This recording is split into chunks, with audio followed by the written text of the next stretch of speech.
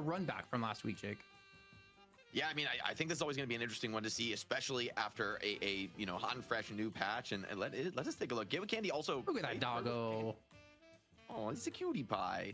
I got the best name. Bird with Candy. That could be the ultimate fusion of these two teams. But it's about time we have some dogs here on the show on the Deadlock Night Shift. I couldn't agree more, Jason. I think that's a fantastic call. We need more dog logos. That's a call out straight up to the teams right now. We need more cute puppers on this show. Our quotient is very low right now. And poor Dan here in the middle. I think the only one that has cats between us three here on the show. But before we move into this patch notes, which are coming around the corner, we got to once again thank all of you out there who have been supporting us since day one or since today or even last week. It doesn't matter who you are. We appreciate all the support. We got to check in with our Patreons once again. Our big $250 Night Shift board members with Affix, Incredible Mouse, Skinna, Tetsio, and Miss. But of course, every week we like to point out an individual out there. And it doesn't matter what tier you're in of support, and who do you have, Dan, to go with? King Slime, because I feel like Slime gets a bad rep, and so it's time for your spotlight. The King of the Slime. Okay, who do you got, Jake? I am gonna go with BZ Prism. It just catches my eye. I kind of dig the name. But seriously, to everybody who's out here supporting, whether on Patreon, Twitch, YouTube, just watching the show, telling your friends about it, it makes a difference. When we were here week in, week out, have we crossed a year, guys? I mean, I feel like we're really getting there. We're on 45, so we're not quite there if we do it once a week, Jake. It's pretty close. I mean, we skipped a couple weeks for Christmas and New Year's. Like we're true. Really That's on the true. cusp of it. So that is a very good point.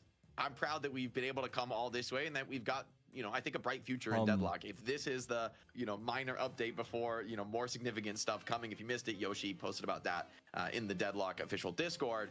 I think it's a great sign. I think the game is actually really fun right now. And I'm, a big fan of these initial changes. I'm really excited to see what the top players are able to do with it. How they work around. Content. Yeah, I think things are going to be quite messy today, as we'll actually take a look at those patch notes now and catch you guys up on what you might have missed being released just yesterday. And starting off with the King of the Hill. So if you guys remember, in a previous iteration, the previous iteration of the urn, you would deposit it in a position that would cause a King of the Hill battle to activate. But those two objectives have now been pulled apart from each other and act completely different. So no longer King of the Hill. It's going to be called Unstable Rift. And Jake, I mean, having some experience into it here already, it's going to be, I think... Tell us your thoughts, Jake. At least for the first week for teams to get acclimated to this. Yeah, I think one. Thanks, Jason. I love the new urn change. It's so great. I think you could see this as like more randomness in the game, but I actually think there's because of that in-world only effect, it actually makes a really powerful reward for teams who are ahead and pressuring the map. Like sitting back, playing your own walkers, playing defensively now is more and more punished because you don't have the information as early about, where the rift's actually going to be, when it's going to pop. So if you're keeping all your lanes pushed, I think for, the last patch, it was definitely possible to kind of 10-minute queue, dude. That game that you joined is doomed, bro. It's difficult for the opponent. Anytime it takes you like 10 minutes or longer to queue into a game, you get like the, be out on the map, you get the scraps. You know what I mean? You get the bottom of the barrel. You get the leftover matchmaking. Super troopers, men in black. So good luck, bro. To come push down a lane for you. And good luck. Can be incredibly powerful. I mean, if you fight with those troopers, if you get a Shiv player on your team, they're not going to fight with the team at all. They're going to have 0 KP and they're going to be split pushing objectives the whole game that they're not going to fucking get. So enjoy that. Wonder, Dan, thinking about these new super troopers, the men in black troopers we got. Men in Black Troopers, Jason. Is that PC? Yeah, that's exactly what I was going to say. They are black. I'm not offending anyone, am I? Been doing with respect to that, because it does seem like very powerful, and I could absolutely see if you drafting a comp towards a push-based style where you really maximize the advantage that those troopers get if you add the rem buffs or the little helpers, in addition to any other heroes in your composition that are really good at like pushing them and just playing off the tempo. So it is interesting, will the game emphasize more of a macro style element? I'm really curious how the game's going to change, and also how much priority actually ends up being put on the urns, because obviously it's a solo objective. The rift is going to be significantly more important. So it's going to be really fun to see how it plays out as we get to see a little preview right here. Silver standing there, just looking to claim the rift, and there are the new troopers. They're very big and kind of scary too. And black. They're big. They're black. Like, watch them take this. I don't want my girlfriend anywhere near them. And they make me feel really insecure when I'm around. I don't know why. Looking at the portal as well, it kind of makes me wonder, is there a world we see the King of the Hill type event actually be, you have to enter the portal and you get transported somewhere and then you have to fight in that area, so then you're taken off the map and that allows teams to push against you if you want to actually go for contest or something like that. I don't know, there's so many ideas that they can come up with and so many things they could do, and yeah, that Guardian, it's out of here. And I don't know, man. I think people are just like sucking on Valve's dick. It's like, bro, and this is like 6 minutes in where the resists are still like decent on the Guardian, so but no assistance. Like, I mean, we've been doing the fucking unstable riff for like should have a profound impact in terms of actually forcing the game forward from the early game. Watch, they'll take. And then it's just like OG. This is something where, you know, I think it's interesting. In the past, I really feel like hard sieging walkers is just. And the troopers will like almost never. Always. This will never happen in a game. Unless the other team is dead or distracted or busy elsewhere on the map, you can't really just siege a walker because it's so powerful defensively. But I think this new objective could actually change that. We could see teams like intentionally taking fights on enemy walkers, trying to leverage these creep advantages. I think that's going to be kind of a new type of battle taking place in Deadlock. A new type of battle. That's a scary thing, man. And the fact is, like, that was only like what, I think it was 5 of them spawned. If you get it as a comeback, depending on how far behind you are, you could get 12 of these. And I can see a world where the game ends from 12 just pushing because you keep the team active somewhere else on the map. But there's a lot of other changes that have happened as well. The urn in particular, if we can stop here, it has changed drastically, Jake. And I think it's something we have to talk about. Yeah, so basically the urn is walk us through it, Jake. DDK, your eyes are looking fucking humongous today. The most important change is that the enemy team no longer sees you on the minimap when you're holding the urn. And maybe the second most important change is that you're no longer disarmed. Good to know, not much has changed. So essentially, you're just stronger than normal with the urn, right? You get like the movement buffs and such, and so you're quite strong. The only real weakness you have is that you can't parry while you're holding the urn, so people can, you know, snatch it off your hands with a melee. But I think there's going to be a lot more sort of risky, you know, solo urn dunks gone for, because it's a lot more viable now. The enemy doesn't necessarily know where you're coming from, but of course, no longer being able to be manually dropped is huge. So the person you choose to pick up the urn is essentially committing to either finishing it or just holding it until it completely expires, which is still now completely viable. It doesn't hurt you anymore to hold. So I think this is actually going to be a lot more interesting and dynamic. It's not so much of a team objective anymore, although maybe, hey, in competitive play, maybe teams will try to do it as a unit. Hydromentals back from their computer session. You trade urn, you know, you take a sinner or two. 25 consecutive stream. I think it's gonna be a lot more watch streak. People kind of make more solo plays in Deadlock. I think maybe there was a little bit of a lack of that in competitive play, with everything feeling like it needs to be a huge team fight, other than the occasional split push. So I think Urn's gonna be a lot of fun. I think we'll see people going for more like crazy dumb just like do the fast. That's why he's the MVP. That's why he's the GOAT.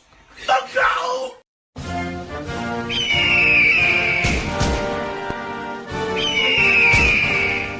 Yeah.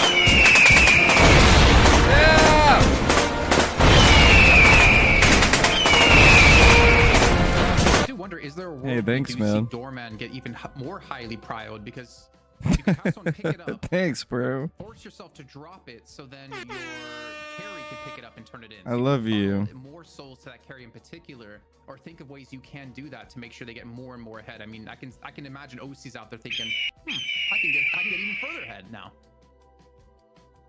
Welcome to another exciting episode of my stream.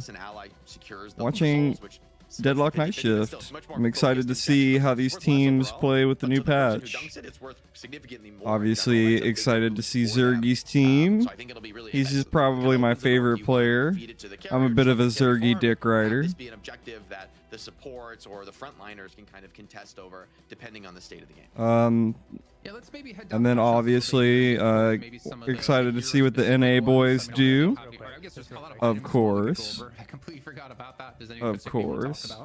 Just I just want to mention right above we see that they have the jump pads from the double center buildings. So actually the invading to the sinners is going to be much more risky now, so I actually like that change, because the sinners, bro, it's not like you could fucking escape anyways. My ass would just get shot off of them bitches every time anyways.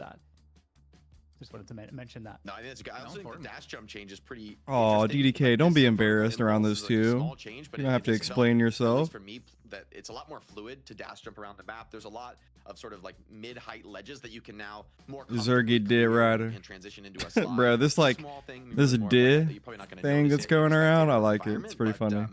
They've also, in general, reduced overall health, I believe, from per boon. So generally, everyone's referring to it as a did. No, like a really key stat in in a game like that. Did that. Crazy. I don't think 5% is going to be massive, but it's enough to say, hey, maybe those kills that would have been on the edge before maybe now feel more possible. Making comebacks feel more realistic to pick off those enemy carries. How you liking the changes, man? You been playing? Top of the patch notes, there was something there I wanted to mention. I played 2 games yesterday. I just want to make production scroll. Did on my D. Feel the rain on your D. Some of the changes in particular, because there has been quite big tweaks to a specific kind of. I love the changes. I fuck with it. Billy, for instance, since we've seen a rise of Billy in the last. I fuck with it. Yeah. I would say like slightly nerfed, especially when it comes to health. If I'm not mistaken, I think he had like health reduction. Yeah, everything kind of got. Or maybe I misread it. I mean, he's part of the global health reduction, right? So. I was just gonna say, like, T3 Rising Ram was, I think, really the only buff that he got, but otherwise everything was kind of brought down, which kind of, honestly, kind of feels like it makes sense. I was playing a lot of Billy over the last couple of weeks, and honestly, he's been unbelievably powerful, and so I'm not. Yeah, I'm gonna probably play some more tonight. I actually still feel like Billy's. I don't know what happened, man. I think it's gonna. I do wonder. I don't know. I get like really excited to play the game, and then I play like 2 games, and I'm like, man, I'm good. I don't know. To level maybe I'll play some more today, and that'll be different. Priorities and how Billy gets kind of built and so on, but I think he will lose a little bit of prio today, and there's other reasons we're going to go through as we look at the rest of the list. What else, Jake? What else you see when it comes to the heroes and the changes that really stand out to you? That could be, I'd say, like meta changing for us here on the night shift. Celeste? For the most part, the Celeste? these do actually feel pretty Shiv, to me. Like, dude, no, they're not gonna talk about Shiv. Massive. I mean, Celeste getting a couple. Dude, they're. What do you mean, bro? Shiv is like on almost every fucking team, dude. What do you mean? At least from my read of the patch, I didn't notice anything. Watch them. They're gonna get to Shiv, and they're gonna go, oh wait, Shiv. By the way, Krisana, what the hell? Another 20 gifted. Thank you so much for that. That's huge for us here. But yeah, you can see some of the changes. I feel like these are all in that Drifter's same so nice OP, little bro. small to medium category, and they all feel like they make sense. I mean, characters that we really weren't seeing much of, getting a little bit of love. Those that were being played, all the time, getting kind of taken down. GT losing permanent spirit scaling is gonna. I mean, that's gonna hurt. I think that's really a key part of the character. By 2. Holiday definitely got taken down a pretty significant. Now nerf Drifter. The raw damage from the powder keg, which I actually think is the right way to do this change. Like, it still gives you the utility. It's still good at setting up lassos. And it's still going to be, more consistent than it was prior to the recent changes. But the raw damage from just barreling somebody 4 or 5 times, okay, that's been taken down a little notch, which makes sense to me. I think one thing to bear in mind in the context of all these changes. Nerf B. I've heard enough. Nerf B bomb. For example, with some of the damage bonuses, the overall health pools have come down for everybody. So that kind of makes some of these more burst type heroes a bit more powerful. Like, we'll see Vindicta got some slight buffs as well. Drifter also got some slight buffs. Bursty heroes, I think, are going to get a lot of. Man, they just hate my girl Graves, man. Mina's already, I actually think Mina's in a pretty good place. But I think Mina, with some of the buffs that we see here, they'll get to Shiv. Yeah, they're gonna get to Shiv, and they're gonna go, oh wait, we totally forgot. He's like complete. I'm most interested to see what you guys think. Yeah, I do think that T3 Sanguine is Shiv, actually, dude. That's a massive buff. The range on the bats, because remember that range is applied every time you proc the bats, which I believe is still 3 There times. ain't nobody picking Mina So tonight. you have like a pretty Don't worry. escape now on Mina. I mean, this was, I think, the ability that was kind of checking her power, getting, came in really strong, got nerfed pretty heavily, and now, I mean, that's the kind of change that makes you think maybe God, just buff Rake. Are you fucking kidding kidding me, bro? Well, you mentioned Shiv, and honestly, I think that might be one of the most interesting ones. We could see a page pick tonight. In the character specific. There could be a page. I saw, I think it was Cosmetical. Oh, they're just skipping about Shiv. And I just want to actually, I'll just say the tweet really quickly. He said he thinks the old Shiv is more fun for his own playstyle, but the new Shiv definitely isn't awful either. People are very prone to overreacting. People just need to get used to the new Shiv. You have to build differently, which is interesting. And I think what's also interesting is the fact that now slowing Hex stops his alt fire from giving the extra movement, but also you can't right click as much to get away considering it costs now more ammo. I think that's a really cool change, but also Slice Nice with a change as well with damage amp. I mean, it's you just have to play Shiv differently, but I'm really curious to see if we're gonna have any teams actually play him today with these changes. Oh yeah, come on. I do think the Killing Blow changes are a pretty Killing Blow is maybe they're a big win to like the older broken. playstyle Shiv where you're really playing around Killing Blow. I think last patch people were mostly using Killing Blow to escape, right? Or like on it felt like that at least as much as they were actually going for kills, but the range has been taken down pretty significantly to maybe make this a little bit more, especially with this hero is so broken, dude. I'm telling you, cleaning up, you know, relatively low HP people are tanks. sleeping on it, but this Shiv is like better than the old Shiv, dog. Damage amp is worse than shred, so like something like escalating exposure gives damage amp, but that's considered generally sort of an early game of the 6,000 cost items, because it's shred still works no matter how high you stack the damage. If you have a super high resist, you're still resisting a high percentage of that huge damage value. So I would argue that that moving from the resist shred to damage amp is actually a pretty big nerf to Shiv as well. I think these bloodletting changes are pretty big nerfs, because I think the incoming damage deferred is in fact the more significant value to change. You kind of need to get to tier 3 on that. So I feel like my thought is that I like the way they're going with these changes. It feels like melee is going to be a more important part, well, it has to be now, a part of the Shiv build. But I think in general, I still feel like this is a bit of a nerf, and it might take a minute. But this is Shiv after all, so it's like you'd be kind of crazy to think there's any change that'll make this hero not very relevant in competitive play. How many times has he been nerfed and changed, and he's still like a decently high? I'm telling you, dude, it's it's Killing Blow, dude. We're going to move on to another hero. Killing Blow. Yeah, I'm just very interested in how people will interpret it with the build. The melee items on him are going to be fucking broken, dude. That Shiv is still going to be and when, good. dude, people are going to put gun items on him now too, bro. I think the fact that you can I'm telling you, dude, people are going to build Vampiric Burst on him. It's really nice, and you get max rage from it as well. So I'm telling you, dude, people are gonna pick Vampiric Burst and right click and full his ass up to full health. I'm telling you, dude. Yeah, excited. And it's also funny here, we're going to see Pocket catch some extra nerfs because why not? I will say the melee Shiv is back on the meta. Even when you had pretty minimal investment into I'm just really look. I just want to see what they're gonna do with them, dude. Real reduction on the. They'll pick. I don't know, man. They might not, dude. It might be too new. Like since the patch came out yesterday, the teams like might not want to pick him because they're still trying to like solve his like new itemization. Those resists could be kind of crazy. Yeah, you're seeing we're gonna have one less helper overall, if I'm reading that correctly, as well as our lovely production is pointing that one out. I mean, the thing is, Rem, I think I don't know what we'll see. Subpar win rate in Night Shift the last weeks, even though we. I think we'll still see Rem though. Every single person on I think we'll see Rem because that wasn't enough to like really you get your ult like slower. Maybe one more hero when it and comes to so that I wanted to mention was you can towards the bottom. What that means is having an extra helper in lane is going to be like huge. So and like now you can get him quicker. So I think he's pretty fucking viable. I would say significant amount. And put the Dukes up. We burger box him. Yeah, it does hurt Warden quite a bit. I'm not sure if we're gonna actually see him play something like that today when we get into our money match. But I find it interesting that they're still trying to like pull Warden back a little bit. Basically, I think I want to say off of this just in, Goo Ball is still trash. Feel now like they really want to bring back Spirit Warden, or at least, inject a little bit of that spirit into the build. I think for the last few months of play, people have been building Warden almost exclusively pure gun, like maybe 0 spirit items.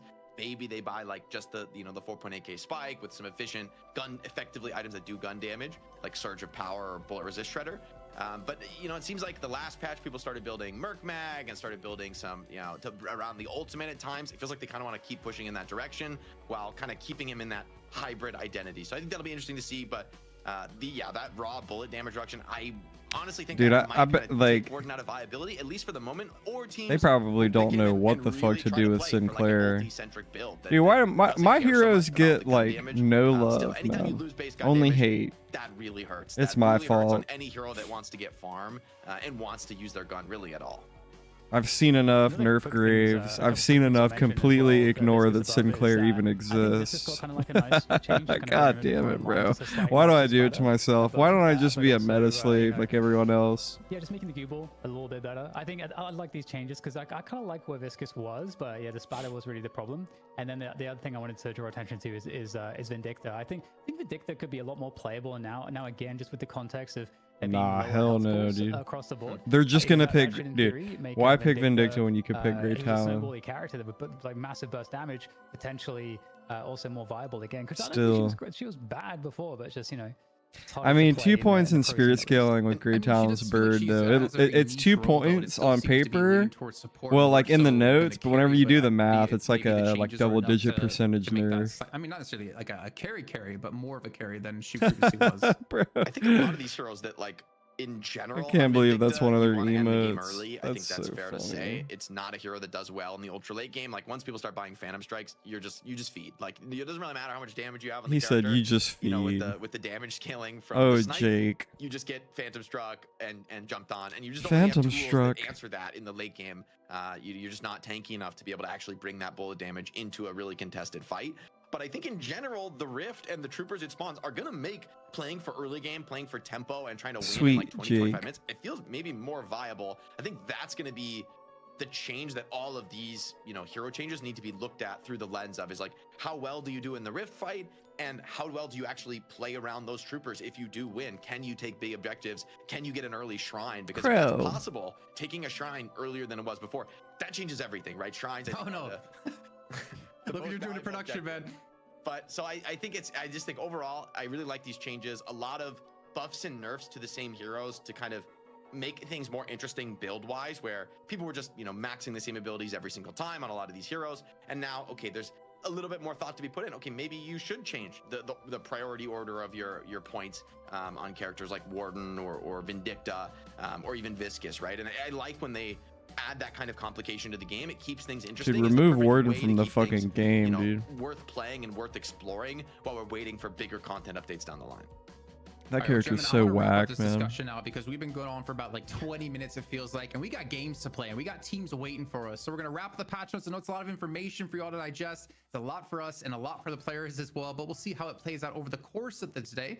But to remind you what's coming up, we got Abraham's taking on the course of today. The Abraham's roster to give you guys an idea if you missed out on who is playing on this team off the back of a major high, winning R1 tourney over the team that they never be able to beat of Buff Enjoyers. 3-2 affair. I think Buff Enjoyers has a fill tonight.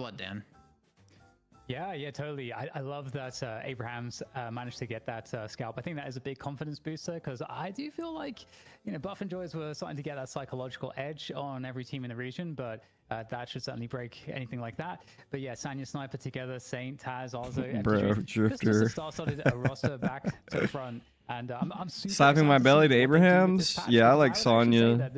Any new changes, Sonya's a little beast. Like the better team at adjusting more quickly these days, it's going to be Buff Enjoyers. And he just like plays every fucking character too, man. So that's what I'm going to be looking at today is, you know, what's their read? Are they behind? Are they ahead? One week you'll see him on Shiv, and then the next week you'll see him on fucking Grey Talon, and then Lady Geist, and then one win, it kind of changes everything, right?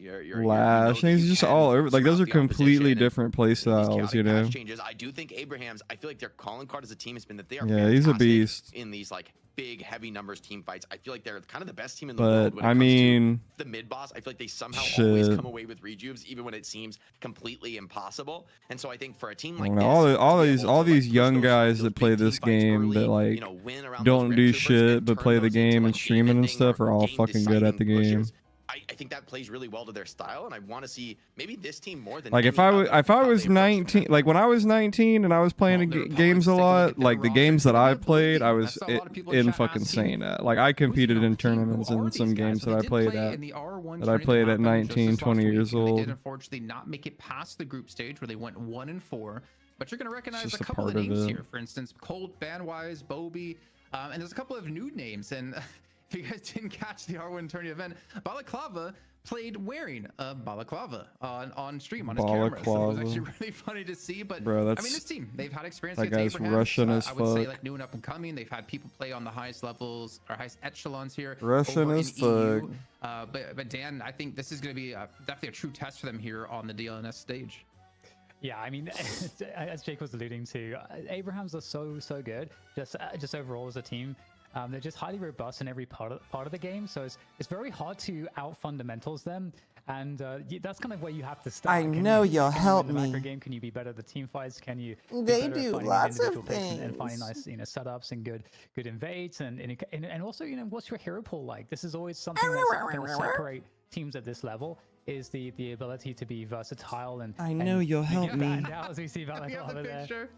Got the tracksuit too. It's iconic. Oh god, bro, that's a jump scare, dude. Every time I see some shit like that, the like problem is right now that's branding right there. That's I branding. see like a red You have mist to rest your shortly career, after. like however long your career is. Too Yeah, long on the what's dark awesome, web. Jake, is the fact that this is a best of one, right? So with the big change, I mean, with the changes that have happened in this last minor update, there is a world that Oblivion surprise Abrahams with something different or play a different style they're not expecting and catch them off guard. I think for them, this is maybe their biggest opportunity to really show what they can do here and take down, I mean, basically the number two You team in cannot EU for the defeat last me. 3-4 I see months. pocket. Yeah, and it's a tough time to be able to roll the challenger match here because, of course, Let's Abraham's push a getting that blue. win recently. Maybe they look like the #1 team. Maybe they're here to really take the entire title. So Oblivion have their work cut out for them in terms of challenging them here in this best of one challenger match for EU. Yeah, so she's Japanese, she fights with a sword, and you guessed it, she's got a really stereotypical accent when she speaks English. To the table. So yes, it's a really unlucky Sign draw me to be going up. against Abrahams while they seem so strong, and they are certainly the underdogs in this series. But I still want to see what they can show us. And EU is a region that still continues to deliver newer and better talent as time goes on. So I don't. Jake's think that's back gonna at change it again anytime with that soon, and I'll Italian keep my ass eyes open to see haircut. who on this Gabagool. Oblivion squad really looks to stand the test of time. Hiya, Pestrick. All right, well, do we have our Mo 1v1 ready so we can see how this one's going to break down and who's going to be representing Oblivion? Because we know it's almost guaranteed to be Saint every time. When it comes to Ravioli, ravioli, give me the ravioli. track record lately. I think he lost like 2 weeks in a row, and I actually can't tell who's on who here. If I'm honest, is that Sonya Sniper? It's a long enough a name to be Sonya Look at that Sniper. movement. Is it? It's so funny that this is how they decide who gets to pick first. It's like this is the challenge of the moment.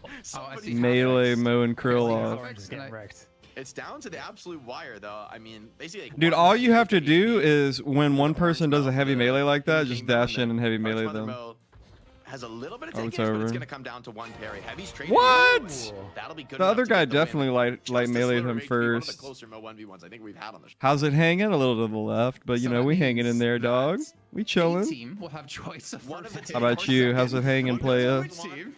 won, the other one lost. That's what we can say for sure. That Type that's the shit, best yeah, commentary I've cuz. ever heard on the Bad. shift. One team won Ooh. and one team lost. Tell me But more. I think this is what would be really interesting. I think probably the most interesting part for me is actually seeing how teams now approach the draft maybe differently. Has priority changed for certain heroes? We saw Holiday being a very favorable pick. We saw Doorman as well. We saw a lot of pocket bands coming out. I do wonder, and maybe you have some insights, gentlemen, on who Oh, might man. see actually as proud Brutal. as a first pick, or we just see the same of what we've been having this last. Then they couple ban weeks. Holiday first round ban. Still get rid of the Holiday. They have first pick, so Hurts you know, to maybe they'll think chew. Holiday Oh, is dude. worthy Well, of the first to pick have a themselves. seat, See what the responses from Abraham's. Will it just maybe be Billy, take which I think some probably would have been the case last week. anti-inflammation But, medication over the counter type Maybe think shit. Doorman as well. Doorman got just a very minor change. I think it's just like a cooldown. And chill out with me. We're gonna watch some pro deadlock games. I think at the top level, but Pocket. You don't have Yeah, to just a though, slight but gun we're gonna be damage. here I mean, for a that's not little the while. problem, I'm gonna be really. I mean, obviously, streaming it's been a after. I'm while, gonna but queue a it's little not really the bit. problem with Pocket, so So if It you hurts want to the early hang game for out, Pocket, man, but in the end, right, it's not going to feel be free to a huge join me. game changer. Oblivion goes with the Billy. Silver also, I believe, got no changes. I got it in on the this most table. recent Hell patch. yeah. I expect to see her still a top prio choice. Abrams getting some pretty minor nerfs. All right, The dude. radius nerf on tier 3. Well, great book is to pretty say significant, hey but to that's you, as relatively always. later into the game. But Abrams, go with the Mirage, a carry that has been. I'll be around really later rising if back you to want to swing prominence over the by. last few weeks. Maybe Also, some more if I'm people will not be in mistaken, here. No changes to him. Maybe not. You know, Can't make speaking any of a character that promises, fits in well in the but current meta, I hope you feel better, you know, this dude. always has been Mirage's strength, is that he can be macroing, he can be pressuring the map, Yeah, farming as he keep pleases. that- and keep he's that still gonna ear be the away. crucial moment of the team Let's fight. see it.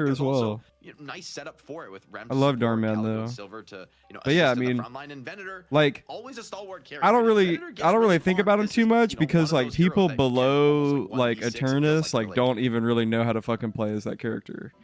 You know what I mean? You rarely see anyone using his kit effectively. Are you waiting for me, Jason? I am. I'm waiting for you to give your thoughts. Yeah. I'm enjoying the fact that we're going to get drifted because. But yeah, once you do run into someone that knows how to play it, you're just like, oh my god. It has seemed to be the case. Dude, the only way that you can counter Doorman is if you get a Sinclair on your team. It's the only way. Otherwise, you have to just ignore his slippery little ass.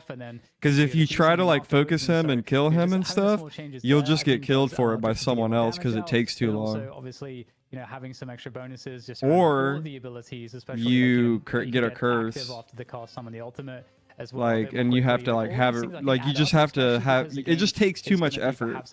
So the best thing to do is to just ignore him.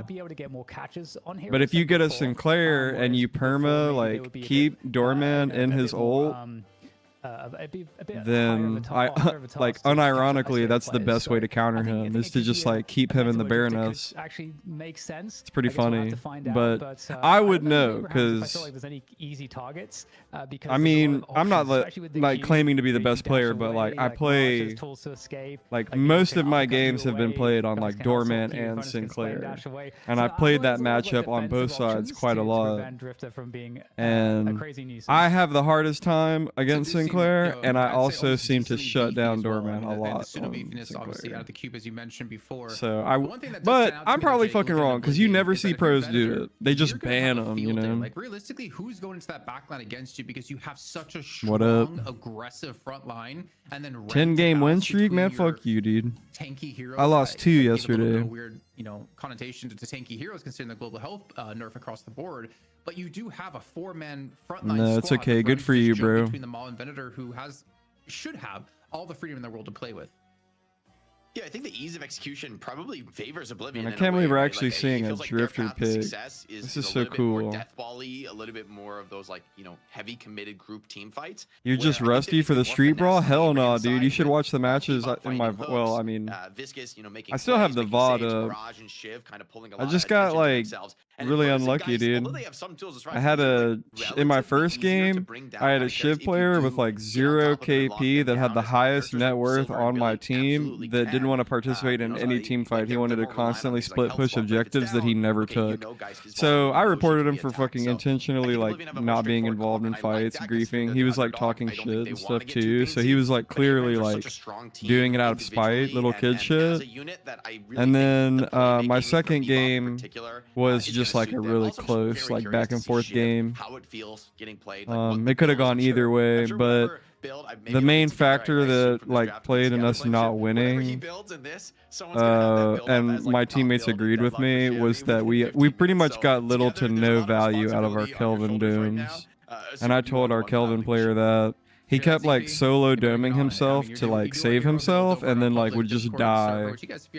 And I was like, man, if you would like get some of your teammates inside that dome with like the enemy teams that you're isolating yourself with, like that would be big. But we like never did that. We never had it for mid-boss contest, nothing. And yeah, it was just an exhausting ass long back and forth game. That we like somehow managed to drag the game out for fucking forever, and the enemy team got mid boss like 3 times. I was just like, guys, like if we could just get mid boss once, like we'd fucking win. It was just brutal, dude. We just like we're the better team, but we're like making bad decisions at pivotal points. And I don't know, it was fucked up. Depending on how you build him, so I stopped playing, but I'll probably queue more tonight. So I kind of want to lean towards Abraham's wins for sure, by the way. I don't know, dude. I think you might be sleeping on Dodwifta. I'm going to lean towards Abraham's roster. I think they're going to be a little bit better on the tempo. I feel like they're going to be a little bit better also on the objective and play. Billy's so insane. The Abraham's roster. And also like I don't know if I mean, how confident are you that they know how to successfully use these Shiv changes like effectively? You know what I mean? Is, pretty hard to deny as a team. I do think Mirage is going to do really well this game. I think that Shiv is insane right now. Yeah, I think people are sleeping on him. I think killing low is crazy. Incredibly difficult to run down this character. I would say uniquely in the game, like double tornado, and then when you get Echo Shard online, I mean, he can be really. Who's Oblivion, by the way? I'm not sure. And still be able to safely get out of those fights. All you need is melee lifesteal in your set. That's so funny. Limey comes in here and Abraham's. He says Abraham's wins because they have a Shiv on their team, and melee lifesteal is a cheap item, and that's all you need to do. That's all you need to buy to win. GG. For Oblivion. if Drifter and Calico have crazy games and they're huge, like they're so threatening individually that it's really scary. Have you made it to Eternus yet, by the way? Bruber made it to Eternus 2 last night. Isn't that fucked up? And I D-ranked to Phantom 6. Cringe.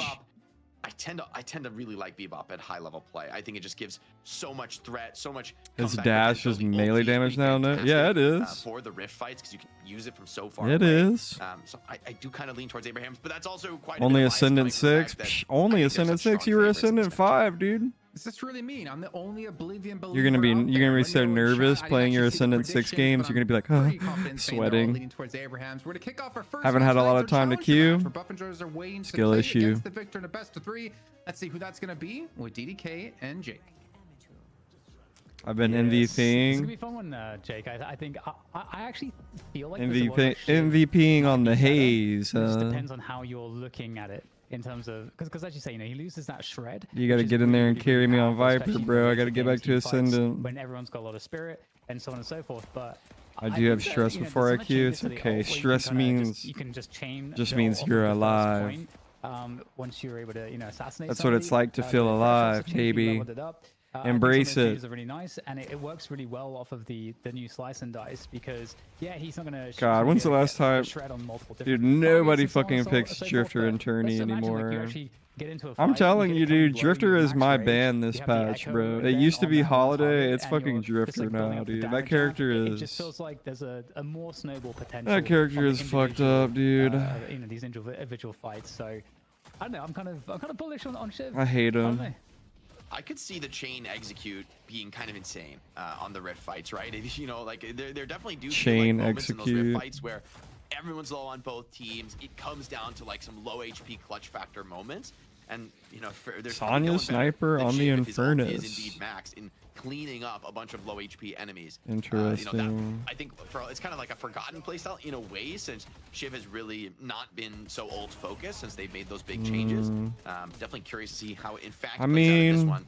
Venator, though, I do like Abraham's team a lot more, though. I'll be honest. That can happen to you as a Shiv is getting locked down, but by the way, okay, a melee lifesteal hits like crazy. He just healed 100. Bruh, shut the fuck up, dude. Limey's gonna be like, see? And I don't know, we're gonna get another death. It looks like that's not gonna happen, but yeah, being able to benefit off of the melee items like the Spirit Snatch as well, which I mean that's just such a good melee item for Shiv. Yeah, you get heal man on that motherfucker, dude. Yeah, I definitely feel like Bebop hook into Dust Devil is gonna be free. Yeah, I mean, Cube is just so good. Really scary. I'm super excited to see it. And I didn't even think about the rift fights like you mentioned. And again, we talk like they've just got a lot of fun. Like think about all the heroes they have, That means that people like okay, we killed this hero, now we got to deal with this hero. On the other team, you don't really feel that way. That's going to be pretty benefit on Oblivion. The snowballs playstyle of that. Like Calico is like not. Yeah, I feel like you maybe really have to prioritize Shiv in the fights, make sure he's dead before you kind of get to that point. But I mean, Shiv, not an easy hero to bring down. Like she's like not that fucking good. Sonya and ours are getting some nice early pressure, but I think Ram and Billy are doing a very nice job trading a little bit of Guardian HP, but staying swap out guys for in the lane, keeping the damage going back the other way as well. Oh, nice grab coming through there. Yeah, the baby making life a little bit challenging, although we'll get punished. Maybe. So, but Warden's not really a tank, you know. Calico. Very well done, and I gotta say, Jake, another thing that I do like about these they kind of need like a they need like a tank. To see more objective focused action earlier in the game. The next parry on him. He's getting kind of dominated here on Drifter, which kind of sucks. I mean, Drifter can still have some nice value off the but they could get away with it though. Definitely a hero who wants to have good starts, and an additional parry this time from Saint. Because they have Shiv Viscous. And this lane has gone from bad to worse. This feels like a bit of outplay from Together and Go. Yeah, it's interesting. We're not really seeing it reflected on the scoreboard too much just yet, but now the waves are getting cleaned up. We're going to start to see perhaps some of the missed souls. Damn, bro. They're just cooking this tower, dude. We'll see kind of how it turns out because, if I feel like, you make some mistakes, there's definitely a lot of world of, Wow, the Billy Rim is like the best lane in the game, dude. And they're like... That you can, I wonder if this is going to be another way for you to kind of bring back some of these... kind of having a rough time here, man. Again, I just feel like there's a lot of potential in the way that Geist and Furnace might be like the hardest matchup for them. Yeah, definitely. Looks very unhopeful. That's maybe the most key lever in Deadlock right now. The laning phase. Getting run down by Balaclava. I mean, they got a That one up, it's pick. gonna slow They Infernus got a roll just pick. bit, but as you're saying, like I think. Oh that's the shit, key of Shiv the has puck is Stalker. How much does GG. having a lead help you? Because there are comeback mechanics in this game. Like, most MOBAs Shiv has don't really Stalker. have comeback mechanics. Maybe there's ways that playing defensively can feel good, but Deadlock is full of genuine comeback mechanics, right? It's like Mario Kart level stuff at times. Goof. But you kind of need it in this game because Guys, no otherwise, swap. the lead would just be too oppressive, and so it feels like that's always the key lever they're pulling as the devs. As Oh far man, as, he's getting his getting ass these patches cooked. going. A really nice burn on this Billy. It's a lot of damage on him, but they haven't really been able to convert to key kills. Trying to get the bridge buffs here. Oh man, dude. Just The Drifter is getting his ass. Is actually suffering Whoa, the parry battle. dude. And Sonya comes right back into the lane, gets that counter kill on Balaclava, and grabs a small pin first trouble. I mean, Yeah, looking pretty far behind on the Drifter now. 2.6k. That's, like that's, it pretty really impressive, is but like Abraham's any and Buff recovery could be had Enjoyers again. are like the best See what, EU you know, teams comes of though. this, They first kind of match. like We get feed both these great other shots going teams to them Abraham's, in of course, off DLNS. of that exchange and exposed to casting But them to June to come it out is for that also extra their damage. draft. And already looking to take down this Guardian. Flame Dash, not quite as powerful as it used to be against objectives, but still has to be respected. And look, dude, look at there we this. go. First None of them Guardian, have their going down ults. in Like favor of Abraham's. I mean, this is pretty rough. 3.7 on Venator, they're no getting kinda ult. owned. Losing seems like both side lanes I'll pretty be- handily, although Viscous something I'll Shiv have to aren't get doing too used much to. Tower damage for it. Mid lane is theoretically the bright spot, but a lot of burden on Arian to not just win this lane, but kind of His name is spread itself Arian. around the map and do yet more. But it's tough when you're rotating into lanes that have done as well as the Abraham side lanes. Pretty interesting too, actually, Jake, because there's Heal more importance placed Bane, on these side lanes because of having that weapon, macro shield advantage Bane. going into that first rift as well. Like you really need to win your side Dude, lanes. the Drifter is like not winning a damn thing other than a quick death, and this Infernus ult is gonna be brutal. I am not sure Billy can survive. he's like this deep. scrapping too An much on additional Drifter, parry. bro. I mean, the parry I don't game know. alone has, I think, been a statement from Abraham about the Yeah. individual skill on this team. It feels like they are 9-1 or something in parries, and a lot of rebuttals bot, which makes a ton of sense given this Oblivion roster. There's a lot of characters that want to slip in some cheeky melees, and the way this early So game has I gone, they're mean, really gonna have like, to what's think twice about happening that. here? Yeah, Like, absolutely. do they It's, not it's care been about a giving them drought such a big soul of lead success. this early, or Well, what? it's kind of drought, I suppose. And Am again, I there's- like not we'll tuned see if in, there's or? anything to be done here, but really nice uppercut there, just doing that extra damage, barely escaping on Like, Silver. oh, she might die here actually. She's in Damn. trouble though. taking Oh out my this God. Scarab on the last tick, it seems like. Finishes off Bobby. Like, does And, I does mean, this is jungle turning into a farming bloodbath. is Yeah, jungle I can't farming keep this that so for real strong right now The that you game can is, take like, these so trades? dangerously out of control. Taz picks up Headhunter. There's just Yeah, I'm so kind of much like pressure on I'm the like map right now. There's shocked really no because it relief seems for like it. they're kind of feeding like Yeah, definitely Like, problems what? as we get more and more aggression. It's just only beginning here. just slow it Abraham has down, this sort of dude. heat Just up with give everybody. the How many tower. kills do they have? The fact that we're like 7.5 minutes in, we've got 3 players on fire right now. Or maybe they're a just 5 kill like streak maybe they're for relying on their Sniper. rotates or That's something. not cool, man. I don't know. We're gonna get a Almost still pause 10K here, difference. a little moment for Oblivion to compliment? No, to contemplate. their position in Contemplate. this game, Sound which it is out. Not good, Dan. It's just extraordinarily not good. Game crash for Billy, but I think this tower crash is what's coming next. I think this T1's gonna go down, and the early game has been nothing short of a sweep here for Abraham. Yeah, this is pretty rough. I don't know if we can see the kills, but there were so many. I'm still kills coming exchanged for in favor you. of Abraham's for the most part in the early game. I mean, I feel like we've seen at the top level a cooling down. Obviously, we don't know necessarily how this meta is going to play out just yet. We have to get the data, but I feel like there was a kind of a cooling down. I don't know. Do you agree, Jake, that we were starting to see less kills? At least like if you put the barometer with Abraham's versus Buff and Joyce, for example. Yeah, I agree. I think top level teams have started to recognize like it's easier to defend than it is Damn. to be This Drifter hyper-aggressive. character, dude, whenever is I gonna see be this kind of a completely game where, worthless this very game early on in the game because there's of his some really performance dominant, early. like kill exchange. I tend to feel like that's a really bad sign for the opponents, right? I When, relaunched and you know, my the game doesn't settings were favor reset. this kind of a Uh-oh. dominant advantage. These kind of like kill after Dude, you kill gotta after kill save that snowballs. shit, bro. And so when You you're gotta able have to a accomplish backup. it says to me that you are a What do you mean really strong team reset? where there's maybe a big difference between the two squads. Those alt fires from Shiv, I mean, it might cost more ammo. Yeah, but bro. they hurt. I've got like almost 100 games or so on Drifter. Yeah, I love it. Like you And just you need got to the like pause you need to during the get some beam, items hyper beam. first, man. You can't be going crazy like Makes the that. game feel like a little bit closer to Dragon Ball Z. Fully reset from first time There's beams playing. everywhere. It should be the Like case that the hyper beam can like connect with what? Like the your other beam, crosshair and and then just like stuff. creates explosions. That might actually be a cheat Right. code though. Cause like The you hyper need to beam mix creates up your explosions? crosshair every now and No, like then. saying you want it to? connects to the other beam, like the beam from the Helps tower your from the aim. Guardian. Oh yeah, like Ghostbusters, man. Don't cross the streams.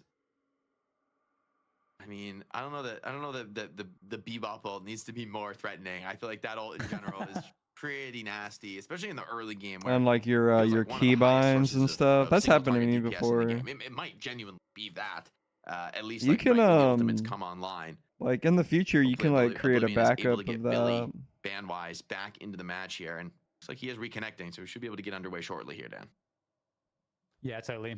Yeah, no, I I have to say, you think- know, with Bebop, I think we went away from these earlier like faster tempo style Bebops where you get the ults online quickly, because there was an era where we would have like Oh these my majestic God. Bebops where you Unpause, just like save all your guys. points, like like your Vindicta is just pumping everything into the ult as soon as you can. Where with Bebop, you get an insane damage output by doing that, but getting the uppercut, getting the hook and the bomb online is just like more priority in the gun focused Bebop meta, which I feel like has persisted for a very long time at the top level. And it's Mayonnaise. super fascinating because I feel I've like used whenever I've played Mayonnaise matchmaking, as people have always just been building spirit in matchmaking. Graves and the pros, build in the they've past. generally gone with a gun build. Just kind of interesting. I think the thing is the spirit build is so much easier to execute. So at top level play, I think the gun is theoretically better. By the way, back into the game, right off the pause, Infernus. Oh, bro, look at the aim. Life, but oh wait, what a hook! Okay, hold on. Maybe they're able to get a counter kill on Venator.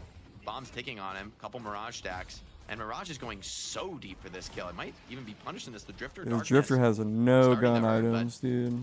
It's been an My absolute man needs slog. to fire Eventually, rate. this tower seems to be vulnerable to a kill, but actually no, it's going to turn into a lot of counter kills if Oblivion can run these down. Yeah, still 2 players on fire, but that's something. 6k deficit. There's more ways to recover it, but something You else see to Drifter mention is die that off objectives do screen to give Gen less, Mark. in this new patch. Like everything gives a little bit less in terms Drifter of is souls. missing. Thank So you. this is more of an advantage from Abraham's in terms of souls. That's just like legit. We've been getting more hero kills than you, and Somebody you're not gonna order be a cock. equalized this as easily.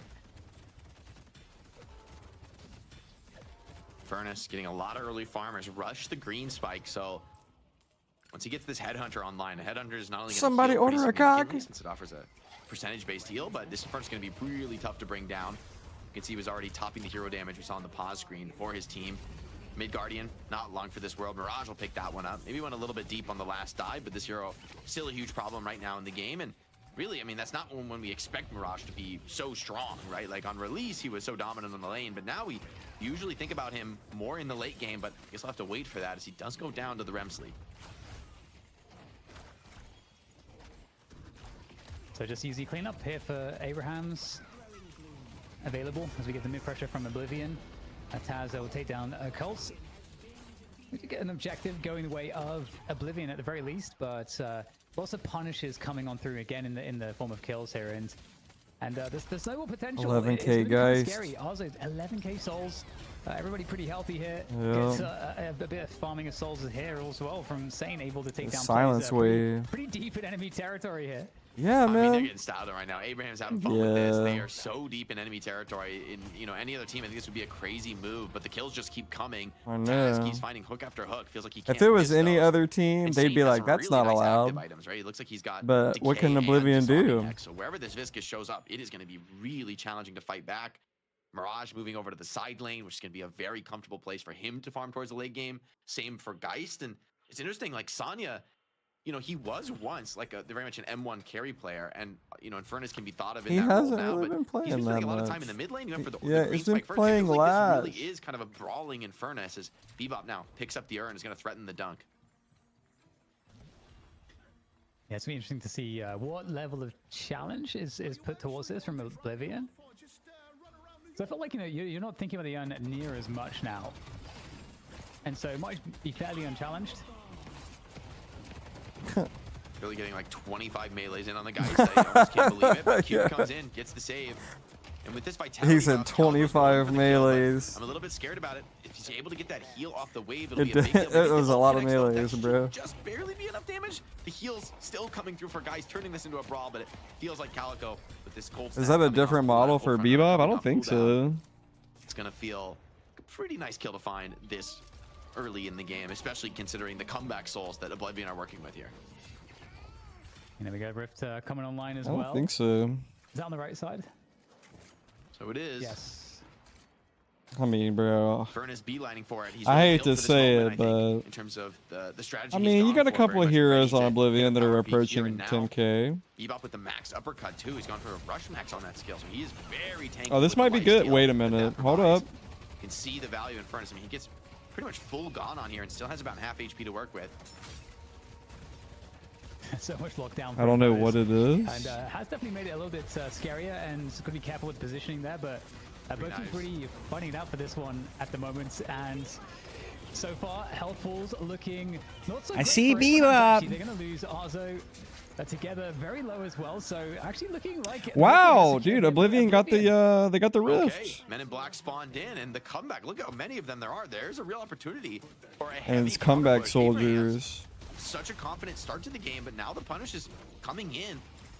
A lot of impact felt in that fight. Oh Look shit. how fast, I mean, that I mean, get a split push in, guys. Get a split push in. They have to deal with the troopers. Defense here of so many players. They need the Bebop And they have like I don't 4 think this is a people on reaction. I think you blue. need this. Or on Yeah, fucking what's interesting is whatever that lane that pullback is. from Oblivion. They decided not to Side put lane. anything behind that, which is interesting.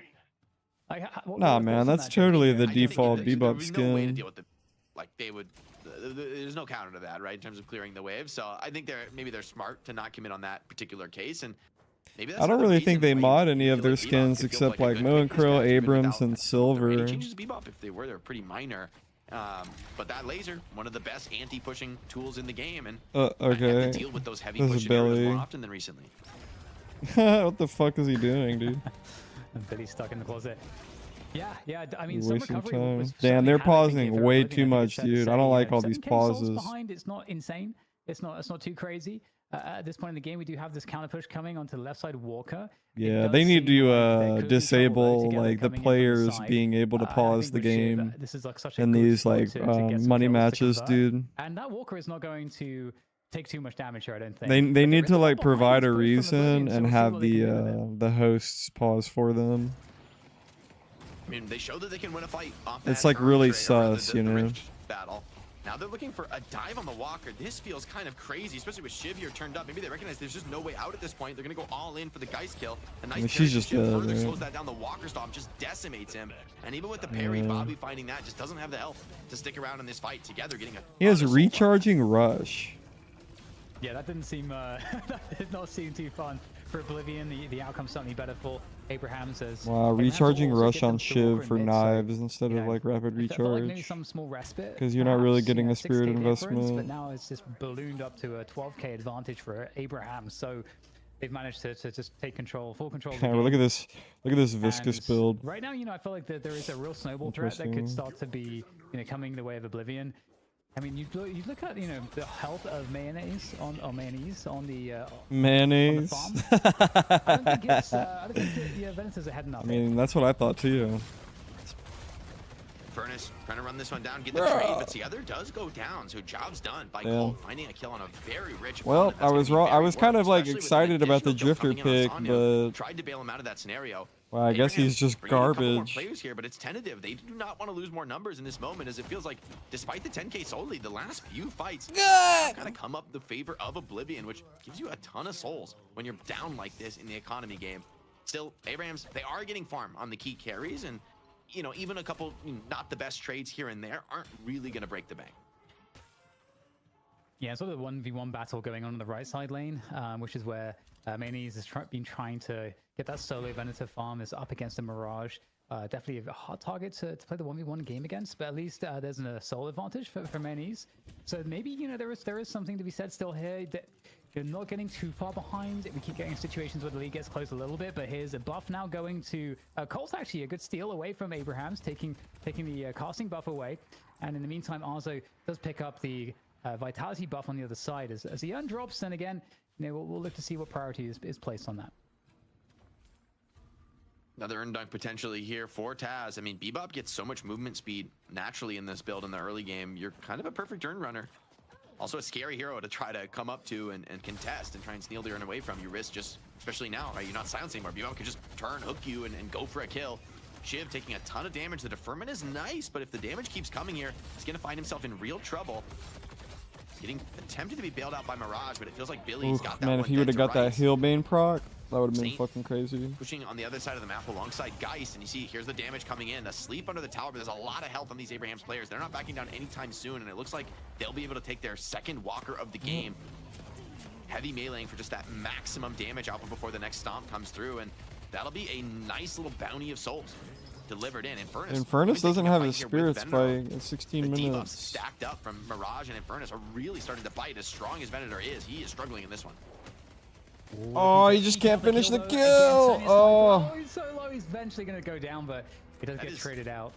Insanely close, actually, because if the kill comes in first on Venator, then the Healbane comes in, and Sonya probably walks out of that with the little extra HP he would find through that. guys should have swapped with the one. Can you health swap with objectives? No way. That mid boss is a prize that is becoming ever more doable off the back of some of these fights that Abrahams have been routinely winning and coming out the better of it, and that's going to be something that's going to be perhaps impossible for Oblivion to deal with. If they lose the mid boss, given how far behind they are right now. So. I'm curious how this is going to play yanking out, my chain, where the next rift goes, because of course the first rift was actually won by Oblivion, and that went a long way in helping them to slow the bleeding down. But for now, they're really much on the back foot. Wouldn't that be funny? How important it is to really be winning all the lanes, so that when the rift does split push a walker, and you're just like, I am reborn. If I can take all of its HP. Gank coming in here, attempted onto Together. It's been definitely the whipping boy of the opposition here, coming in, making plays, but the blind means that even Saint can't really find much of this. Needs to get hooked out by his own Bebop just to stay alive, and Oblivion smell blood in the water. They want to look for more, push for more kills here. Abraham's still healthy, though. I'd be a little bit scared about a turn if I were Oblivion. Mirage. Silver comes in deep, but the cube saves disarm as well. This Lycan has to run for the hills, but gets hooked under tower and uppercut right into the stomp. Silver, they're gonna send Drifter over there to protect their walker, damage, huh? But feels like a loss. Let's see how this goes. Under the walker in a 2v1. Yeah, oh damn! Look at them making their way to the walker right now. Oblivion with the loss of Silver. I mean, that's a nice counterplay from Abrahams, and we'll get to see Colt trying to get some. Oh, they're gonna get an isolated hero stack. He almost, dude, he got a Healbane. He got a Healbane proc off that. He would have died if he didn't. And yeah, I mean, every time it feels like Abrahams are about to kind of cross that threshold of maybe like an unrecoverable advantage. They're gonna go mid boss. And credit to them. Way, they're taking the initiative to find some of these picks.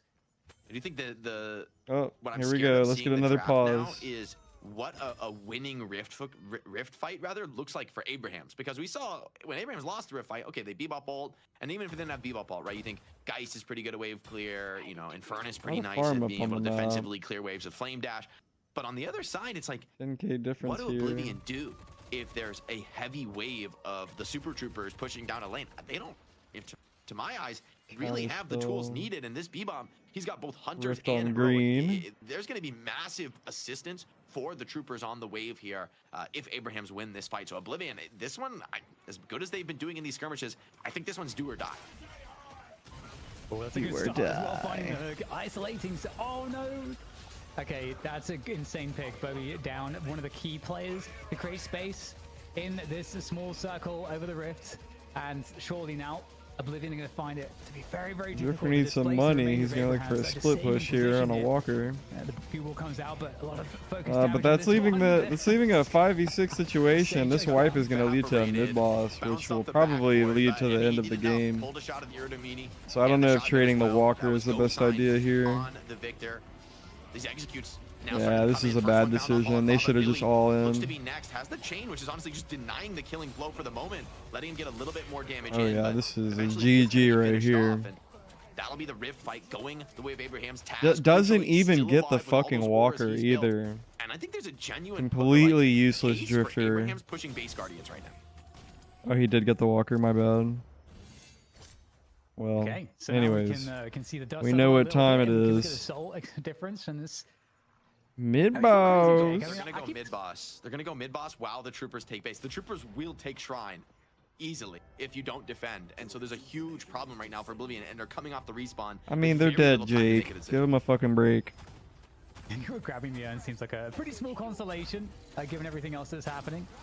I mean, they're not gonna let you do that. Crystals easily claims the balloon, or rather the lead starting to balloon now for Abrahams as the what are we calling them? The Rift Troopers. Do we have? I mean, you're calling them Men in Black. I kind of like. Yeah, I mean, I mean, let's just keep it to Men in Black, DDK. I don't know why you're trying to like make new names for them. You know what I mean? These guys, these are my homies, you know. Silver. Oh my God, Jake said my homies. Bro, wrap it up. Ability to survive. Wrap it up, bro. The Lycan curse to come out, so that's not gonna feel amazing. Yeah, the Rift Troopers. He was like, "What are we gonna call him?" He's like, "I like Men in Black." It's like, yeah, let's just keep it Men in Black. Let's not like have 3 white dudes commentating on a video game. Like, try to fucking figure out like what to call these new troopers in their game that just so happen to be like all black, and you know what I mean? It's like, guys, yeah, let's just. You're in a safe space right now. Like we've gotten away with it. I think people are not like batting an eye to it. You know what I'm saying?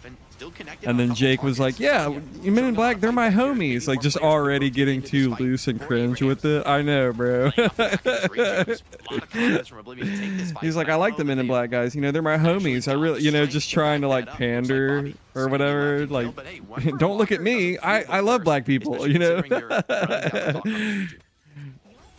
Yeah, and Rejuve actually got a change as well. I don't think we actually mentioned that. Rejuve is instead of 4 They just minutes, can't. They're just like 3 minutes. awkward, So like that's, nerdy dudes. You know what I mean? Pressure on the Rejuve carriers. Not to Yeah, just, like, Freudian farm the map slip. and have like the perfect amount of time to do I love black everything. Now you people. can have to pick and choose I have a little bunch bit of black more, friends. and that does help the team that's behind a bit. So I really like that Rejuve change.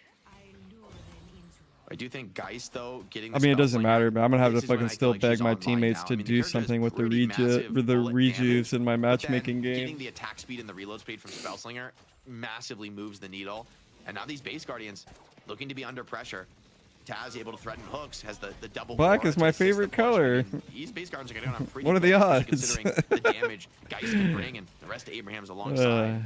They may even look for a fight here. Still got a couple rejuves and maybe 30 seconds remaining. They could force a shrine here, and you have to fight into the rejuves if you want to contest it. Yeah. Oh, what Nice a catch. hook. Love to see it, and that might just result in a kill here. You know, I really fuck with Nice Abe on the Lincoln. Venator. Oh It's like my one of my God, favorite Taz historical is doing figures. Probably the best everything president for we've the ever opponents had here in the United Pops States the of aura. America. He keeps pushing, and Furnace going to clear out the other side of the map. And Venator Nasty getting run hook. down. I The mean, executions now coming through from Abrahams together. is just absolutely And an additional- destroying okay, Taz Oblivion. is actually cheating, man. I He's can't wait. getting I can't every wait to single see, hook. dude. It's Look at this insane. And killing honestly, I blow. think the Oh my game's just god, over dude. from Killing that blow is spree of kills out of broken. Abraham's. They should get at least both shrines here, if not an additional patron drop. And that shit And gives this you early in full the game, rage. That feels unrecoverable to me. Yeah, totally. Everything is going to drop in the base. Yeah, I don't think they're sticking around beyond the patron drop, but I completely agree. They can definitely do that if they want to.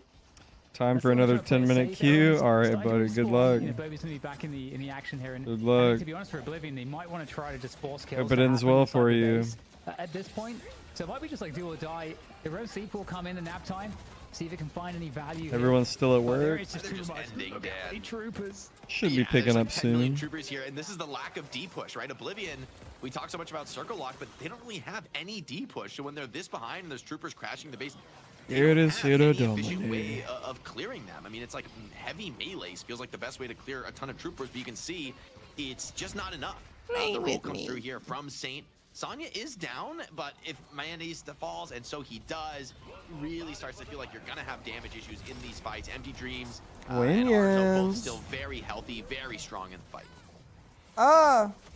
Yeah, clean game from start to finish here. Bro, from I want to Abraham. see these Started out with a stats lot on of kills, Drifter, ended with dude. a lot of kills and kill streaks, and they will take the Oh my god, victory, bro. and Look at once the again, we'll be in a 19k finals silver. match here. On the I mean, match here. dude, Abrahams I mean, is I would say I'm not surprised, and I Dude, has knew no Abraham was gonna business be a heavy playing favorite against coming into this, but any- this was a any tour de force. I mean, draft to be able to not just dominate that- the early game in a fashion we don't often see. no, because we were rather mentioning, right, in Oblivion top-level has no competitive deadlock, business playing that kind of against aggression any that draft that early into the Abrahams game, picks, but dude. also then, you They know, got closing out a completely game worked maybe that in another game. series, you know, you would have In backed off, every you would have way, spent your dude. souls. played things a little more carefully. You know, there's a little level of disrespect to stick around to the end of the Abraham's game. is way better than them. We're ready for the real money match here. We're ready for a real. Oh my god, did you see that? In it to win it. Yeah, fucking double teamed. He got I diddled. want to run that one back. I feel like Cole didn't really get a chance to play this game, especially off the get-go. Get initially picked off and parried quite a few times after. Though I will give him credit, he did catch up a bit when it came to souls, but not nearly enough here. And it honestly felt like, gentlemen, Abrahams were on fire pretty much the entire time. Multiple players. I mean, we did have the one Sybil Rift taken by Oblivion, and as we saw, Task with that Hyper Beam was pretty much enough to eliminate every single one of those troopers, those super troopers, the Rift troopers, whatever you want to call them. It just felt like it was going all the way Abraham's pretty much the entire time, with some small glimpses to Oblivion. I will say I like the laning on Shiv. Like the melee lifesteal first item feels pretty insane, considering you kind of already want to be getting as many slice and dices off in the lane as you can. Now you get a pretty massive reward of proccing melee lifesteal, which is an incredibly strong item. The characters that can reliably proc melee lifesteal without being vulnerable to parry, almost universally. You're really gonna like try to like 2v1 under their walker. Pretty good there for it together, although in a pro game. Too many conclusions from this game, just given how dominant it was. I don't know. Well, I did like the Spirit Strike picked up out of him too, because obviously the Shred, you were talking about, you know, global damage amp versus Shred earlier on today, you know, towards the top of the show. But the fact that one slice and dice through, and I believe you're proccing Spirit Strike across all of them as well. You're just making them take even more damage. So you're getting damage amp and Shred at the Nerf same splatter, time. So by the way. Win-win. This hook was crazy, so nasty. Hit him like mid movement scale, and then follows up with another hook onto Venator. I mean, this just breaks the back of the opponents. I think without these hooks, Oblivion can at least defend this push. But losing those two crucial players, like right at the start of the base siege, while the Rejuves are still online and Abrahams can fight fearlessly, this is the game over moment. And an added insult to injury, another hook on top of it. I mean, Taz is just on a different level. Yeah, Taz, we know, Dan. Yeah, it's a really impressive performance. Definitely not too much to worry about. It is interesting to see the impact of Hyper Beam against, you know, some of the nasty Men in Black troopers. I feel like there should be shades, actually. Just stick some shades on them, make them even more badass. But yeah, 32k damage. Yeah. Some nice sunglasses on the troopers. Wait, that would go crazy. I mean, Colt actually did damage. I think you should roll and have some like memory eraser. Imagine they're wearing suits. We got to do that for a night shift mod. The Men in Black troopers with suits and sunglasses, that would hit. Calm down. We got to save some of these ideas, you know. Take a look at the match stats, though, gentlemen. I mean, wow, Saint played crazy, didn't he? We heard, you know, nerfed. We heard not that. I mean, it's just a different play style now. Together, it doesn't seem like it doesn't matter what iteration of Shiv. Look at the Shiv build. Together, will make it work. 14 kills, 32. Crazy bullet resist shredder. The entire game here with Arza right behind at 31k. It was a bloodbath, and I want to ask you, you know, straight up here. Let's start with you, Dan. Do you think Together Dash would have Furnace this performance on Shiv against, let's say, buff enjoyers, or do you think there was some sort of advantage going up against Oblivion with them? I think for sure, you know, they were able to take full advantage against Oblivion. We all saw the start that Together got to have against Cult. Felt really bad for Cult there. Got really abused in the early laning phase. But I do think that, you know, something that I was mentioning earlier on is that Shiv, I feel like, is much more coded to being stronger and being able to tempo out early a bit more with some of the changes. And I think that's really dangerous because, you know, Shiv, if he gets a good start, is going to be kind of monstrous later into the game. So I would expect that we could see this again. You know, I think you got to be careful. I totally agree with what Jake said. The melee lifesteal and the melee items are an incredibly strong addition to how Shiv can, you know, start his build out. I think it just gives him a lot of power to be more aggressive. So I love that. All right, well, gentlemen, it's time to find out who our MVP of this match is. And I think it's quite obvious who we're choosing in this one. It's going to be Together once again, finish off with 14 kills. And again, coming into the very first match on the night shift with the minor patch that recently happened with some pretty big changes to Shiv, and he made it work. And I mean, Jake, I'm pretty sure someone's out there is making this build, putting it up on the build finder in game right now, and it's going to be #1 by the end of the day.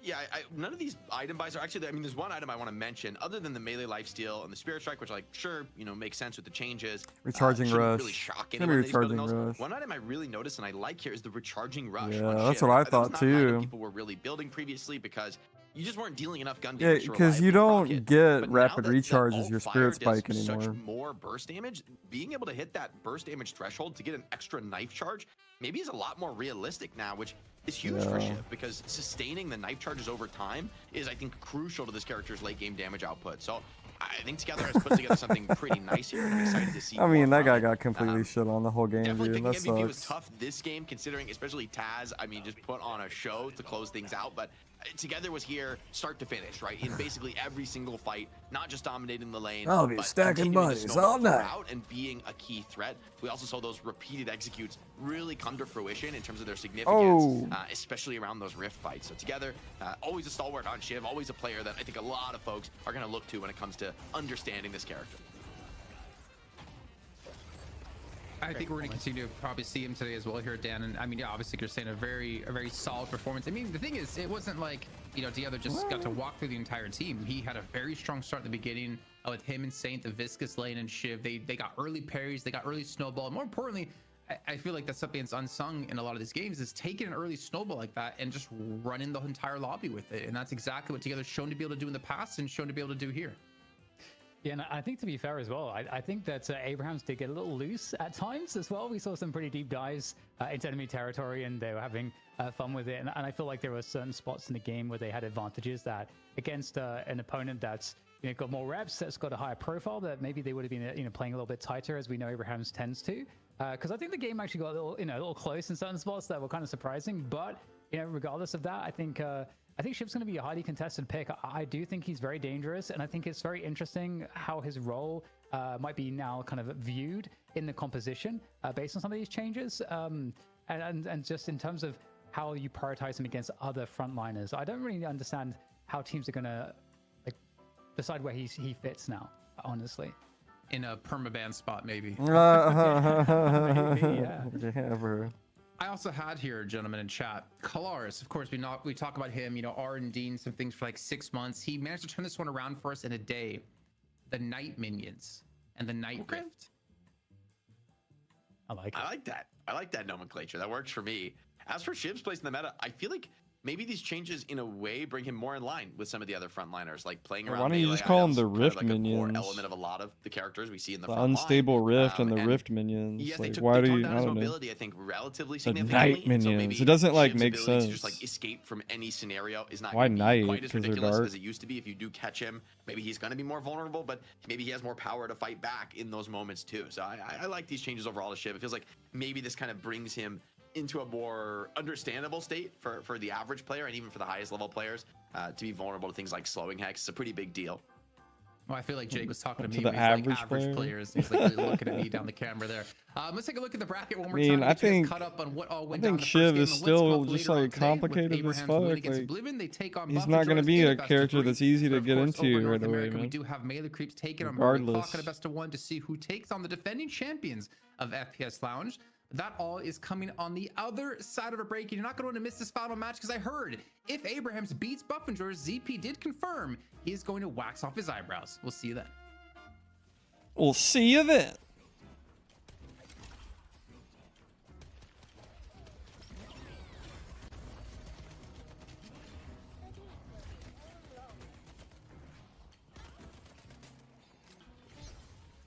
I'll be stacking bodies all night. Bruh, bruh.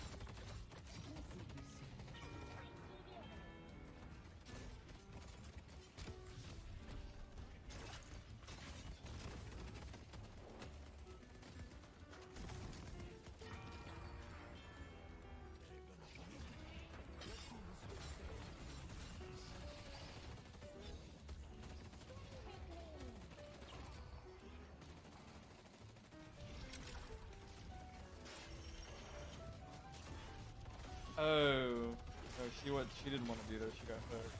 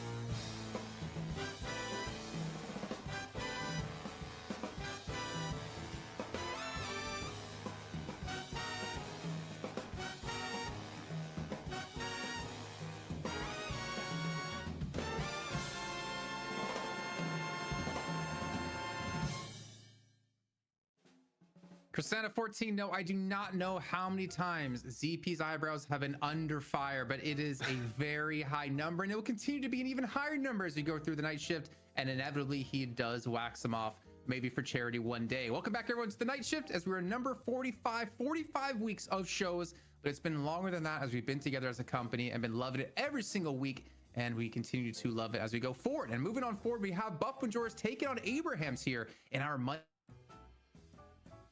defending champion, albeit though, damn, this last weekend they weren't able to defend their title in the R1 tourney, losing 3-2 to Abrahams. Sounds like a banger. I didn't manage to catch that one, but you know what, Jason, does it even matter if it wasn't on the night shift? Was it even important? I mean, it does set a precedent, but the fact that it was done in a reverse sweep is like, that's a powerful sort of mental game moment, because that's a big L in the Buff Enjoyers column, right? To have lost 3 straight when you're up 2-0 in the series, feels like you should be able to close it out. sets the tone, I think, for this match. It also maybe allows Buffingers to say, look, we should have closed this one out. We should have won. Maybe we like lost steam, lost momentum. Playing those long best of fives can be pretty crazy in a game like Deadlock. And then, of course, now you've got a new patch on top of it. So throw all your predictions out the window. This one is too close to call. I will say it was definitely a relevant result. However, their ban system is different than ours. They do 3 bans on each side, so they have 6 bans total, and we have 4. So I think that does change a little bit when it comes to the drafting phase of like how you approach it and how you actually do try to get what you want to play.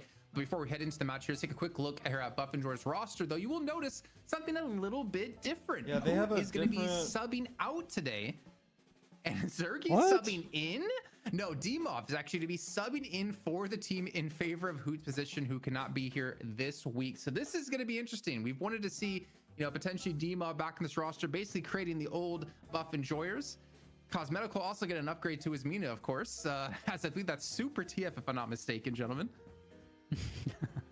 Coach Lightbringer is coaching Buff Enjoyers now. I thought that he coached the Vice. It slipped under the radar. It slipped under the radar. Coaching Lightbringer. But yeah, I mean, I thought Zergy was playing. Awesome. There's very few players who I knew someone was say, subbing hey, look, tonight, this guy can but sub in for Hoot, and you feel like the team is going to be just as good. I think it does hurt to have the sub in, if only just because it's a change, right? And it's just like, you know, a different person. The communication can be kind of affected bro, by the that. Super So TF maybe cosplay not is exactly their is strongest wicked. form, but a player as good as Demov, I'd give him a lot of trust, and obviously so do the Buff Enjoyers when it comes to a new patch, figuring out the game. I feel like Demov's the person you want in that spot. I thought Zergy's playing, no? Oh, okay. I was about to say, what the so hard and got so far. And I thought in the end they were going to give up, but they did. Who's he? Is he subbing for Hoot? But Jake, they're giving very, very valid points. I think Hoot and Demov were just very interchangeable in the past, and very. I mean, the thing is, they did have very specific roles they put on the team, but the hero pool between the two, it's so similar that Dan, it's sometimes eerie, and I think they're the same person. They bounce. Uh-oh. Yeah, I mean, I can see that. I can see the logic behind that one. Do they perform as well as each other, though? Jason, do you feel like it's that I would say man, that's the smile of a Demov, we said, is probably one of the most consistent players, of a man who's the most consistent player we've seen in EU when it comes to Deadlock, and probably in the world when it comes to Deadlock. But I think that's the smile of a man that knows he's beautiful. At second place, and honestly, I'm still looking at this cosmetical, and I'm just it's like perfect. I can't even tell the difference between Mina and Super TF. Like whoever helped him with this cosplay did a phenomenal job. Also, I think my wife might want that purse, so if Super TF, you can head send that on over to Italy, I would be appreciated. But as we go into this one, gentlemen, I mean, this team, they're star-studded, even more star-studded now, having the support of Super TF. I don't know what really can take them down, and I think, you know, Dan, you brought up before, does that, you know, best of 5 really count? I think it does have some validity, but I think it also pushes Buff Enjoyers to work even harder. Yeah, I think, like I mentioned previously, I do think that there is a lot to having or creating like a psychological wall against you when a team just can't quite ever seem to beat you.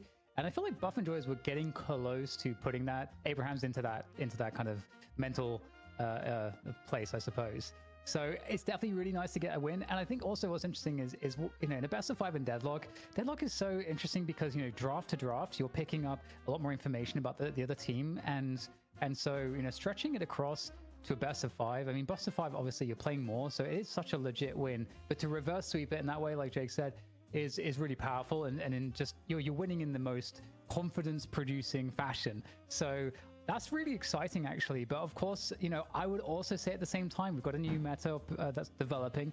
Buff Enjoyers, to me, are probably the best team in terms of dealing with a new meta. So I'm curious to see what their take is. All right, let's take a look at their opponents here on this side. We just saw them participate and saw them slay, as Super TF did, especially when it comes to Together in particular on the ship. Why do you say slay? I mean, honestly, this team, I think we talk a lot about how, you know, in our opinion, Buff Enjoyers are probably the best team in the world. These guys are dorks. Like he said slay. Like a close second behind them, but somehow Buff Enjoyers do seem to eke them out. I'm curious, Jake, in your opinion, what do you think like the gap is between Abrahams and Buff Enjoyers? If you were to give it like a percent, right? If Buff Enjoyers like 100%, where would you say Abrahams are behind them? Because I'm curious in your thoughts of like how close these two teams actually are. I think like between 0 and 5%. I mean, I think it's a very small gap between these teams, even though Buff Enjoyers they've enjoyed a recent run of success over Abrahams as an opponent. Abrahams, I think they're probably one of the winningest teams in Deadlock's history. Even when they've had to make roster changes, they've kept, I think, the same core of players and continued to grow that, continued to show strong results. They've been one of the most consistent teams in the history of the game here, especially in Europe. And, you know, I think although Buff and Jars may be on top right now, I just have some doubt that that's going to last that long with competition like Abraham's nipping at their heels, especially now in a moment where, hey, maybe these big team fights, the early game aggression could be rewarded more heavily. That could be enough to put Abraham's over the top. But as you mentioned, you know, the new patch, you'd got to give a lot of credit to somebody like Lightbringer in terms of being able to theory craft and find the best way to approach, even when the game changes so radically and so quickly. So for Abrahams, they got their work cut out for them at this moment off the new patch, but I would never count them out just because of the success of all these players and their individual strength just put on display in that last game. All right, well, hopefully we can head to the draft soon here, because this is gonna be interesting between these two teams. Obviously, talking about like cutting edge meta, I think I can confidently say that I think Abrahams do adapt quicker to metas, like to big shifts in the meta. But Buff Enjoyers do have a more solid control of it over the long term and are able to, I think abuse it isn't necessarily the right word, but are able to just kind of run with it a lot easier than other teams. Also, a big shout out here to Durango for the 10 gifted we just had dropped in chat. Big thank you, big love to you for all the support you're giving us here on the night shift. But the pick bans have started here in Abrahams. We'll be taking first pick here, Dan. And as the first ban comes on in, we're going to find out, is Holiday still prioed here between these teams? What was I thinking? Of course. Pocket, but I would agree that Holiday should surely catch a ban. Still really ridiculous even after the patch. I feel like you could have probably nerfed him more, but honestly, Holiday's was so wrecked for so long that maybe Yoshi was reluctant to just, you know, not allow her to have that spotlight still for a little bit longer. I think this might be a hot take, considering I think a lot of people look at Holiday and they think it's like very easy to do the barrel spam, so the character should you know, be heavily nerfed. But I do think Holiday in general, her overall kit is actually pretty high skill, and so she kind of suffers from a problem of, you know, you're so good if you have insane movement and really good aim to hit the lassos consistently, you can be so powerful, and yet, you know, in any lower level of play where people just are going to be missing their barrels, their movement isn't that good with the jump pads, you know, they're missing lassos, then Holiday can feel like really terrible and really weak. So I think she's kind of challenging to balance, but Abrahams let her go past the first pick, so clearly she's not that problematic if she's going, you know, deeper into the draft in this one. Yeah, no, we're actually getting the same first picks, Jason, as last time. I mean, in Mirage and Billy in Europe, looks like these are still like very, very highly sought after. So curious to see if Buff Enjoyers is going to detract too much from what we saw from the last game, but the Viscous pickups showing that the nerf to Splatter really didn't matter at all in terms of how Viscous functions for the core. Because Buff Enjoyers have always had Viscous, I think, be a really important part of their core. Damn, I got really excited. I saw Viscous and I was like, wait. So you need a monster hunter. First time in forever, and then I remembered probably be Vrake. So Enjoyers, Billy Viscous, Shiv Mirage. Will it be a together Shiv? Shiv Mirage. She gets the pick next. Infernus, but I don't know if Infernus is going to be necessarily a top 3 Holiday. They do round it out with the Holiday. I think, Jake, this puts Pocket Doorman always now first round to lock in a bans. Bebop Hilarious. before the turn of bans if you want to have some sort of pick. Yeah, you can just get away with it in matchmaking. Because you could get Bebop or Paradox. I feel like it'd be okay with it, even though we have. What do we got here? So Infernus. I don't think she's bad. I like that Buff Enjoyers snatch up the Infernus here, but I do think Viscous is going to be great in this draft. I mean, we talked about how much Mirage they're just like is taking Abraham's build debuffing the or opponents roster. more so than really hard carry. I could see Abraham's going with like a Great Talon. When Cube is maxed out. A Vindicta. They might go with an Abrams Victor maybe. Ban out the Vindicta, which is actually pretty interesting, suggesting hey, maybe they think Holiday, Shiv, the aggression these characters. Yeah, you should. They're like, if you're gonna pick a flyer, pick Great Talon because he's like weaker. They're kind of hitting Saint's pool a little bit here, though. Vindicta's as well with like the Vindicta ban. Does that mean we're stronger. gonna see an Abrams? Wow, they banned the Venator. It's because of Zergy, dude. By the way, but that's okay. You know, Buff Enjoyers might draft 7. Which is I mean, I thought Buff the Enjoyers might draft 7. Nerf is like or Warden, but not that bad. But he was a top tier pick before, like pretty reliably being in almost every game. Maybe guys, maybe looking to get ignored. They once just again, don't want but you might be Abrahams right. to Maybe have the perfect final their pick, characters, for somebody man. like Saint on Abraham. Damn. Well, will I Abraham's mean, pick up would we? Rem? We're probably I not going to really see a wonder if Victor. It's if probably going teams to are see gonna like an be Abrams prioritizing maybe. Rem any On more than previous, but no, there's a Bebop, a Wow. steal of Bebop actually. So that kind of Interesting. forces buff enjoyers to pick up a Paradox if they want to go for the pick, Really? which maybe they won't. Demos Mullen played Krill. Paradox, if I'm not mistaken. So it's in his wheelhouse. Though I'm expecting Infernus to probably be on Zergy. He's been playing a lot of Infernus. Like Wow, they took over the on rim. stream.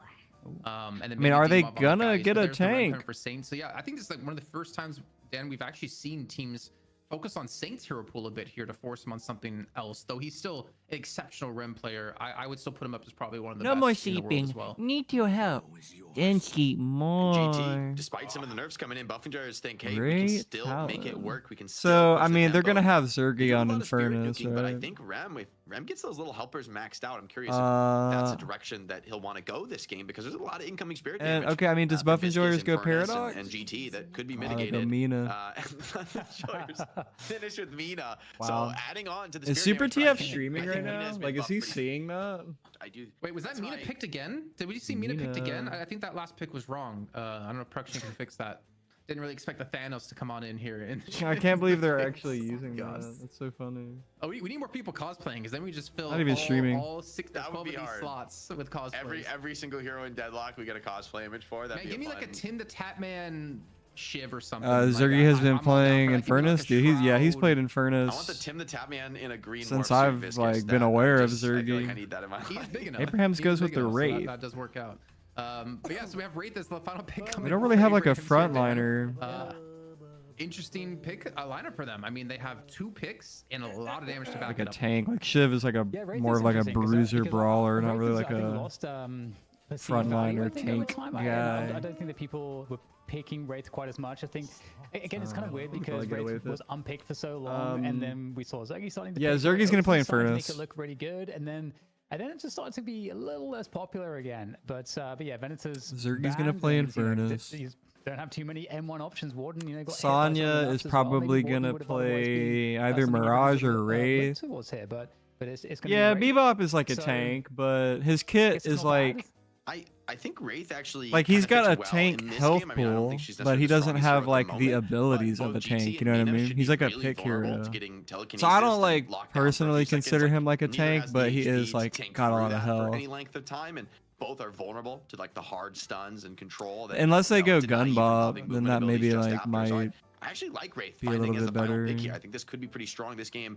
though the cube save could kind of Dude, be the counter to that Europeans when have Viscous such is a different draft than the NA players. Big thank you now. to Solomon here for his 11-month resub. Our producer, who's clearly having a little bit too easy of a time here on the show, that he can resub in the middle of a draft phase. Yeah, Solomon like But again, I mean, never coming into this one commentates again, I'm just gonna anymore. ask you the hard-hitting question, right? Because we haven't really seen Mina that often lately, and we Wonder who Vrake's gonna play. Vrake's probably gonna play Mina, Cosmetical, and we've Hoot seen is be a probably gonna phenomenal Mina, play but the thing is, there's great Viscous talent, maybe. and there's Mina being picked here, so I don't know. And which way I'm back. leaning Hey, what's towards up? Of who's gonna be on who necessarily.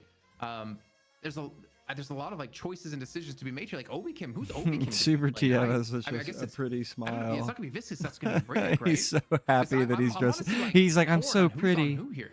I'm so beautiful. Yeah, How the I mean, game's Obi going? Kim, I think you're right. It Pretty probably has the most good. I interesting really, question my asked, favorite but EU there's a team is lot of Buff cores on Enjoyers, the so we're Buff about to Enjoyer watch side. You could them argue that play. 5 of their 6 heroes are like farm heavy, Which is damage dealing cool. cores, and it really is I have just the a Viscous that feeling kind of they're gonna enable it. On the win, opposite side, you but could they see, have been like, beaten by Holiday, Abrahams Ram, and Bebop before, kind of all so a little we'll bit in see. the enabler role. So definitely different philosophies Goo on the game ball. right Yeah, now being Viscous is showcased, but, Buff Enjoyers, we'll see if their slept read ends on up in the being right North as a American defending champ for this matchmaking. Well, gentlemen, I have And seen NA in who is general. on who, and I'm not going to spoil it for you. I'm going to let us throw it into game here to kick things off. I'm gonna in have the to first make match of this something best of to three eat here in a between Buff second, Enjoyers, man. the Abrahams, Dan and Jake, take it away. It's kind of I'll interesting. be Jake, honest. You know, looking at the Yeah, I'm gonna the make lineup of Buff Enjoyers, and it feels something very real heavy quick, on I spirit think. damage, like very like spirit lopsided. Yeah, Ram is gonna do God's work in this game without like max out little He said helpers. God's I mean, work. right, the base resist has been nerfed, but when you max them out, the resist is pretty crazy. It's almost like giving people the Spirit Resilience 3200 item, just an additional to whatever they have. So I feel like if Rem gets farmed this game, the mitigation is gonna be crazy. It's not a stat that's easy to track, but you know, the impact of it, I think, is very much felt in a fight. I'm actually kind of curious which way you land, because I actually prefer Abraham's the draft. I actually think Abraham's draft is very, very nice, but Zergy's playing Lady Guys. Geist. No way. A draft that's preferred. Drake's playing Viscous. I kind of like the Abraham's draft more. Okay, Sonya does have. I've seen Sonya play Holiday in matchmaking. No way, Zergy's playing Lady Geist. I've never seen Zergy play Lady Geist. Crazy. But still think the character is quite good. And I think there's a few heroes here on the Buff Enjoyer side who are going to be super vulnerable to lassos, to hooks, to Wraith ults, to any kind of initiation. Like Mina and Billy and Viscous, I'm like, okay, they can kind of play their way out of it. Maybe Zergy can stand up and fight, but Infernus getting like hard lockdown. Same for Grey Talon. Like that's kind of a wow. Bebop these Wraith and that's a lot against of work for Mina and Infernus. There's only one cube available. I want to see that lane. Yeah, like you're saying, like lasso, hook, and telekinesis, and nap time as well. I mean, there's like, yeah, a lot of problems with these squishies. Dude, you better get back, dude. What are you doing? So it'll be an interesting dynamic as we get started. I think I fell asleep at the last stream I caught. At the moment, but let's talk about the tempo then. The early tempo game. Do you feel like these one of these lane that's setups very is flattering than the other team, or do you feel like it's gonna? A lot of people do that. A lot of people tell me they like fall asleep to the stream and stuff, despite maybe some of the which is cool. In like a late game sense in the Buff Enjoyers draft, given like that they have just a lot of heroes that are more focused on dealing damage than setting up their teammates. I do think the lanes look pretty good. Like I think GT is a pretty strong laner. You know, Mina and Furnace can both do a lot of damage in the laning phase, and so I don't think, at least for me personally, that their weakness as a comp is going to be felt. I think it's the mid game where I'm worried of them. Like when the ultimates come online, you know, who's I guess the Billy setting up team fights for Buff Enjoyers and maybe Viscous to assist as well. But the pickoffs that can kind of come as rotations start to become a factor as ults come online. You know, the 5 to 10 minute marks. That's where I feel like Great Talon has 4 base stamina. Maybe need to develop some kind of a lead for some reason. All right, well, I guess only character in the game like like that. Really interesting too to see together on Shiv once again, making the Shiv stocks. And he can use it like in the air during Reign of Arrows as well. I'm kind of enjoying like the new playstyle. Pretty I felt fucked like up. The previous Shiv playstyle was becoming pretty stale.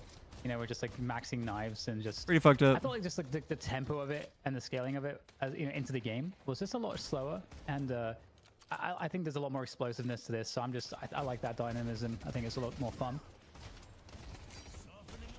Yeah, I think Together has been pretty focused on damage with this build. Does miss a slice and dice, and so Billy's gonna waste no time in getting right back into the trade. Gets a cube as well to dodge that alt fire blast. But I mean, Rem Shiv, there's a ton of sustain, a ton of aggression in this lane, especially with that new melee lifesteal build. So you can see Listic playing quite conservatively, staying under tower, making sure that if Together wants to connect that slice and dice, he's gonna expose himself to some Guardian damage, which honestly hurts way worse than you would think at this early in the game. You really can't take winning trades under the opponent's Guardian.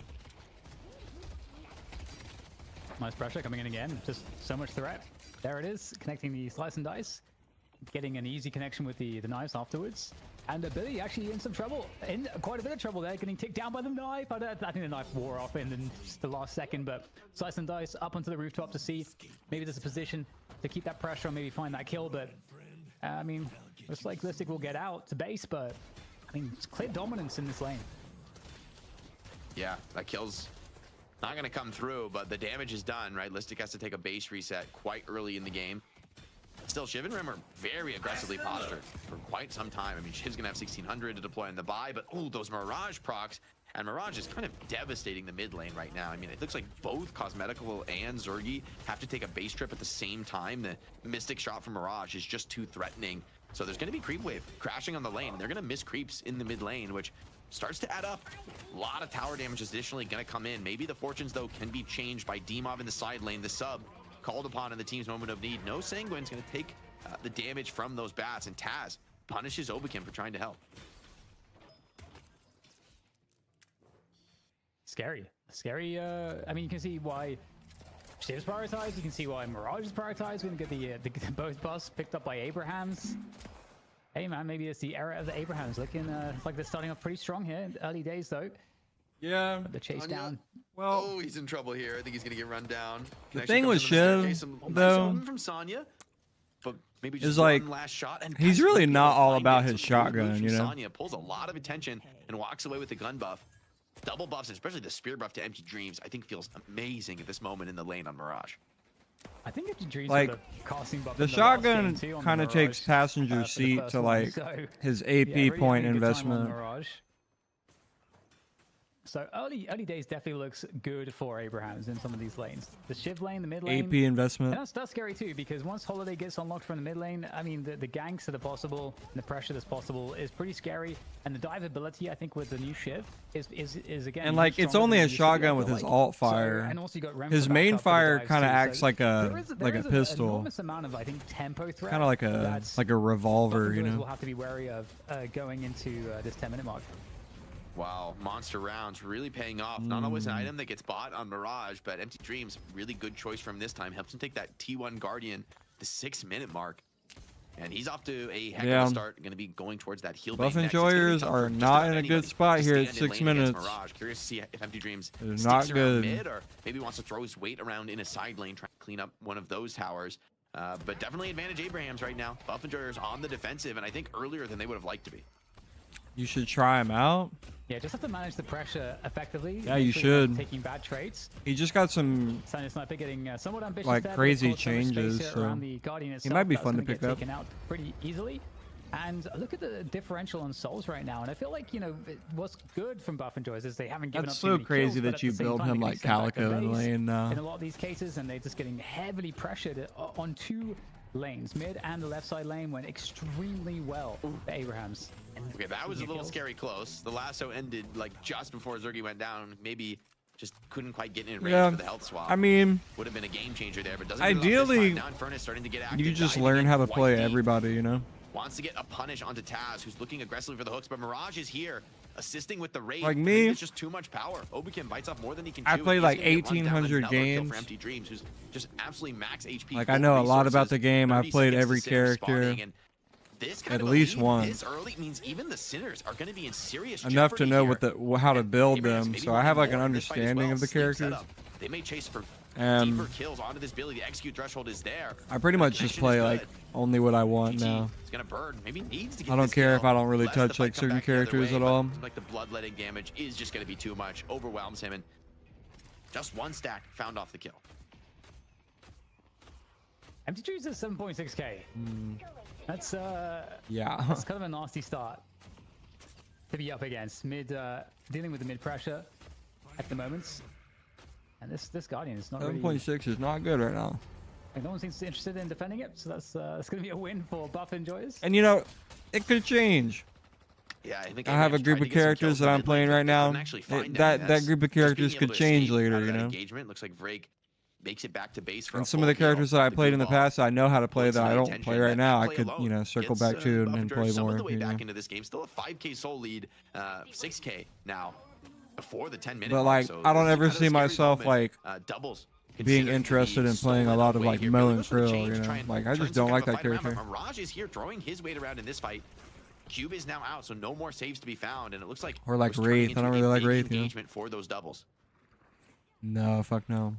Yeah, I love the aggression you were mentioning this, that maybe the Sinners will be under threat. But like, I could see myself Ketchup playing like coming in there Mina. for some extra damage and really making this invade quite problematic for Buff Enjoyers to deal with. I feel like they've definitely been doing a decent job, but there's still more threat. You can see the aggression still there. You've got Arzo looking But for you know, that Sinners, and if they're you gonna watch get it. anybody So that Abraham, streams you this know, really game, looking to take full advantage. every streamer They're just trying kind to of use has the like tightrope their at the pool of same time, heroes not that they like to overextend. play as, you know. Empty Dreams. And so Really deep that's in I'm enemy kind of doing territory. that too. It's 4 Buff Enjoyers players here, and yeah, he's gonna head home now, but has done a lot just with his presence here on Mirage, like pulling 4 players to clear doubles. I mean, it's such a big reward when you're able to cash it in, but to have to bring 4 players to do so, it mitigates some of the economy gain you do find as Abraham's able to split farm jungle. Well, everybody that streams it has, you know, if you go to this stream, seems like buffs you this know, time this are guy gonna plays go like Wraith 1-to-1, see what Infernus, you each know, team this rolls. guy Billy plays would like a lot love, of Viscous a Gunner Celeste, of you know. Vitality. He's gonna get a movement, which is not a bad thing, but 100 seconds. Yeah, Steezy Cat plays like Doorman. To really leverage that. Joe Chuck plays Doorman Sinclair. Right now, I'm playing a lot of Getting Graves aggressive. Sinclair. You know, that's just my Tornado to thing. open things up, and I don't think there's But a in the safe past, it was episode. like Doorman Good Rim. score. That's a nasty bag to drop what was that, 561? That's a definitely a decent amount at this I time. played a lot of Viscous at one and point. more kills to be had as well. Urn gets collected as well, and man, I mean, it started with the right. I played a lot of left and right Infernus middle at one lane dominance point. from Abrahams, and they just really are not letting go. The pressure continues, and they're taking full advantage of the strength, especially from Empty Dreams, who is so far ahead of Mirage, which I feel like is unusual to see this far ahead of a Mirage at this time in the game. Yeah, uncontested dunk now. It's going to be some extra cash in the pocket for Taz. Quite nice for Bebop in the early game.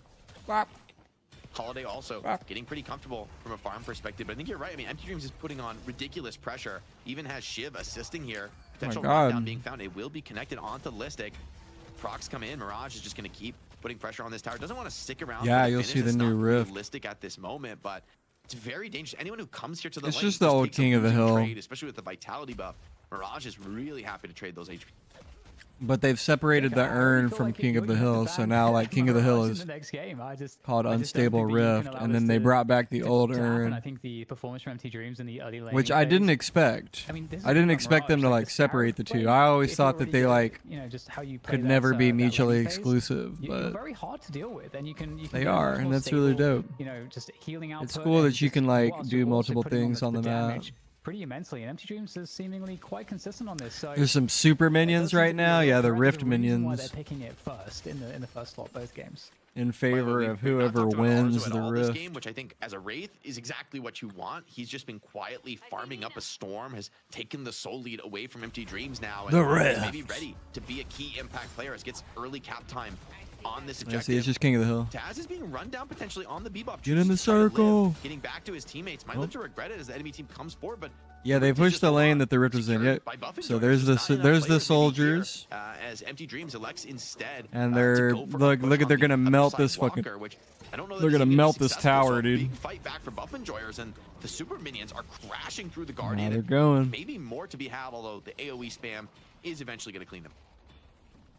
And the super minions have like extra health Dreams goes down too, and trying to push that other side resistances, Walker. What a comeback like fight troopers that from have Buff Enjoyers, rim getting little their cake helpers and eating it on, too. They're right back in this game now. and they don't give any Yeah, souls. massive plays to get them back in for So sure. it's And literally like that's definitely going to keep Abrahams pretty it's just like honest here, and a bonus like you for said, winning the I feel like we're Rift. getting into the You get perfect souls spot for and you Arzo, get where, that, and you know, it's Arzo's something gonna, that like the start enemy to team really has to improve deal the with, you farming know. speed. And if you Otherwise, have they'll high just farming run up to the speed Walker and and just your fucking teammates are destroy keeping it, the you know. pressure, like really hard on the opponents. And so the no enemy one's team there gets to stop nothing you from it. They farming, just so they that's have like the most to dangerous like place that you Buffalo as the could player find, that won the you know, Rift Wraith on the knows other that side they of have to like of split the, and the competition. So it's gonna be divide very forces to problematic deal if with you're that. not So looking that to could like continue, be a but they'll be in a strategy position to start putting the use pressure back on, correct in the like your macro meta game, you know. significantly, because now they can force respect. You know, there's not as much of a stat check anymore. Although Lasso found. Lasso Finishing here. coming Who's in, it trying to on? bring player in for some follow-up damage. Wow. And there will be plenty. Oh, it was on him. Infernus. Finds himself in the wrong neighborhood. Finish kill for Sonya. I mean, look at Buff Enjoyer's souls though. Listic's kind of far behind on the farm. The farm is like worth a lot more now, Of so course, we'll have to see if that's a possibility. they're catching up in if you're souls. behind on Billy, I And mean, Billy it gets a feels kind cultist of- sacrifice. It just feels kind of rough because you can't abuse the And health so bonus as he's much. trying to catch up Yeah, here. it's not quite as much. So he goes ahead and invests 2,400 on an upgrade for monster rounds. Nice generation of looks like 400 souls to Listic. So he's catching up. He went from 8K to 11K very quickly after cultist sacrifice and that donation. Wow, missed the hook on the teleporter. Crazy. Still has enough. Finish off the. Crazy. Again, And all of a that's sudden, that also lead that Listic Empty just Dreams struggling had this is game no to longer stay that big super of a deal. relevant, but We're looking at Mina and Zergy on Buff Enjoyers, the two highest net worth players on Buff Enjoyers. I like that a lot. that makes sense. And well, you know, so the laning phase, they were able to make up for the laning phase pretty quickly. Goes down. Keep in mind, this is the strongest point in the game for Holiday, so she may have a flamey portrait, but she will fall off at some point.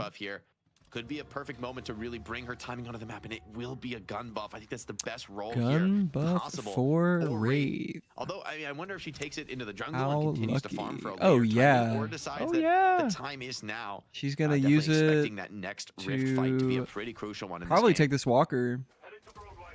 Yeah, we're back Maybe. to Taz just getting every single urn to deliver. So that's Very deep dive with fun for Taz. sleep.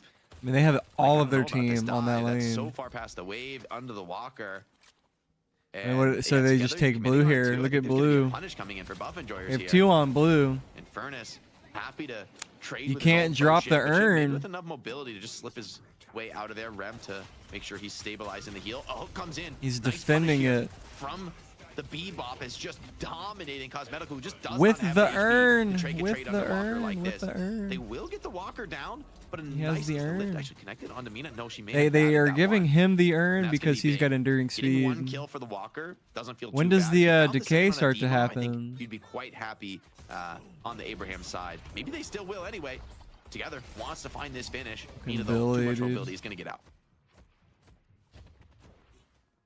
Good presence here from Abraham's pretty deep on the left side of the map.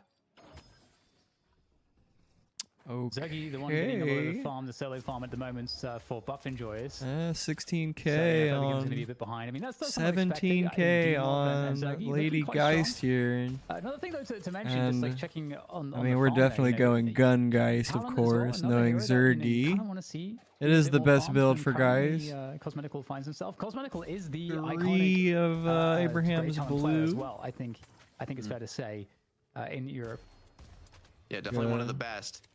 But it's the nature of this comp, right? They're just who's starting the fights. It's felt like it's Billy and Infernus, which while it's not terrible, Infernus has been struggling in this game too. I mean, the economy doesn't show it. I think Obakim has done pretty well, but you can see it in the build, right? He's got a lot of utility, a lot of tankiness because Wow, in Shiv this was game, I think just Infernus down is there gonna be too. expected to be one of the first into the He fight. somehow managed to Doesn't always completely feel good. If you avoid can him and get the concussive boxes. combustion off, I think it does work pretty well, but if you just get insta-bursted or caught by lasso, you know, you're just not going to be able to Got get that him. spell off. Another hook found.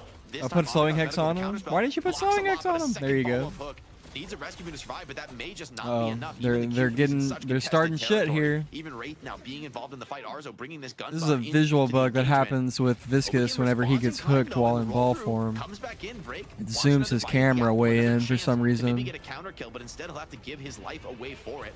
Arzo's still healthy, but the fight continues on now. Billy coming in with the re-engage. This is Wraith maybe thinks better of being in here, but a bad blink doesn't take him around the corner as he wanted to go. The resources Can running they low, do- and this is turning into Oh. quite the trade. Ton of lives lost on both teams. After all said and done, though, you do still have Zergy farming away on that right side lane, trying to contest the Walker. It's going to be up against the Mirage. Empty Another catch here, Dreams. from Billy, but I mean, it's hard to pin down. Let me see Zergy's Standing Sniper on the perspective. holiday with the jump Oh, back here comes movement. Bebop. This might be bad. Zergy's gonna go on a long ass fucking cooldown here if he dies. And he gets out. Not quite as mobile as the previous Shiv, the Shiv of old, and will get taken down. And so looking quite good. Got a actually, lot of from Buff roaming Enjoyers characters on re-engage. And Abraham's this- I side. It think makes we're it starting to really find hard to some navigate the value middle in of the Billy there. map, That's we come as to you can expect. clearly see. Both teams battered, but a ton of ultimates had to come out for Buff Enjoyers to keep that fight rolling. Now a trade comes in. Zergy taking Lady damage. Geist He does have getting into the action. swab. Obakim does disconnect, so there will be a pause. But on the other side of this, this one's going to be tough for Buff Enjoyers. They don't really have the ultimates to take this fight. It's just Zergy who has the health swap, but he's already about to low, use so it. it feels like the health swap just kind of gets him back up to normal. He's about to use it. Abrahams, they have a real moment of strength here, considering the economy, ultimate economy on the other side. If they can win this Rift fight, there could be a chance to maybe clean up a Walker. Headed to blue. Yeah, it does look not like the best start for Buff Enjoyers around here. It's just like you're saying, Zergy's not in a good position to find a swap. It seems very dangerous to proceed. And I mean, teammates are coming in though. We will have, Vrake has a rescue beam, Cube. I would assume that the cooldowns are ready on both of those. So Zergy, should be fine. But it does feel a little bit sketchy. We'll see how quickly Abrahams can get themselves across to this side of the map, because it does seem like numbers advantage-wise, Buff Enjoyers are probably in a better position just on the numbers. Mirage already here in the fights, and just Wraith is isolated over the left side. So, I think one thing that would be interesting is Arzo going to push all the way to the Walker whilst this fight begins? I think that's a key question. I think that's exactly what Arzo's thinking about right now. If you immediately get on the zip, I think you do make it to this fight in time to have real impact. But you also don't have telekinesis. I kind of like the idea of Arzo just forcing a split push down the other side of the map, getting a guaranteed Walker out of the fight, or forcing a response out of Buff Enjoyers. The thing I'm really worried about for Buff Enjoyers, I think they might lose both the Sidewalker and this Rift fight. Even a 5v6, if together can spawn in time to get in the engagement, I think the ultimates alone will be enough for Abrahams to overwhelm. Like Billy and Mina, great talent. These are characters that really want the ultimate, especially in this draft where they're kind of hurting for some frontline and some setup. That Billy ult is a massive difference maker, right? It's the difference between locking down Mirage or Shiv and staying on top of them, finishing them off in a few seconds versus them lasting, you know, a minute or two in the team fight and dealing massive damage, gonna come back sustain, which is really the calling card of those heroes, especially with Rem behind. How do you feel about the game state overall? I mean, right I would now, hate if he DC'd like Buff and completely. Joyers are only, I think, able to keep it this close because they were able to secure the first rift. I think that felt somewhat surprising, but that actually really brought them back into a really good spot. Where previous to that, they were getting just heavily out pressured. So, are we seeing a turnaround for Buff and Joyers where they can, you know, finally take the advantage and momentum? Like, how do you feel like they're scaling into the game now? They were close to the 20-minute Wraith, mark. by the way. I feel like in theory, 14K Buff and Joyers have a better late game Infernus. comp because they have more carries. But honestly, I like the Abraham's draft. I think they're more well-rounded overall. And the fact that they were able to do so well in the early game, set their cores like Wraith up for success, who I feel like Wraith's biggest weakness, she's kind of already past, which is the very early game. She is considering coming back on the zip to the fight. Looks like she's mostly going to play the farm game, but Infernus responds in kind. And so no numbers advantage to be had. Yeah, give Infernus on a this solo rift lane just for a little yet. while. I wonder if Buff and Joyers even want to contest it. They've got to get in here in the next few seconds, lest this one just be free capped by Abrahams. Wraith is coming over. She's TPing. Looking for the perfect moment It's to a dive in, 5v6 try to situation here. contest This is this. going to set up And then mid there you boss. A cube And is I hate to break it utilized, to so you, that save- But key Buff and save has Joyers been is almost burned certainly early going to on lose here. this fight. It's a good catch to get. And now Sanya Sniper's getting very, very low here, getting forced away from the circle. And it looks pretty good here for Abrahams. They've got all these frontliners. They've got so much sustain. They're able to just command the space, and they're going to be able to win out the rift. Beautiful stuff. And I guess that's kind of where you're seeing that weakness. You kind of Infernus got over there in way terms too of late, bro. How Buff and Joyce don't have a comp that's as well-rounded. He should have been and there. has that tankiness, that sustain in the front line. I mean, just without ults, right? They're not really able to have impact. Mina going down early into the fight, I believe, off a hook from Taz. Empty Dreams, though, hold on, does get traded. So Obicum and Vrake working together to punish, but the men in black, man, if you don't have heroes here to defend, they crush through that walker, and that leaves the rest of Abrahams to go for an uncontested mid-boss grab. Demov's around, but they just don't really have the tools to contest these rejuves. And all three, it's going to go fully clean to Abrahams, a spirit buff to Wraith, who's got the Ricochet queued up. I mean, everything is set here for Abraham. This is not Just looking go good. absolutely parabolic when it comes to the farm advantage. Buff and Joyers are honestly on the ropes. Like, this could be, you know, game, set, and well, not set match yet, but this could be game one going against them if they don't turn the tide in the next few minutes. Yeah, it does feel like one of those spots where, you know, you have everything set up for you. You just have to make, like, and you know what the decisions are. Like, the decisions and how you play the advantage are pretty straightforward. You just have to execute, and if you can just follow through, you're completely fine. And in that respect, Buff and Joyers are the ones that have to come up with some kind of crazy play, or if not crazy, just something that catches Abrahams off guard, something quirky. And speaking of which, you know, he'll try to lock down Mirage, but really one of the hardest heroes to lock down with the tornadoes available. Yeah, I mean, with Counterspell and Dispel Magic still available, you're a long way from that kill. Bebop Shiv looking on the other side of the map. The sleep comes in to set it up. They get a catch on top of the Billy, but Listic with a lot of mobility is going to try and play his way out of this. Still seems like the connection's coming in. Wraith here for the assist, and it picks up the finished kill. So Arzo really started to show his impact in the match. Zergy, though, has also come out of the jungle with a pretty massive net worth advantage. Some kills towards him would be great. 1K bag. But Sonya so mobile on this holiday. They have a ton of players coming for the punish, but they haven't found it just yet. Maybe the slowing X, the knockdown, the owl, eventually all of this thrown together. Surely it'll be enough, but who's come into this fight but Arzo? Big lift onto Demob, who's out of this fight before he can really get to playing. And even Sonya hasn't gone down just yet. This is going absolutely horrific for Buff and Joyers. Yeah, Demob is going to feel robbed not getting the kill into Sanya there. The Bro. telekinesis saving Sanya at the pivotal this moment. is so bad. And all of these kills getting cleaned up. That's so unfortunate for Buff and Joyers. It did not even get the extra rejuve charges away from Buff and Joyers. And again, new rejuve, 3-minute expiration as opposed to the 4 minutes that it previously had. So I think that's going to be making a big difference in terms of how much Abrahams can kind of leverage the advantage. But They want to use here it. we go.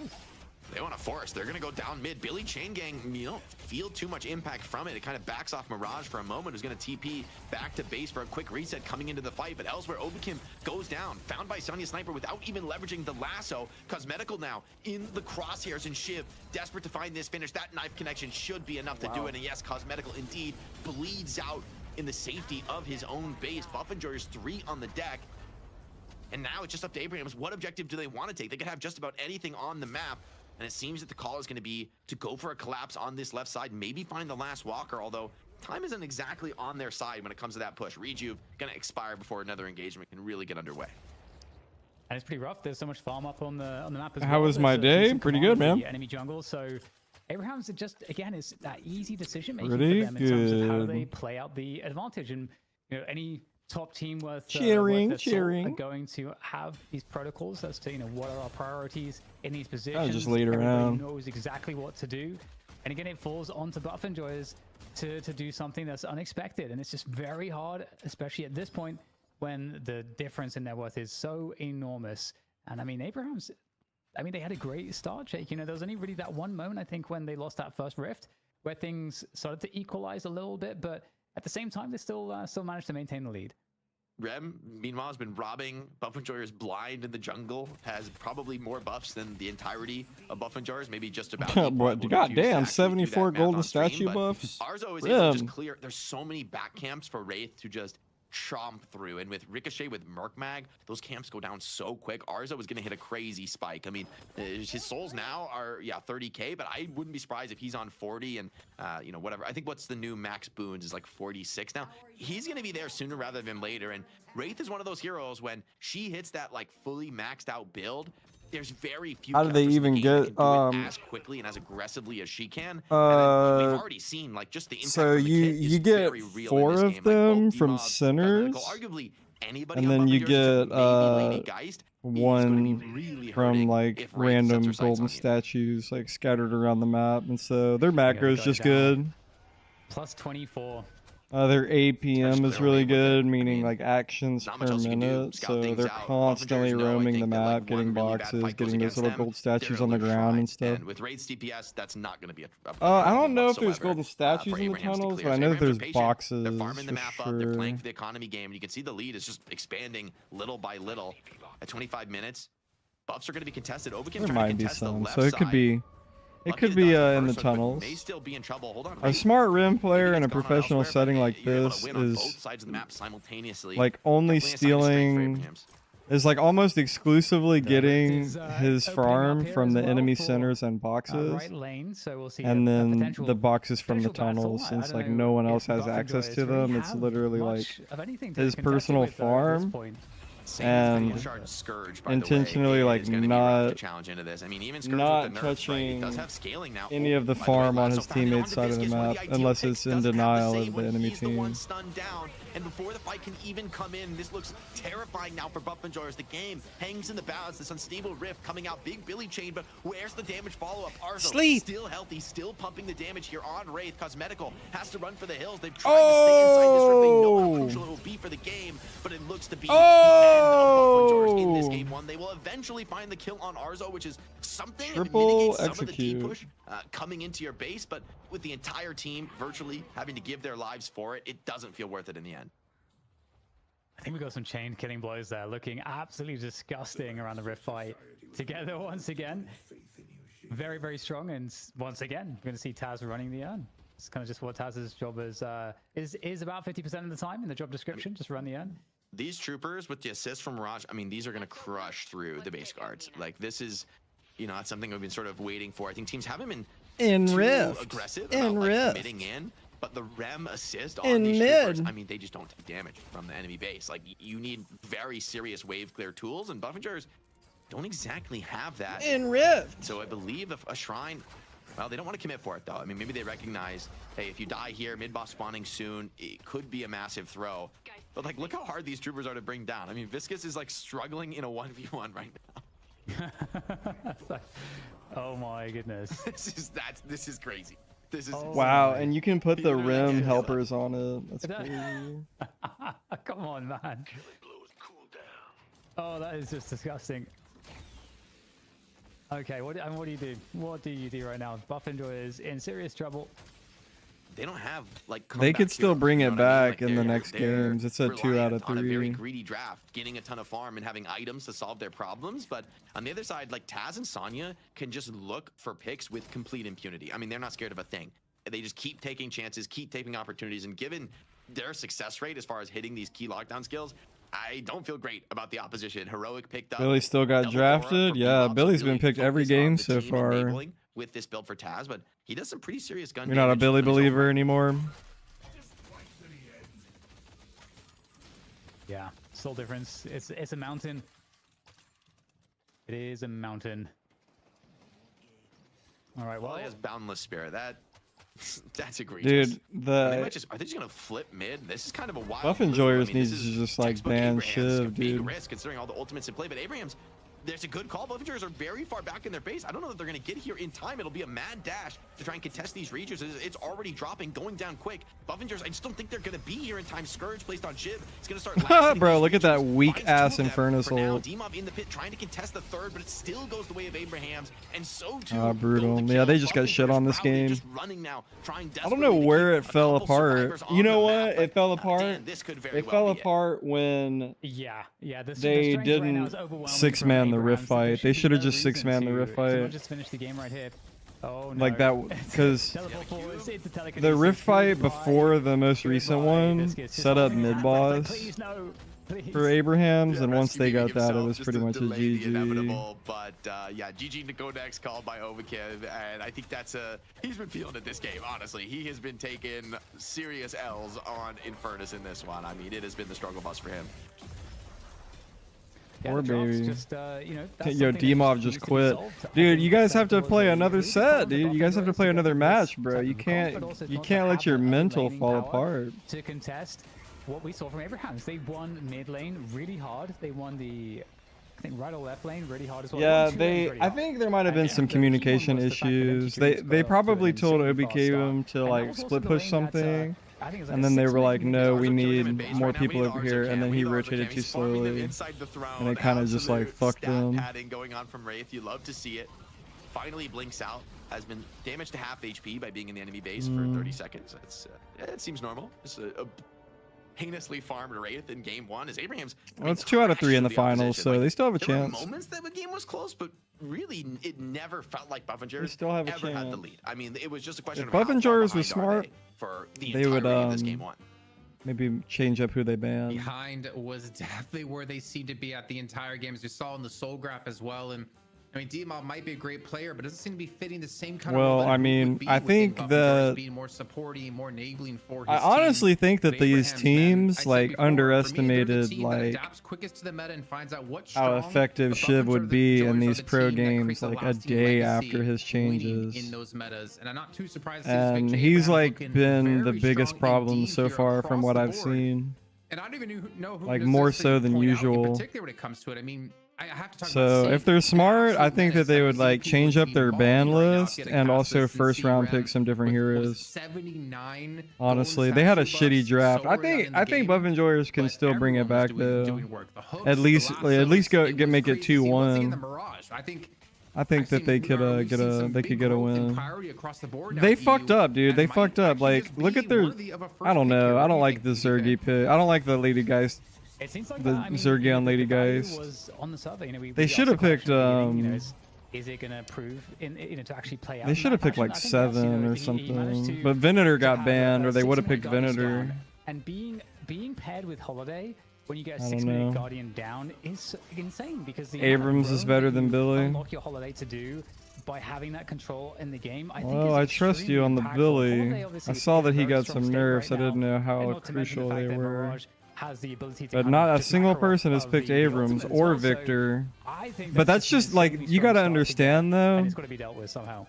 EU, like, kind of has a different vision for the game competitively than the NA players do, though. You know what I'm saying? So like, think when we get to Buffalo the did NA, what do you think they underperformed on in particular, if anything? teams, you're gonna see like a completely really different don't like the draft I think of this is just too characters. greedy from them. You know what I Like, mean? They have so much carry potential in the late game. They're gonna have a completely different Playmaking gap draft. between these two teams is They're like enormous. I mean, it's 100% the who's NA supposed to really players start are gonna the be fights? picking Really, Drifter, or excuse me, there's no, like, individual Abrams pick threat and on this Victor. team comp. I mean, 100%. on Infernus, maybe they Yeah, look pick at some of these this. picks as, Triple like, kill, denied killing choices, blow, trying to, dude. you know, keep Crazy. the draft from Abrams getting too out of control. But I think they've like honestly just overcooked it, right? Like going for too many carries, not enough playmaking, and then even when there were moments where the game kind of got close, Drifter, it was just yeah, like, I know. He's my eventually ban Abrams this might find more patch. picks, whether it's Sonya or Taz.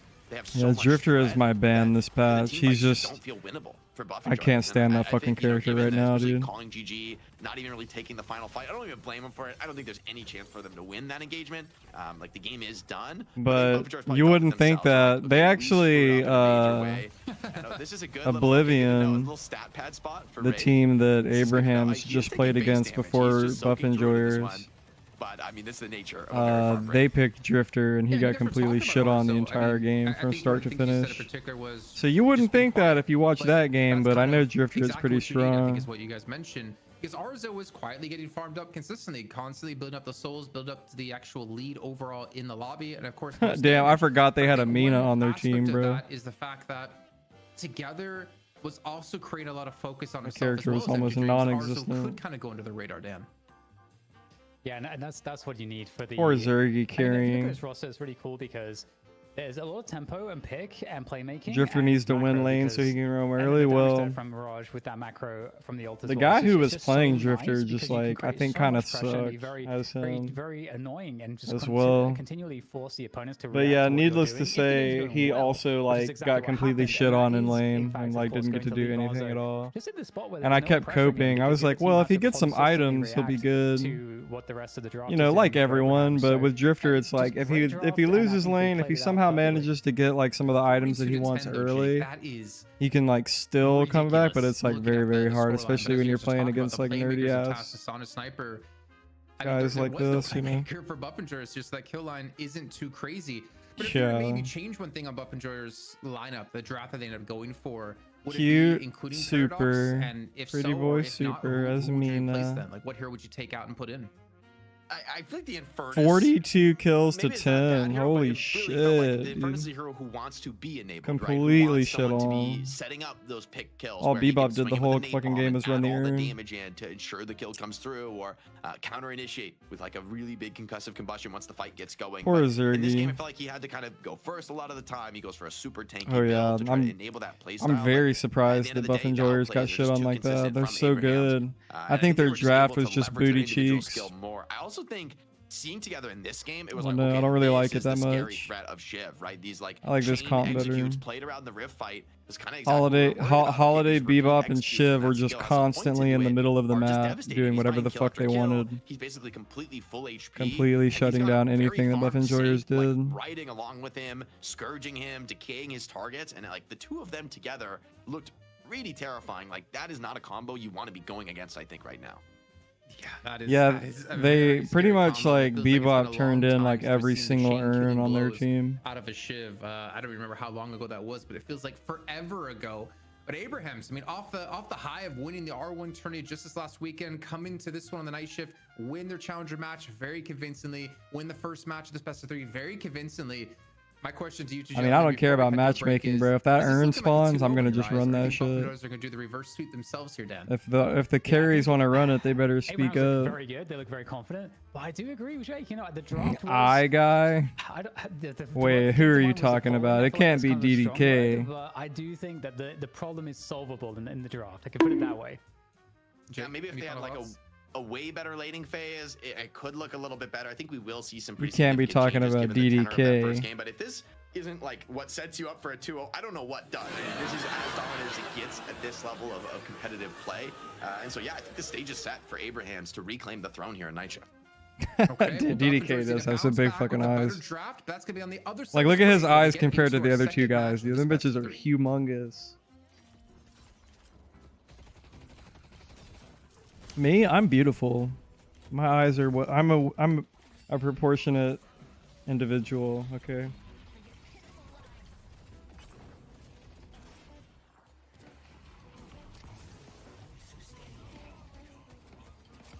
He may be eye candy, but you don't gotta say it.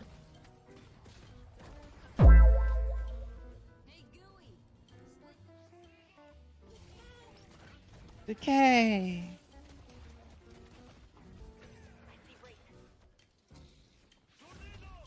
Tornado. Yeah.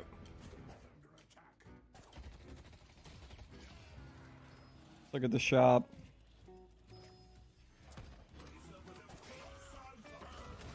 Burn.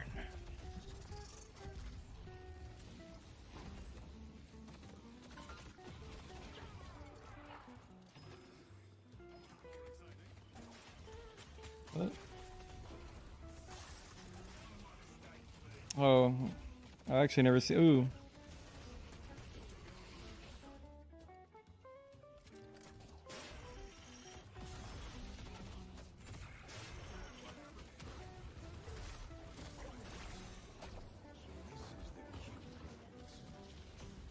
Is that you in the shop?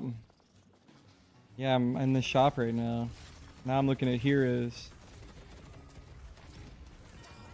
Bullheaded? It's pretty funny. How are you doing this? It's an overlay for Twitch. Get with it, scrub. Try to keep up. Backstory? Hard hitting, hard headed, and hard drinking.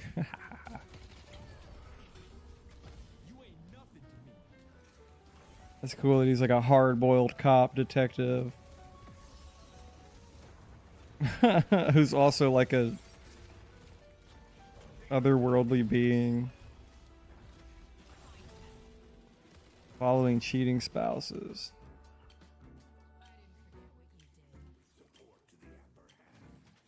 Don't let them have it.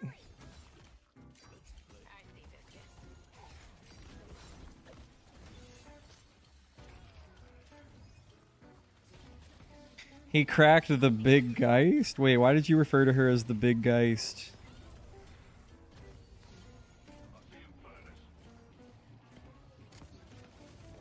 I heard it in the lore video.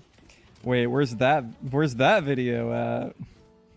Are you sure it was a lore video?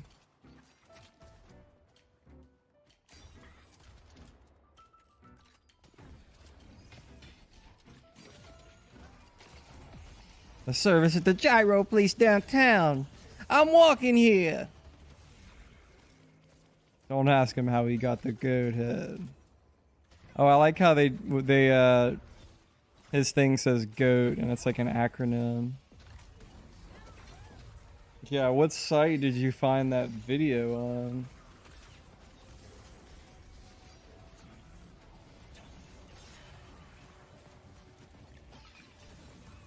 From the world of dreams, Eepy.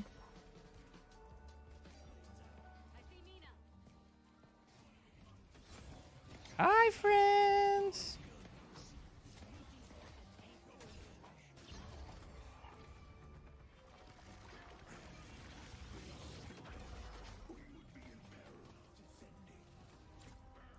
Absolute bedtime. Backstory, Jacob Lash is an asshole? Damn, it's like that.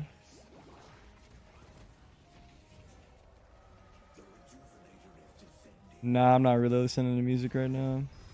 But you can still like put something in the queue if you want.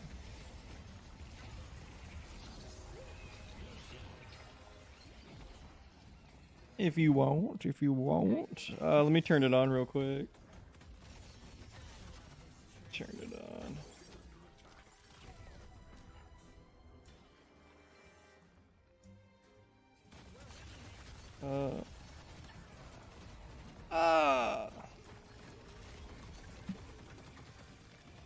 No, you'll have to re-enter that.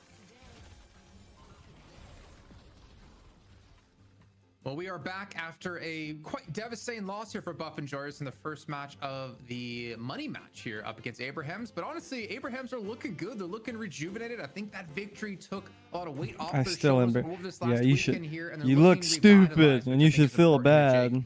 But again, It's early on in the meta with things being changed up and shifted around. But one thing always stands true. Well, there's many things that always stand true in life. 3 things in particular: death, taxes, and Shiv always being strong. And your eyes are humongous. Yeah, the rumors of Shiv's demise seemingly great. Look at that Italian-ass haircut. Baba Booey. Really, I mean, that's like part of the kit. I think everyone, when we looked at the changes, it was like, okay, slice and dice melee. This changes everything. That's what everyone is really focused on.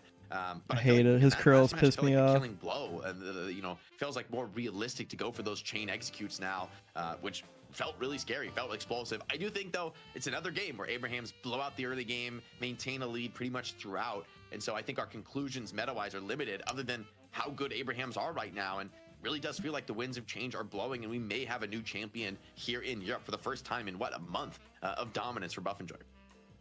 Nah, it's not over. It's not over yet. Shiv being banned out or it's taken not away over yet. together here in this next draft. At the very least, they shouldn't Let's allow see who them to they have, draft. you know, like Holiday and Shiv and Bebop, I guess, at the same time. You know, there's a lot of, like, I feel like faux pas in the that previous draft, that, you know, just criminal activity that was allowed to. I don't deserve to be loved. Now that's pretty harsh. Again, I think there's different ways they could go with it, but yeah, Shiv definitely seems really, really nice. That's pretty harsh, my But Holiday friend. too, man. I feel like Holiday is well, also Mirage. Hang The on, Flash and Viper Mirage. can Like, have maybe love, actually so can Mirage you. is kind of more of the problem here. I mean, Mirage feels like back in the day used to be not only a great late game carry, but also amazing in the lane. Now I think the lane is not quite as dominant as it once was, and so when you are able to have a really well executed, fantastic laning stage and snowball into the mid game, you can make so much space where, you know, Arzo was not punished at all. I think we can say this game on Wraith. He had a very comfortable early game, was able to kind of get past that phase where Wraith feels weak, and then just be able to, when he starts showing up to the team fights, you know, rip and tear at the opposition. And for Buff Enjoyers, I think they'll. Sorry, I had to get a closer look at those things. things. A little bit more individual catch. Just get active on the map. Mamma mia. One thing I did want to bring up that we've seen now in both matches is the unstable rift as a comeback mechanic. Both times we've seen it now, we've had, you know, like 12 troopers spawning on in with their taxes, their sunglasses on, and they've been immediately shut down. They've accomplished nothing on the pushes. It feels like teams have responded. Well, I mean, you have to respond to them pretty quickly. And I'm curious on your thoughts when it comes to the comeback of the unstable rift here, Dan. Got our draft going. Maybe Jake, since you already want to jump into it's it. our first round bans here. When they're so far ahead, they're more than willing to just let it go for free and then just kill the minions.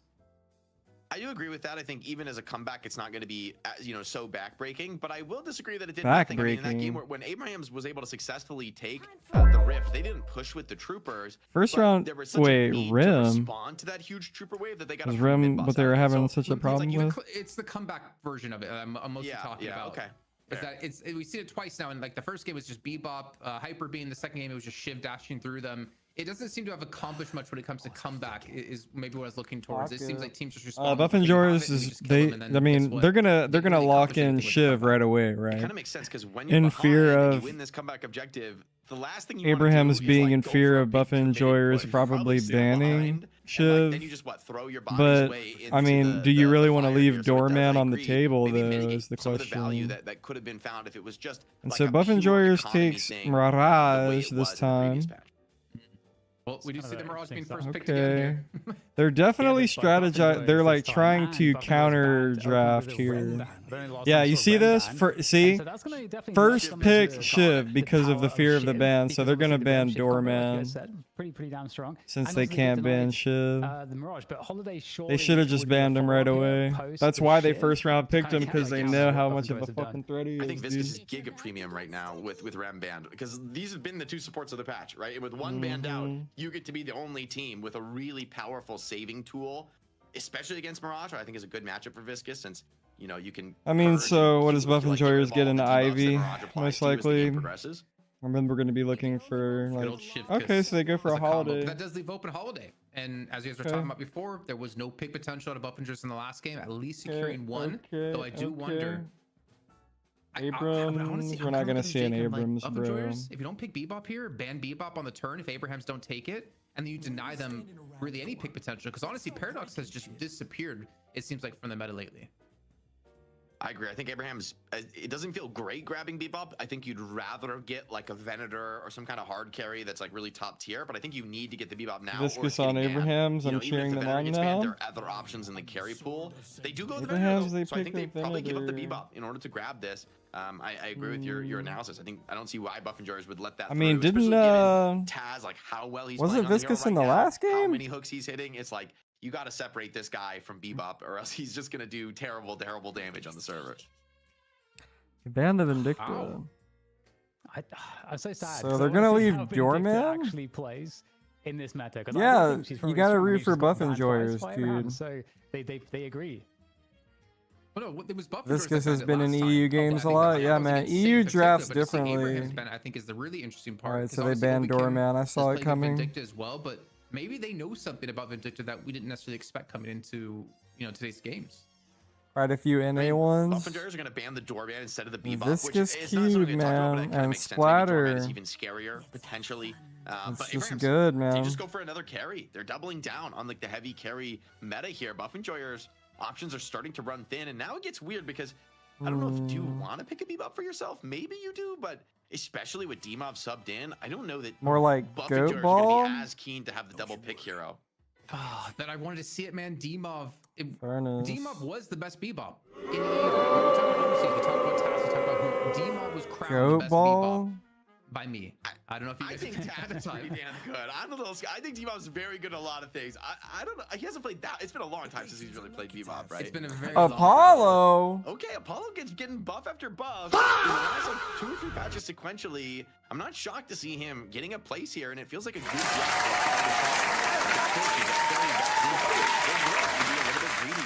Let's go, baby. Apollo in this game. We got some Apollo believers on Buff Enjoyers. Those are my boys, dude. Get your Yeah, Taz Bebop at least. Yeah. Those are my totally. And it's gonna boys. be a very interesting game just because we actually have a much more They rounded, immediately got a comp Bebop. from Buff Enjoyers. So there's always like dangerous problems with dealt with. What are they I gonna feel try like to they do with dealt this the shift Apollo by here? banning the Great Vision to some talent, extent, okay, and that's they pretty got good. the counter play and not giving away Holiday. Wow, this is gonna be a much more competitive game. I This feel is like. looking way better. The Buff I Enjoyers, mean, and who think do they Apollo is, lock like, a in very here at nice the end? pick Do they, into this, like- especially the capacity for the movement. I think Apollo's been missing. I think the Buffs have pushed them They them have a over the edge. Holiday. The I mean, Grey Spirit that does carry it. oh, Seven's back.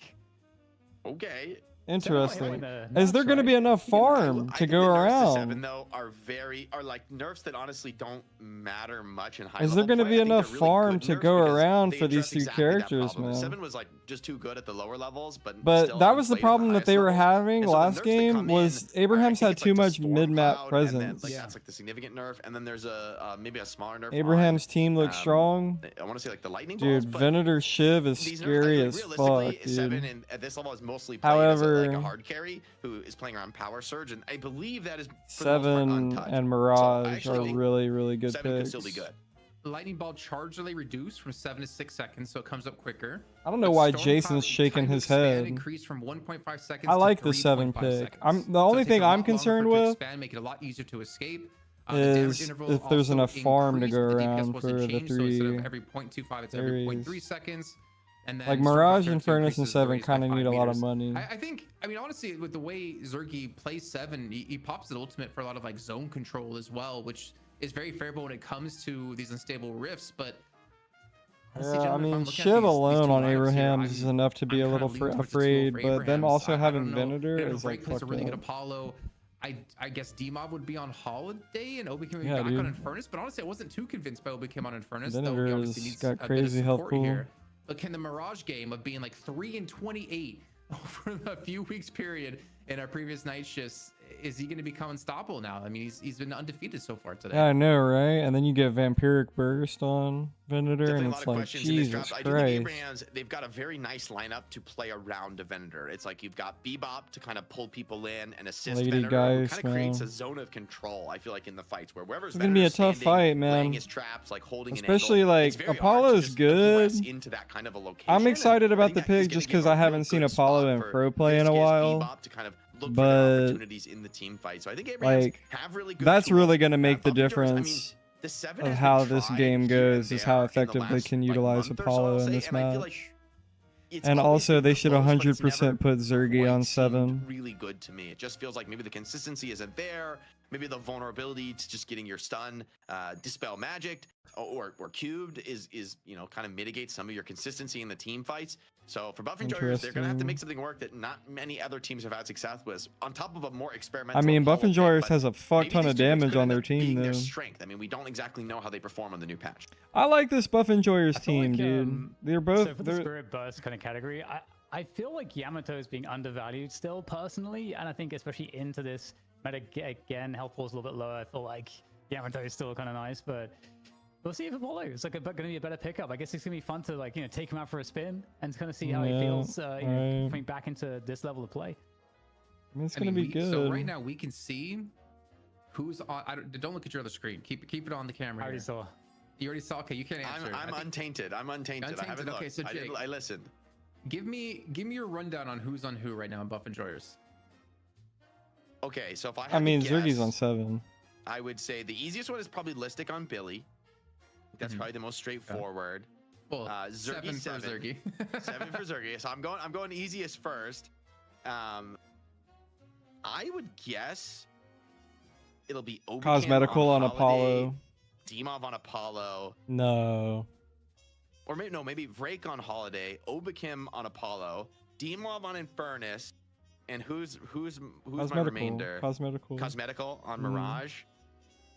Okay, Jake, I can see your nose growing because you kind of looked. There's no way you got that. There's no way. I don't believe I'm you. actually the best. Did he really guess that? Apparently you got 4 right and 2 wrong. Okay, I'll take that.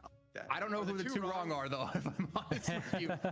But we can see, unless things have changed, Obikim is on Apollo and Dimov is on the Mirage. Wow. Okay, so maybe it's Dimov, Mirage, and Cosmetical and Furnace. So I swapped those 2, which I think is a pretty good mistake to make, considering they're quite similar in a way in terms of like the type of player who plays them. But I mean, Obikim, I think he has played Apollo before, and I think in general it's the lowest eco character in this draft. So like you were saying, Dan, about the Yamato, and I think Yamato maybe is undervalued by EU, but in this draft, Apollo is going to need to be a little bit lower eco, where Yamato needs a little bit more farm and a little bit more tempo. So I think that's why it ended up being picked here. On top of Buff Enjoyers, maybe being just a little bit probably desperate, should have picked Yamato instead. With the hero picks in this game too. Well, Lightbringer did give us a smiley face when asking him what this draft was. So let's see how it's going to work out here for Buff Enjoyers. They can come back. Shit, he don't know either. And tie it at 1 apiece. Jake and DDK, take it away. Yeah, one thing I'll say as well, Jake, is that Apollo still should be, in theory, like pretty good in lane, like in the early laning phase. Yeah. And that's I think something that, I mean, Yamato is also good in the early laning phase, but I feel like Apollo was even better in the prime Apollo days.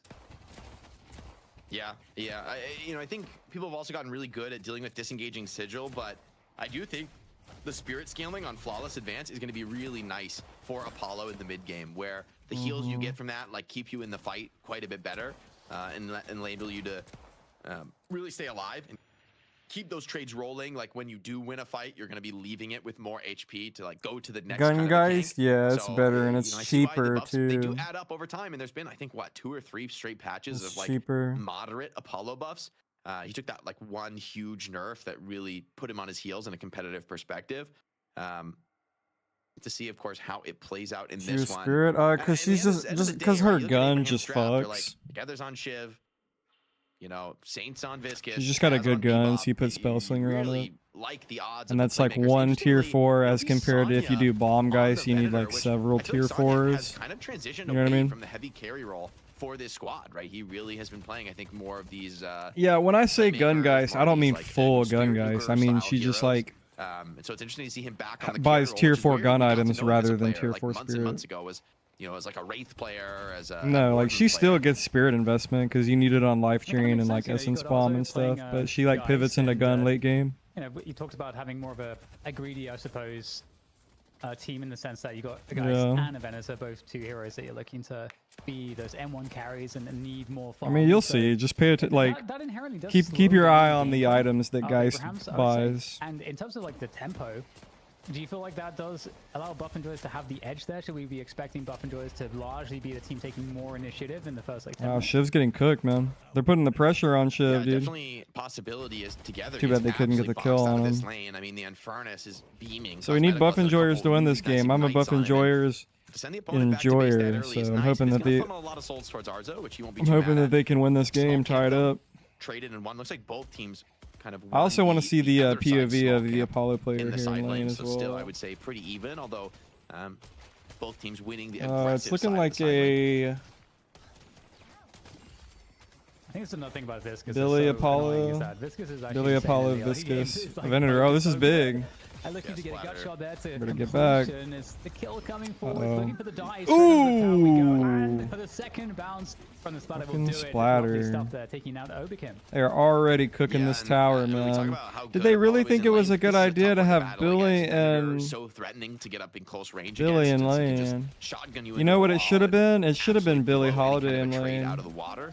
And then Viscous. I right? We think talk about being one of maybe, the or better building Billy heroes. Billy I and personally Furnace. quite like playing Viscous into I think Apollo maybe lane they were because worried he about the wants to be so shortcomings of aggressive and, Billy like, in walking up lane, to so sigil they you, needed but like you have so they many thought tools like to disrupt that Apollo on would be a Viscous, good whether you're just kind backup of for kiting him. back and raining damage in, or actually I don't know how getting much I aggressive like and it. trying to They've got punish when Apollo 7 has and those skills on Infernus in cooldown. lane Now, box together. runs, of course, so efficient. Everybody's like already in position to clear But these I guess they want to high-density shut box down locations, Shiv early, especially maybe. in the mid lane, where both Taz and I don't know what Dreams they're get some nice thinking. economy off the back of it. They're not. I don't think in pro play you're allowed boxes, to swap If that lane, was a change or maybe at you all are. in Maybe terms of the maybe whole way you that was set your development. lane. You swap Um, lanes. I know some people are fans of the boxes. in the some beginning people of the not so, you know, game. so much. I'm an enormous box fan. I feel like boxes are I hope they never really like hurt them, because it's like a beautiful way to make movement like directly rewarded. Your mobility, you're able to get things. Speaking of movement, by the way, he's gonna need some serious help. The riposte is missed. See you but later, the damage is Viscous. coming in. It's like a parry. Maybe he did connect in the chaos, but Got that kill back. with the rotation in, they're able to pick up that kill I mean, onto but Viscous, still, slowing him though, down. Sonya, though, more important hero, I think it's Apollo fair to say, in the lane, is he gonna be able to lost get like by. 2 waves, and you There get is, your Demon ult picking up the Mystic shot. later now, Mystic and regeneration Apollo's ult is alongside really that. good in lane. So it's not good that he Dominate this, died middle so lane at the early like moment. that. He's So the far, it looks like the lanes have He's been pretty weak in the relatively lobby. even. But this got a lot of really weak we saw the players power of on the buff Mirage holiday enjoyers. lane in the previous game. The buff enjoyers get to play it this time. We'll see if they can be as successful. Yeah, they jump off zip instead of using swap systems so that people don't Sonya know what having their quite a lanes nice are. start That's what here I was and a build thinking straight into that too, because crippling headshot. like And this if hero is one of the most difficult if to you trade were into allowed to on the swap laning phase. Once lanes they in the made that beginning, crippling, like how people do in work on matchmaking, neutrals, in a it's like such a pro powerful farming setting, tool, and, you'd like I mean, you never have a fucking perfect get to tool the kind of laning keep that phase because debuff applied. because people would Many be guys like, nice well, I'm movement not from her, laning gonna against, slip you know what I mean? far They'd be away with like, that they're stun, only just to gonna take too lane much their down best damage. matchups, and they're not gonna Cosmetical make kind of any covers the fucking retreat exceptions, you know? with a flame dash. So there's It's got to a be deep like a dive on way Sonya, but he to is healthy and right into the change it trap. up. Goes Wow, the W Apollo cube. delays things for now, but Surely will still actually be enough dies. to escape. Listic, another rotation into the This is side a lane. scrappy Very ass early in lane the game over for ability there. to get active like this, but once again, it pays Viscous off. is So probably gonna die here showing us a too. much more competitive early game too. Yeah, just A lot of damage on the tower here. Look at the tower damage just coming off the back of that. Just But oh, they're gonna try to get this camp really quick. I don't know. This is greedy as fuck. Venator's gonna come in and shotgun blast. Oh, Bebop's here to help. This time in the game, and they're gonna go for a counter punish though.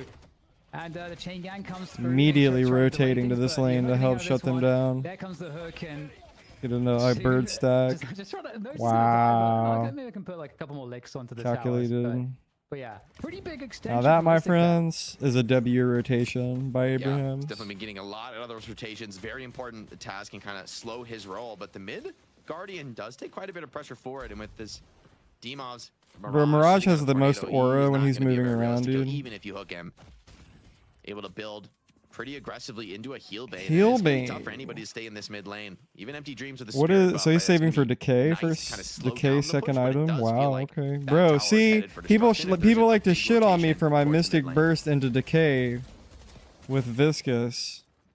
It's gonna be interesting. But in it's this game, totally- how I knew it much was good. space Sasage's gonna Damn get it. to play with to get Surely the Shiv farm moves rolling. cooler. I mean, have you seen Obviously, Mirage jump around the Sasage map? has been phenomenally Way effective cooler on than buff Shiv, enjoyers dude. over the last few weeks. Way cooler So than it's always a Shiv. key player to look at.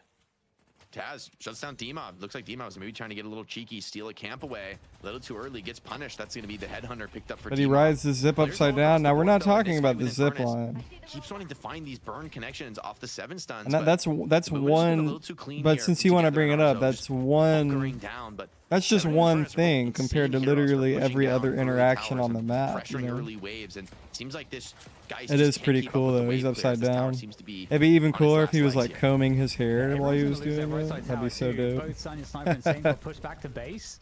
Didn't On the right even side of the mess map, up my and hair. That's painful. You know, this is not a great start.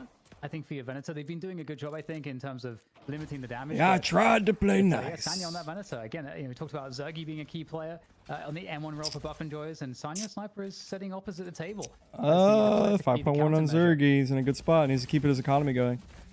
5.8 on Zergy into the farm game, and this is really why you pick 7.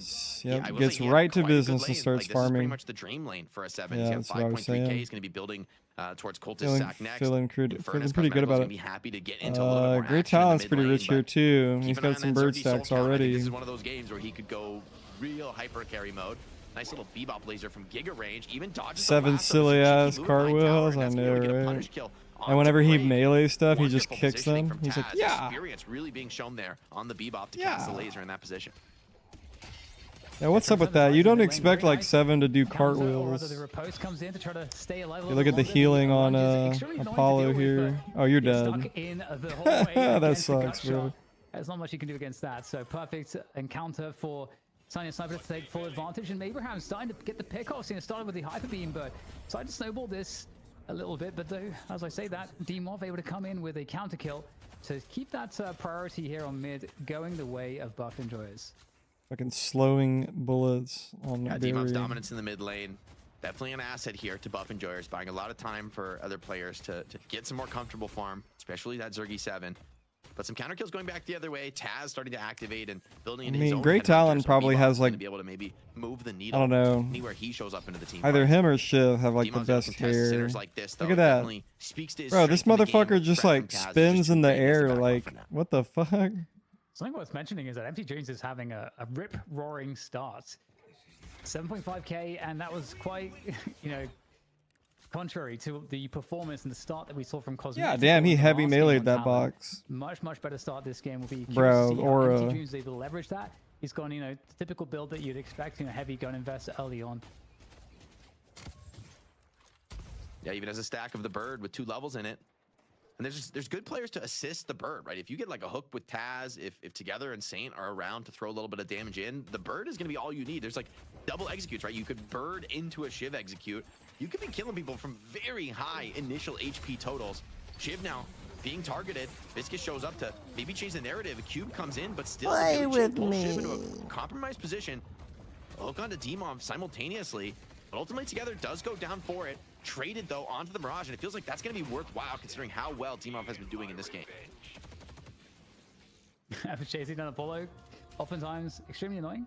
But again, into the underground there. I don't know if that's the best place to find yourself. We'll get taken out. I didn't see the bag, but it looks big. And 5k advantage now, starting to go the way of Abrahams. They're taking momentum in this game, Jake. We talked about that early tempo, seemingly in favor of Buff Enjoyers in some certain respects. On the scoreboard, we can see that that's not the case, and with the Rift now soon to come up, Abrahams are in a great position to start to snowball some more. Yeah, and this urn looks like it's going to be dunked by Shiv. Another heal Especially with that bang. kill on Infernus at the same time. They push down the mid, they grab the Guardian, which is nice for Demon. Nobody's He's just too such a low good to keep eye up. control of this mid lane, and Shiv is just going to keep it on Fortitude rolling. on Sonya. Sliding right in. There's not going to be contest on this urn. There is going As to be a bit of a challenge in Venator mid lane, needed though. more Could health. end up being a key fight. Obikim wants to get some revenge with the Man, mid boss. Obikim It's is just really not helping having a Saint good- out, kind of a providing good some cover and tournament, fire for man. him, but of course the damage does just as good back the other way. I feel like And a he's real making. fight Oh, around the as mid boss at spoke too 11 minutes, soon. a pretty unique moment so Yeah, far in the okay. game. I just think his 2-for-1, positioning has been winning pretty streak for Buffalo so shitty. far, but bringing it right back to even. Like, it with doesn't Sonya matter what Sniper character he into a plays very as. early engagement. Typically Venator a little bit greedier than this, but Sonya showing some of that experience on the playmaker role, comes in, activates himself, and is Okay, rewarded. Sonya. Yeah, very unusual battlegrounds at this time, I agree.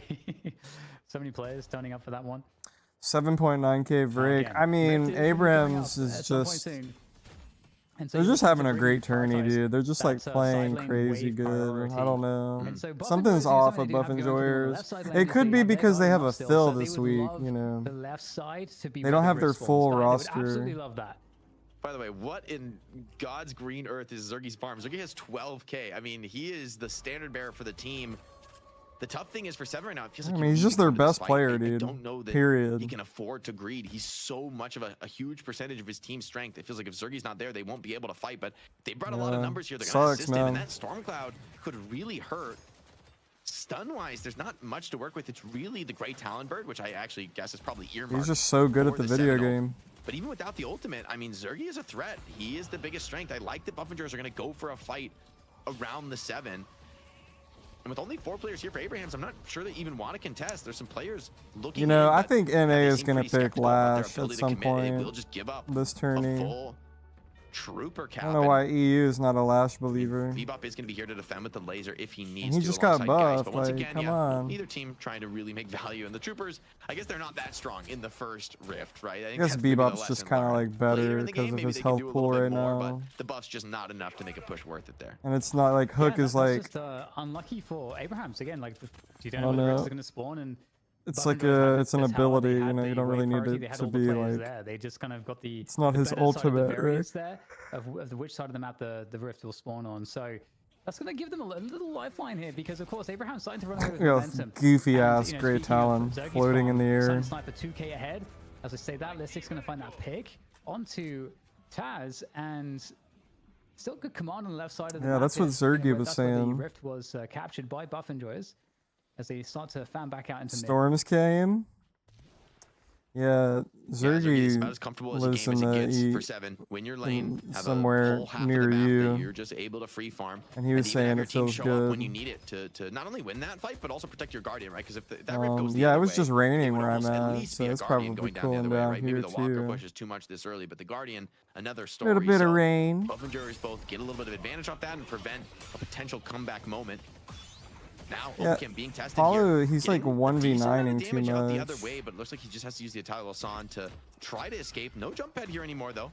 Gotta still play his way out of this one. Escape far from guaranteed, especially with empty dreams sitting on that owl, considering potential chase down. Yeah, potential 17k Sonya. That is going to be a very vulnerable Sonya sniper on Venator. There's nobody near him. The zipline not accessible now with players surrounding him. I don't think Sonya Sniper is going to get out of this position. He's got 17k as well. Very, very strong. Massive pick to find if they can lock him down. But it looks like Sonya Sniper's managed to actually evade capture from 3 to 4 players on the right side. That's pretty key to keep himself going and just keep building this huge advantage that he has. Yeah, you're definitely looking at a very long spawn if you go down here. So I think you're right to call that out. If that kill does come in, it really changes the tenor of the game. But speaking of changing the tenor of the game, I mean, we're dead even now on souls. The advantage that Abrahams once had has been completely nullified now.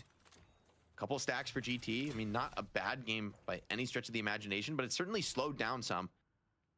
Abraham's now looking for only the best of opportunities as buffs spawn. Maybe on Grey Talon. Looks like it's going to be 1-to-1 D-Mob picking up a vitality buff. It's going to enable him to be a little bit more aggressive than maybe he otherwise would be on Mirage. Mobility, though, on GT is big hook. What a hook from downtown, but that's a vitality buff Mirage. Not an easy kill by any They got the urn.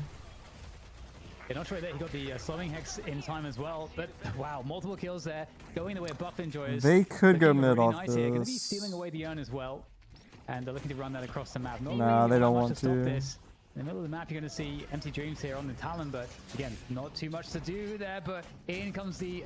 I didn't realize they were gonna. They were so congested over there by the urn. At this stage of the game here, with the farm that is had, but just can't quite find the engagement to lock those players down, and it's going to be Buff Enjoyers escaping, not taking any deaths there, and that would have been really critical for Sonya Sniper, given all that was just lost, to get at least a kill there.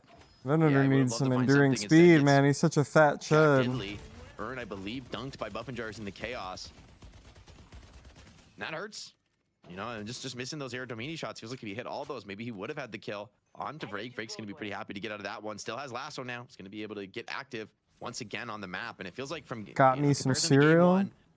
The activity gap on the map is much smaller, right? Buff Enjoyer is able to be a lot more aggressive in terms I don't even want to ask what kind of cereal you got. You probably have like some totally different shit than America. Always a nice North America, rather. To pick up in a contested game. Yeah, pretty huge. Counterspell the next item there that Sonya Sniper has queued up. looking to dodge those lassos. Muesli with dried fruit. Yeah, see what I'm saying? That's like, you guys have like real cereal.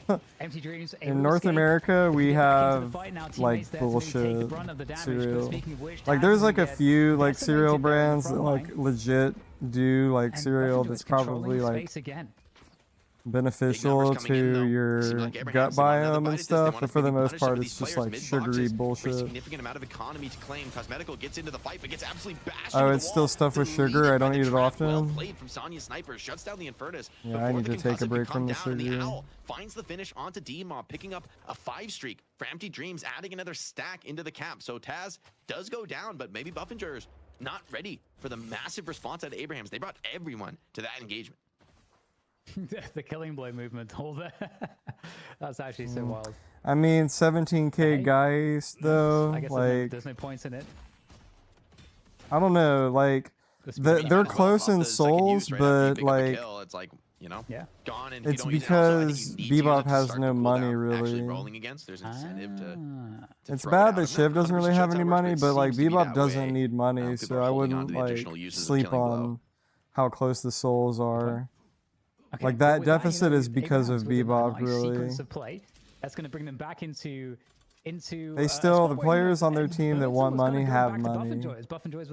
As compared to like Buff Enjoyers, like Infernus is a little broke. I don't know. Sniper playing very well on Venator, like finding the key fights, key positions to get the damage. I like my cereal dry. Feels like I'm a dog eating kibble. Damn, dude. You don't want to. You don't like to. You don't lube it up a little bit. No milk. You ate a bowl of nails for breakfast without any milk? Lunges, and this is getting very dangerous. Giga Chad. No ultimate there here for Apollo, so dude, why is the Apollo trying to 1v1? Oh, he's not trying to 1v1. Never mind, I'm tripping. He's gonna get him. This is gonna be a long ass cooldown for Sonya.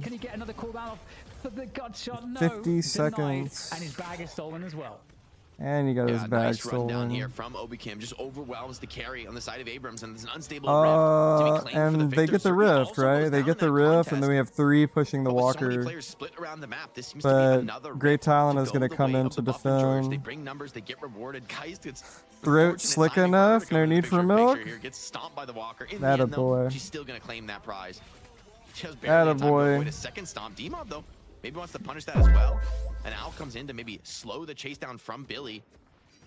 But as players come back off the spawns, Atani Losan. Some punishment kills off this Atani Losan. Do you know what Atani Losan means? Feels caught dead to rights here. I mean, surrounded yeah, by but you don't let it get soggy. You like eat it before it sits in the milk too long. And then you've got some delicious we've talked a lot about milk. Sniper and the impact with that heavy farm, but yeah, I gotta say, Empty Dreams Damn, those really class and consistent those minions did a fuck ton of damage to the Walker, dude. Engagements and fights and damage. It is the first Walker though. From him though. so far, and I gotta say, you know, as Silent Sniper in trouble here. He's actually there's a few players he's gonna be very careful. He's in trouble. In the immediate vicinity, I believe there could be a cube in his future. There we go. Saint has arrived to keep him alive. Gotta be very careful though on the carry. You do not want to find Makes it stressful. I don't want a time limit on my cereal. I mean, how fucking long are you taking to eat your cereal to the point where it's like getting soggy though? Like if it's taking you like that long to eat your cereal where it's getting soggy, like you're taking too long. Billy has gone quite deep for this. A few seconds for that rising ram as he gets poked on his way out. The bird is going to connect. And I think that's a skill issue, personally, but I could be just like a fat chud, you know. I'm just like eating, like just like slurping down my cereal so fast. Not long enough, probably, but the fact it's there is still a stress factor. Come on, you're gonna let the cereal stress you out, bro? You're better than that. May find some cleanups, although no, hold on. Buffingers continuing to bring numbers. They are mid bows. For bringing so many to the team fight, and in the end, it's a mid bows, mid bows, mid bows, mid bows. Empty Dreams picking up a lot of damage on the right side lane, pushing them. Why don't you like this? No one's helping him. Okay, somebody's helping him now. They're gonna start putting some damage down on mid. No, once Mirage gets down there, they'll be fine. I don't know about this. I'm scared. No, don't be scared. They're gonna burn it. It's gonna be 3v4. Don't worry about it. 3v5. Excuse me. It's gonna be fine. And also, the bird is available. Oh, they have 2 down here. Okay, here comes the challenge. Looking to meet the challenge. No way, they Lunges, can't just challenge forcing it. them away. Crystal's dropping. Is there anything to stop this? In comes the No ball to way roll they through. get There's 2? some No stuns. way they There get is 2. for Come Buffingers, on. And 1 crystal goes to Abraham's. So Abraham's actually. Oh, doing my a good job on bad. the I'm looking challenge. at it wrong. I thought Abraham's got Decently, 2. I was Buffingers like, still come fighting this on. one Like, out. no Need some way. kills for Abrahams if they want to stabilize this fight. Buffingers I'd holding much on to a prefer a double glass of redo. Seven milk to gonna go be with coming it. back in this Okay. fight, loaded and ready for bear, so there's not Yeah, much and then time. take that Abrahams glass of need to milk find and these pour kills, it but into instead your they find only bowl. death. Buff enjoyers. A confident mid-boss call from Obakam, and it looks to pay off big time as they seize a huge advantage in this game. Sonya wants to claim that last read you back if he can. Maybe try to escape with his life, but it feels like that's asking a lot. Sogfest? Buff No. enjoyers choose instead to just kind of reset this position, take that rejuve into the next team fight, and they do come up And the victor it's in that looking trade. good for buff enjoyers. It's always good whenever you can secure a mid boss. I gotta say as well, for me, I think 2 of the deciding factors, And like now bringing Buff Enjoyers, 7 back into this game, is was back that to they got farming. really fortunate on the rift spawns in both occasions, in terms of the timing and also Maybe the 2 side of the map. doubles. And I think, just to Oh. stand on my soapbox for a second. Together I seems do not homeless like this variance game. In objectives, I feel like He's I had feel to like a spend so change much time that I getting would love back to see is online. just knowing which side it's going to be on with more time in advance before it spawns. That would be a change I would want to see. Yeah, the randomness from the rift is significant now. Definitely something that teams have to take into account, at least on this current patch. Gentlemen, speaking of patches, I have breaking news. Oh, there's Shiv has been nerfed. Okay. The Really? mid-tournament patch just came out, reverted. There we go. We got production is- is on it. Let me This see. is peak esports, guys. me see, This let me is peak see. esports. Okay, Oh. okay, so we're seeing some wait, are these nerfs? Okay, How do you know? so they just basically got rid of the melee on Slice and Dice. Really? It's No not way. that bad of a change though. Mid game. Slightly nerfed the killing blow threshold. This is, I think, a very minor change. The biggest change is, okay, no more global amp. Instead, we're back to the spirit damage and spirit shred on Spirit Slice and Dice. So shred. maybe these gun shiv builds are going to be short-lived. I mean, I thought Spirit Shred was better than Interesting. personal damage Okay. Well, because it's a global, like it's like a This is team-wide also Spirit shivs. Spirit Yeah. Shred. Wait, so Run where down are those numbers with patch notes Walker, I at? think And together also, really is gonna be like, surprised that they're that's able to so successfully crazy get that they kill. did that in the Punishes middle come of a in right now. The tournament. Chase is going But towards Vrake on the holiday, but this is a very tough customer to catch. Interesting. Unstoppable. Keeping this Stormcloud up through the knockdown, securing a Walker take, and just nobody can challenge Zergy with this ultimate maxed out. Unstoppable comes to an end. Zergy's gonna back out for now. Looks like that rejuve is starting to run out. Instead, they're gonna look for a kill on the Venator in the side lane, but this is Venator's dream position, right? Holding down a corner in a small how do room is they? not the place Where are you these wanna notes? challenge him. Where are these? yeah, it's starting to look pretty rough here for Where's the patch Abraham's. notes for the We'll ship? be losing another Walker here as well, and not too much to stop this. Holding on as long as possible there for the ult, burst. and it's perfect. Oh, it's a cinematic finish with the lunge. Oh, Beautiful he's stuff silent there. on him now. But does he have the skills to get out? Everything's on cooldown now. The rundown gang is here. Nice use of the sigil, though, really showing off what's possible. You mentioned July Wise, but 1st. Shiv, Bebop are going to ensure there is It's a finish just there. And, Shiv. who came in to help? Little Savior Buddy Syndrome All cosmetic fire. also goes down. And honestly, For Emptinators has those gotta be of you doing that are pretty nice on interested. the owl stacks. Even with the nerf to 8 spirit power, he's been getting a ton of owl kills. These are the changes here. Yeah, we'll definitely have to peek at that in a moment. Shiv alt fire ammo cost I gotta reduced say, for them to make from that 5 to change so 4. soon after the patch, it feels Weapon like has it was fixed like a pellet mistake that they made spread. it in. Slice and I feel Dice like is the back to stats doing must have been spirit crazy, damage right? and In pubs for reducing them to spirit hotfix just resistance one from character like enemies. that. It's Maybe no the longer pub doing stats are a melee little out of control damage. for Shiv. And those two Too kills, much I like mean, speaking of Calico. the stable rift, right, Slice and the Dice last couple damage have been increased pretty from favorable 60 to for Buffingers. This one 75. looks to be uncontested. 10% enemy Just health off the back threshold of to getting those two 8. kills, So like, yes, you these get are the Walker biggest on the ones other right side of the map for here. Buffingers, but these are some very buff So minions. There's no Walker longer on this side of doing the melee map to take, damage, and it's so doing I spirit wonder damage what and Abraham's reducing. So it's back to its choose previous to do with this lane push iteration. And not only is it advantage. back to its GT's hanging previous around, so iteration, they but might it's actually look doing to try more to assist damage. these minions. Jesus It fucking does still kind of Christ. work because, like I say, you kind of have to put resources behind clearing this, and that's going to give the team that has the troopers. And again, more Billy pressure able on to that. freely Hot heavy fix? melee Not a hot troopers. fix, Yeah, it's just maybe kind nothing of is a quite so balance active. Another update. earn dunk, by the way. This one, I believe, goes into Like it Zergy's wasn't a bank account, bug, it was like a who is feature just that they getting implemented filthy that rich they right now. decided to 35K revert. for the 7. Yeah, so whoever is Like you know, a assisting bonus you little getting the souls at the end patch. with you, does get a bit of a split. No. Okay, so interesting though, because the top 3 players that have the most far, it's so interesting actually, because the top It's like a revision, really. It's not really like a. Not. I would even like. I mean, yeah, they're an definitely update, splitting the but resources more. Seven is going to be asked to not do new, quite the hyper really. carry job in this game, and he's gone for a more diversified build, like even buying the bullet. it's back to what it was resilience, which before. maybe makes sense this game with so much bullet damage coming in from Venator and Geist and even Bebop. Decent amount of gun damage in his build here. I think it's synergized too well so with he needs to be tanky in this game. If he gets gun focused hard items and for killed out of the Shiv. fight, almost any sacrifice would be worth it for Abraham. So does that mean that they're gonna have to back out of this and update their game and play on the new patch to finish this set if Buff Enjoyers wins? If so, that's crazy. They're gonna have to like change their build like on the fly. Okay, well the map is very pushed here. Every lane, huge priority for Buff Enjoyers. You got Abraham's playing close to the base. Just a 10k difference and an advantage, marginal in terms He's of the looking for a stats at this time lasso of the here, game. most likely.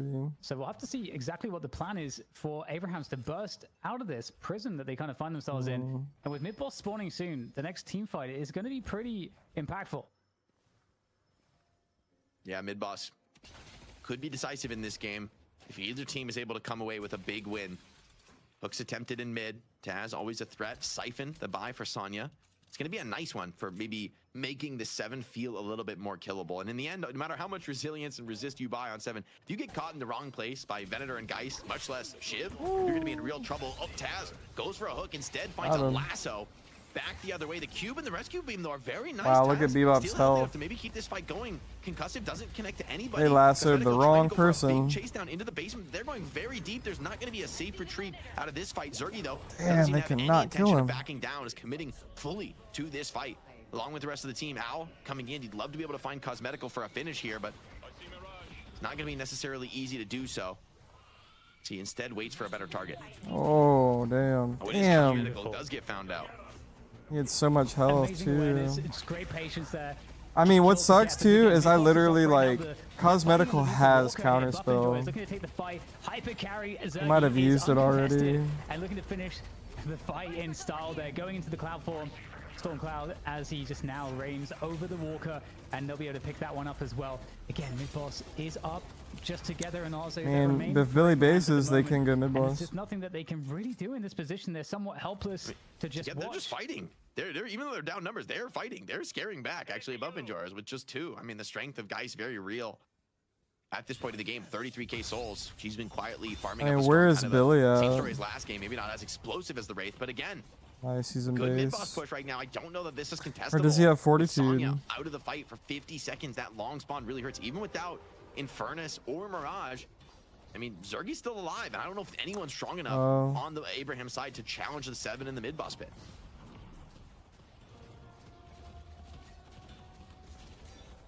$43k 7. Crystal's dropping down, and only 3 players up here for Abrahams. They're gonna go for it, do what they can. Any steals would be valuable, nice. And they get none. No steals. And they're gonna get steals. wiped here in this position. There's no way out at this point. Yeah, good Tyler San from Obakim. Curses on 2, and they're gonna get all the cleanup. Shiv does get a parry, but it's not gonna make much difference in the end. Zergy on fire now and has just skyrocketed in soul. Some of those kills, right? He's at 45. He's gonna hit the Look at the emotes that they're using pretty shortly. Earn is snagged by Vrake, and this one should be a pretty easy dunk considering how scared Abrahams have to play right now. Bro. I do actually wonder, Jake, if the math is a little bit different on how much you value sacrificing lives for the lower percentage chance to steal a rejuve. Now the rejuve is 3 minutes instead of 4. Yeah, you wonder, like, maybe Abraham's, in the fullness of time, maybe not going for a contest like that. That's, relatively low percentage, I'd say. But it comes down to the parries. Dude, what? I can't use emotes. Them this time. They're Look at these emotes. Position, I think, to equalize this series now. Send us to a decisive game 3. Maybe what the fans are going to be hoping for, given the pedigree of both of these squads. And for Buff Enjoyers, feels like they've righted the ship, right? This is, from here on out, right? It's very anybody order a cock? An extremely different tenor in this game. In large part, due to, I think, Vrake and Obacam have been so active this game, so ready to get into the fights. They've been able to punish Taz, although Taz hold on a very deep hook. Is that Zergy pulled deep instead? Buffingers have to double down, bringing everyone to this fight. You cannot give up a kill onto that 7. He forced the team fight, but under some uncertain circumstances. No one on Abrahams is going down just yet. Taz may be in trouble. A 3-mana Tally Losan, but one Rejuve has been claimed. Taz goes down for it. The rest of Abrahams, though, still relatively healthy. I think this is a comfortable team fight for them thus far. Zergy has ult soon. Shrine at this point. And maybe just back out. I mean, Abraham's still healthy. No way, don't back out. For Buffingers to stick around. They still have 2 Rejuves, though. They're so down one, they've got 2 Rejuves. They're fucking up their base. What do you mean? Insane damage. Zergy's about to get ult. Like, continues, the Shrine now they're about to win this game, dude. Enjoys, but still 2 Rejuves. They feel, I think, more than comfortable to maintain this attack, and that bird just bounces off of Buffingers at this point. And there we go, looking for I am the storm that is approaching. What did I tell you? You can't fight underneath the spirit snared. So wow, dude. Are you fucking kidding me? Bullshit, dude. Activated by the charge shot there out of the air. Empty Dreams is a nerd. Now they have to back out. Maybe I want to continue fighting this. Playing around the leech after all. He's not very cool down. Oh, never mind. Never mind. We're going back in. Time to go back in, boys. This looks to be a bloodbath. Kill Shiv. Felt a little desperate trying to get some kill Shiv. Kill Shiv. Sniff that out. Kill Shiv and then kill Viscous. With this surge of power, devastates the opposition, and this could be game. Kill Viscous. Buffingers cleaning up. Abraham's not able to mount a resistance, kind of shoot the desperate, stepping out of the Patreon. base, trying to get some sort of a chase down kill, and a good call from Zergy. GG. In favor of Buffingers. I was a little worried, but it ended up working out. Where it felt like Abraham's had the lead, Viscous lost both games. Gameplay so much stronger for fault. Buffingers in this game too. They felt Look at Viscous's stat line, and you'll see that he did. There said this was gonna be a 2-0. He did. I didn't say that. Good I said enough. It was going to 3, right, guys? That's what I had. I'm excited to see this this draft. I feel like if you're hopeful after game 1, you're a true fan. But he was on the losing teams. Well, you know, it's because Yoshi gives his toughest battles to his strongest soldiers. Just remember that. Like Zergy popped off, showing what 7 can do, showing what a late game 7 can do. And I wanted Zergy to get on 7 last game, dude, but they fucking put him on Lady Geist, dude. Way back in the day, they wasted a game putting him on fucking Lady Geist, bro. How strong a 7 can be. I was surprised though. Empty Dreams ended up getting some decent stacks. I think he had like 6 stacks, so that was like 48. Yeah, 7's hella good. Spirit power coming on through, but obviously not enough in the end. And together just really couldn't be as dominant as a force as they needed him to be in this game.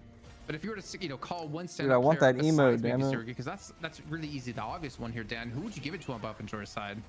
I don't know why I can't. Who would I give it to? I can't like so use probably, emotes for some reason. I'm like clicking the fucking emote icon. I want to say Obikim, honestly, actually, because I felt like the Apollo play was really great, and I think especially some of the chase downs on Sinus Sniper, I think were pretty impactful at the times that they happened, and those are one-on-ones that Obikim was winning, and I think that kind of slows Sinus Sniper down just enough to really allow the team to just not have to worry about that threat, because Sinus Sniper was doing an excellent job, not just keeping up, but staying ahead in most cases in the early to mid. I mean, Sonya was on a pretty decent kill streak for a majority of the game as well, and he was, decently far ahead of Zergy. But then again, Zergy just kept farming up, trying to keep on par with him time and time again here. But the switch up that we're seeing out of Buffingers, Jake, I got to pick your brain about this a little bit, because this is not really fully the lineup that we expect, not necessarily in terms of who is on the team, but more about who's playing who here. I mean, Cosmetical, and first isn't really a hero that you would think would be true to his style and true to the impact he can have in the games with Buffingers. I mean, Infernus stocks have just been seemingly only rising in, the last weeks and months. The lane feels really good from him, like putting out a ton of pressure in the opposition. That, I think in large part it's Cosmetical's performance in the early lane that puts Zergy on such a fantastic trajectory into this game. Although, of course, it's the big team fights in the late game that really seal the deal for Zergy. I think Dan's right to talk about Obikim, though. I mean, the aggression from him and Vrake as well. I feel like the two of them really have to be given a ton of credit in this game. Like, you see Listic's game on the Billy is night and day compared to our opener match between these two teams. And I think a lot of that comes because things are set up much more comfortably. Like, everyone groups up. They're trying to punish Vrake and Obakam. They're trying to get these aggressive flankers and punish them. And Wow, that's where Listic Billy went can crazy really that shine game, when, didn't he? you know, he's not necessarily having to tank every single skill himself in this Crazy. game. So Bovingers show us a much more balanced Billy draft and nerfed, a huh? decisive win here in game 2. I think this one is going to be a banger Billy for game nerfed, 3 in the huh? series. Both teams have had the opportunity now to kind of see what the opponent is bringing and try to adjust. I'm getting a little bit worried though, Dan. Mirage continuing to be undefeated today. I mean, it's a pretty easy shot in the dark here. Do you think he's gonna be first picked going into game 3? You know what? I mean, probably. I think it's really interesting though, because right now in Deadlock, there's a lot of like first bans and first pick, like in that category, like first ban, first pick. There's actually quite a lot of different heroes right now. So what's cool about that is it does give you flexibility in scenarios like this to kind of mix things up. So we could see it for sure. I mean, I feel like I sound like a broken record, but I mean, Mirage was just doing terrible when teams were trying to play him as an M1 hard carry hero, like the main carry hero for your team. But honestly, Jake, like, what was it, like 2 weeks ago, or maybe 2 weeks ago, everyone just started playing Mirage as like that secondary support, and it started to work out. And we've seen a complete change in the success of Mirage. And I think that's also what's so cool about Deadlock is you might see a hero that might look dead, but if you play him a different style, play him maybe a slightly different build, it can still excel and cause these dubs that have been coming through for him. Yeah, also to see the hard carry 7 do so well. I mean, I think it's a testament to just what you said, that there are yet unexplored depths to Deadlock. I mean, we're still so early in this game. There's a high rate of patches. Things are changing. I mean, like we're having a new patch between last game and this game, right? With at least a very, very minor change. You know, Shiv being kind of reverted in some ways. Although to me, that doesn't look like a huge game changer. It maybe shifts the build, but I still think Shiv could be still quite good, and still the killing blow looks strong to me. But that's the nature of the game right now. I think you're absolutely right. You know, there's a huge benefit to being a team that can figure out something new that really works and find the way to implement it into your game. You can win tournaments off. Well, ladies and gentlemen, we might have to head to a slightly longer break than normal, because that means all the players, all of our spectators and observers need to update their clients to make sure everything is on par and ready to go. But I promise you, when we get back from that break, we're going to have a cracker of a match here to finish off our EU series before we head over to North America. So go get some water, go get something to eat, go stand up and have your hydration break, and we'll see you on the other side of this break. What, they gave him 2 more minutes.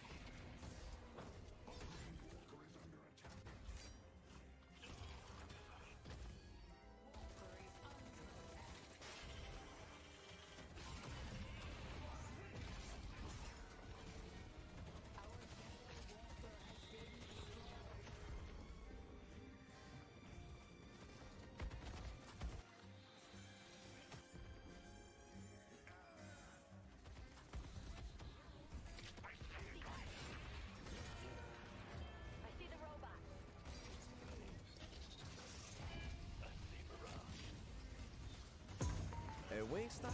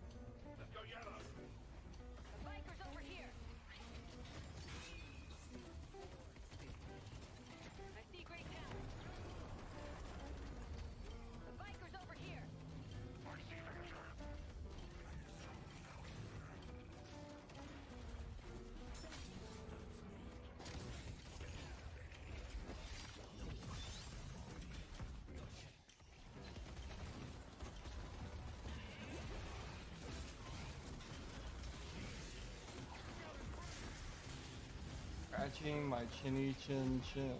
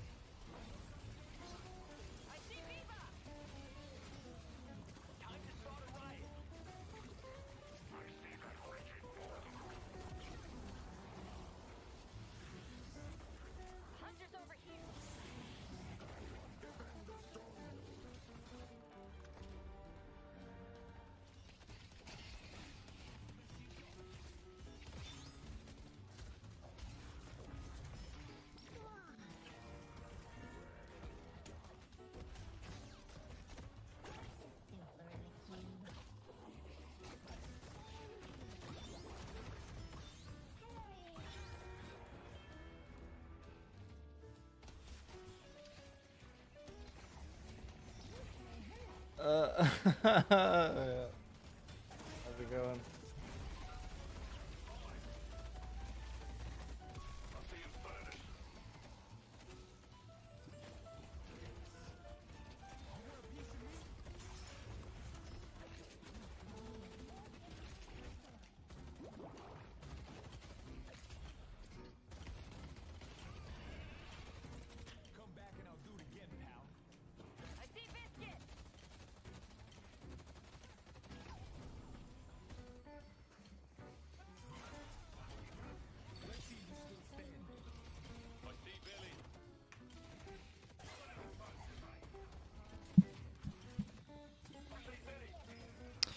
Buff enjoyers.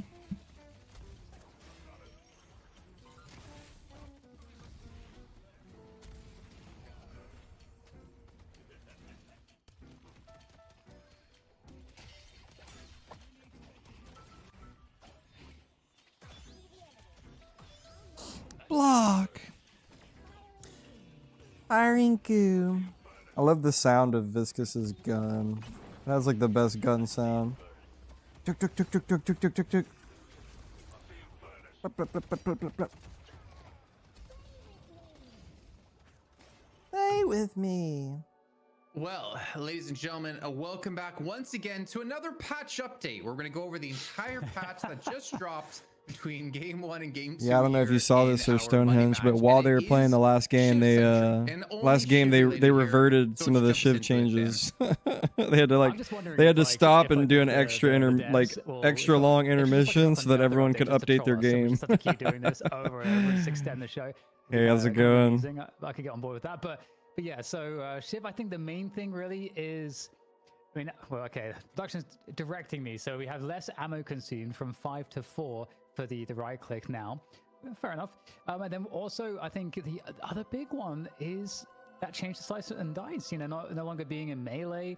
Something that will proc melee items, I think, really is pretty significant in how that impacts how we were about to see shiv played and developed in the builds. They're literally gonna just use an old build. Because even like together the last couple games, it wasn't going that hard on the melee items. I mean, he built like 1600 invest in melee. I think he did build Stalker one time, which I don't know that you would typically build on shiv, maybe without the melee. Well, okay, but I mean, they're using like recharging rush and stuff like that. But like now they're gonna go back into rapid recharge and stuff like that. Which, you know, pretty nice for shiv, right? In terms of because knives are back goes a long way, especially if you're able to chain that slice and dice, you know, over and over again, as shiv is wont to do in the team fights. So a little bit of back to normal, but it's also like a back to normal with a couple 18 buffs. seconds, 16 seconds on knives. Nerf, but still, the you know, other than a very slight pullback on the enemy health threshold, it's I know, just as good, I think, as it was. It really is just maybe meanwhile, Graves is still just like maybe it'll just be back to like the pure spirit shiv, but like in a ditch somewhere, rotting. Still gonna feel a lot more. Everyone's over here focused on Shiv's whole fuck ass hairdo. I swear, if you're one of those viewers out there that was watching like the first 15-20 minutes of the show, and you're like, oh my god, I'm gonna come back when these casters are done talking about the patch, and you came back right now at this moment, I swear the last 3 hours we've not been talking about the patch. We had something drop between game 1 and game 2 here of our Monday match, but we're gonna head into the draft soon momentarily once things are ready to go. See this draft. You think once again. I mean, they should certainly pick Won't be 7 surprised if they again. picked yet again, though. To be honest, obviously TIA didn't look that good when it came to it here in game 2, but sometimes you have good games, sometimes you have bad games, but together more. Here we so has go. good games I'm when so it comes glad down it's to it. coming But I'm down more curious, to a Ban Mirage. You don't have first pick. tiebreaker Sorry, you game don't have here. First pick. Buffendroys maybe ban it away instead this time. But also interesting to see that Abrahams is just doing pocket bans consistently. You 'cause think they're they'll not pick worried Shiv? I about mean, it's Buffendroys literally playing. like just old Shiv. I mean, it's a signature hero for cosmetical, and Just you know, it's just old Pocket is one shit. of the most terrifying late game heroes. I think. Are you able to get Yeah, super he's farm to this crazy. hero, get the Spirit Burn online, Max Affliction? Yeah, Buff Refresher, Enjoyers. right? You don't like It Buff just starts to be Enjoyers? devastating, and it just feels so bad. No, it's okay. You This get is a the 3/4 last mana game affliction. of You know, EU. it feels like the fight is over. Like it's so hard to come back from that. Buff Hey, Enjoyers, Buff ban Enjoyers Mirage. respond. They say, Yeah, "It's our because they turn. don't We're want to not letting play as Mirage through." Mirage. The only What was the reason one that was why banned they in picked this Mirage slot last game was so the last Abrahams time? couldn't have it because it was such a threat. Yeah, it was. And so random, they'd which- rather like yeah, actually, in not hindsight, kinda feels like a take weird it ban. to have to So deal the with Mirage feels like, yeah, like, to you don't- I bring don't it feel to like take it out of you're play. at all upset about this. They'd rather just ban it. But that leaves Doorman on the Interesting that table. Holiday is available. Um, Doorman is available. Yeah, Holiday Doorman's Kind of crazy to available. see the drop off in Doorman because we've had a couple of games Um, now where it's been open to be chosen. Interesting. I mean, but the it's just been EU nowhere to boys, be I seen, doubt and we'll it's not see being any actually new highlighted, characters. especially Buff when it Enjoyer comes to snags the bans. Shiv. Cosmetical shit. Crazy. I do think Buff though, Enjoyers has Shiv. like, after the reversion where okay, This is Shiv the- not like I, such a different Abrahams hero has had anymore. He's Shiv okay, both he's a spirit games damage so hero, far. right? With Slice and Dice in particular. Yeah, I It is know, just dude. buffed, right? Last He has, like, better game, killing you blows, weren't he's here, got, but I was you like, know, Billy got more nerfed? Question damage mark. on the Dude, he base had the Slice and most Dice, like, damage and the most this is kills just- on their I team feel like last now game. You kind of look back. It's not a Shiv On Buff rework, it's just a Enjoyers. Shiv buff. I mean, I guess the ammo Almost cost right and secondary next to fire is, Seven's like, damage. Sort of hurts, But I mean, that was like it even was like a that's been buffed 10k a little bit difference in the most only recent change. I am not mad at for that. their Doorman, though, ADC. does go right back the other way. Abraham saying, hey, this So, character's still viable. I don't know. The I'm curious to EU see how boys they are onto combo around something. it, what they end up Holiday picking to Shiv, support this Doorman on Abrahams Are they gonna and ban Billy. Moen Krill now on the turn? Because remember, Doorman, Oh, Moen Krill, it's Abrahams, looking I believe, did scary. not get Buff Enjoyers, or was that Leviathan? like And Infernus.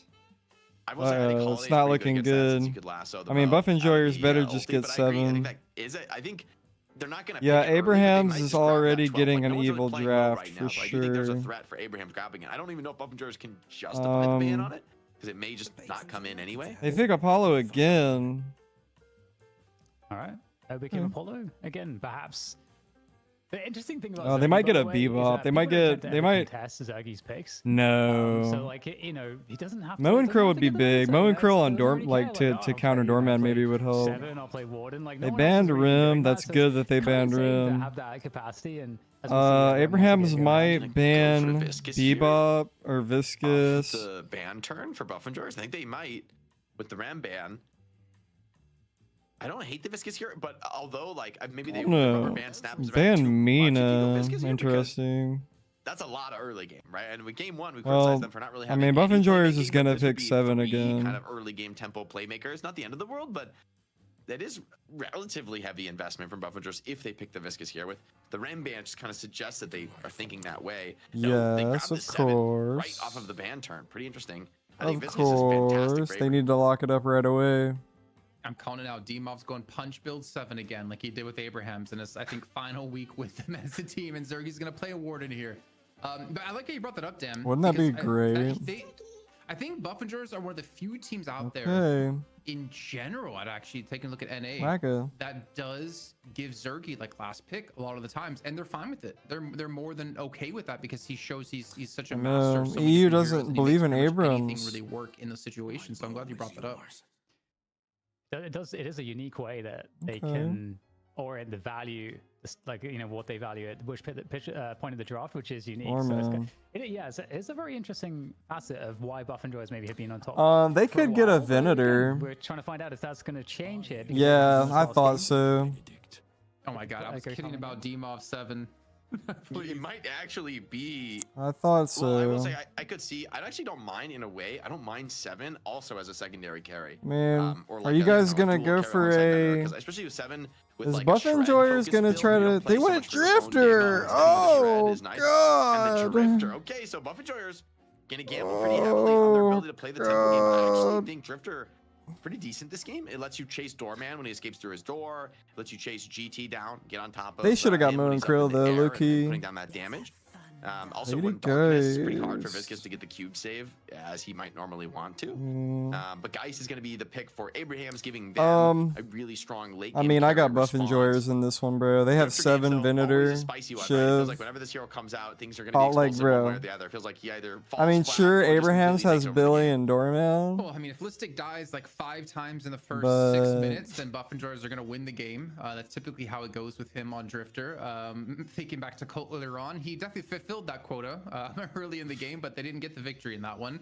But very interesting. 7 Wait, Venator. Drifter We kinda don't know looks, who's like, gonna be handsome on in that who portrait. necessarily. But as you brought up, Jake, I mean, if you look at Mirage again, like a secondary M1 hero, 7 Freako I love what you Clock. said. Shred build on 7 can do some serious work for this team, which is very bursty, very high damage. You want to get those kills extremely quickly. I think you might be onto something here.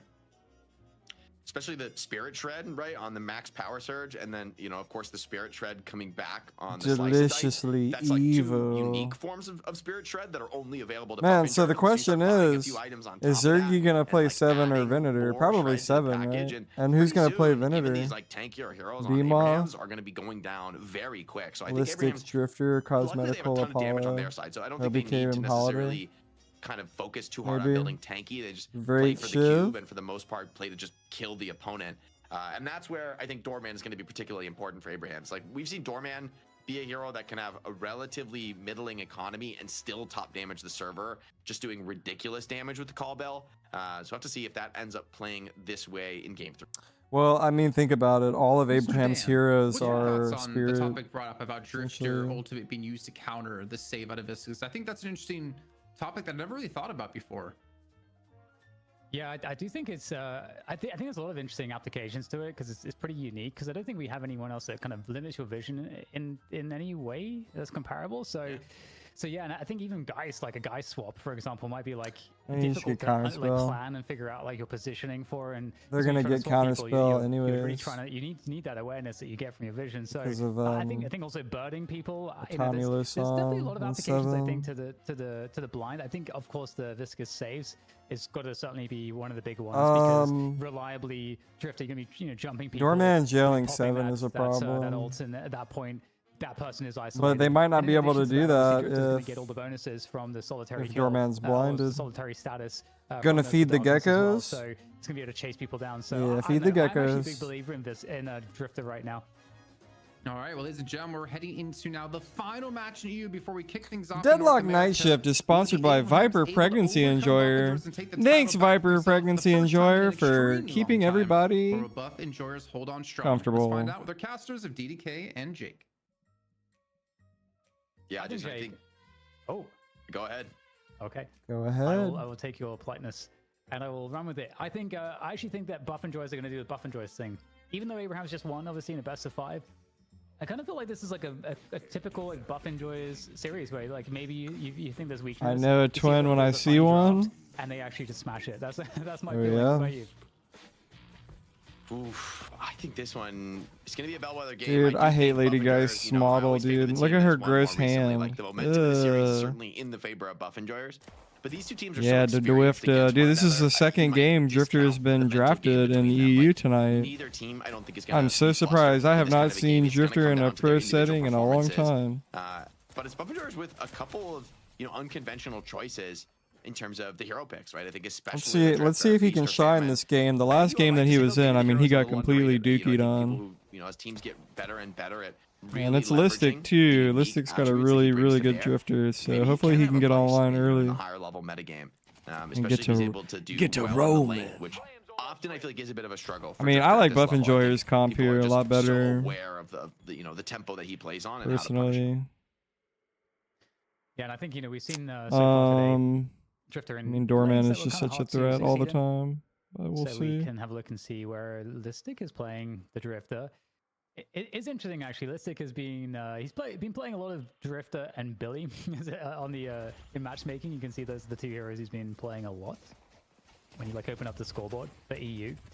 So kind of interesting. So Listic is someone that if we're gonna see very good So we Drifter got play, I 7 might have my bets Apollo on and Listic to be the Furnace person to Lady show it to us. guys. Who's in Drifter's lane? Doorman, great talent. Ooh, that's not good. But he's got Definitely a Holiday player with who's him. That might actually be got the good. confidence of his conviction. This is in gonna be terms a of being willing sweaty to play game, stuff dude. that others maybe aren't willing to touch. Sonya on this Infernus though could be a real problem for Zergy. I mean, we were just talking about this before, how Infernus kind of a beast on lane, and I mean, they play 7 against of the each other huge all the hitboxes, time, it's though. very easy to ignite him, and that's why he's playing so passively against Infernus. But ultimately, Infernus is always going to get those opportunities, right? Just to threaten those creeps and you know, pressure players down. And Sonya has been playing really well today, I think, overall.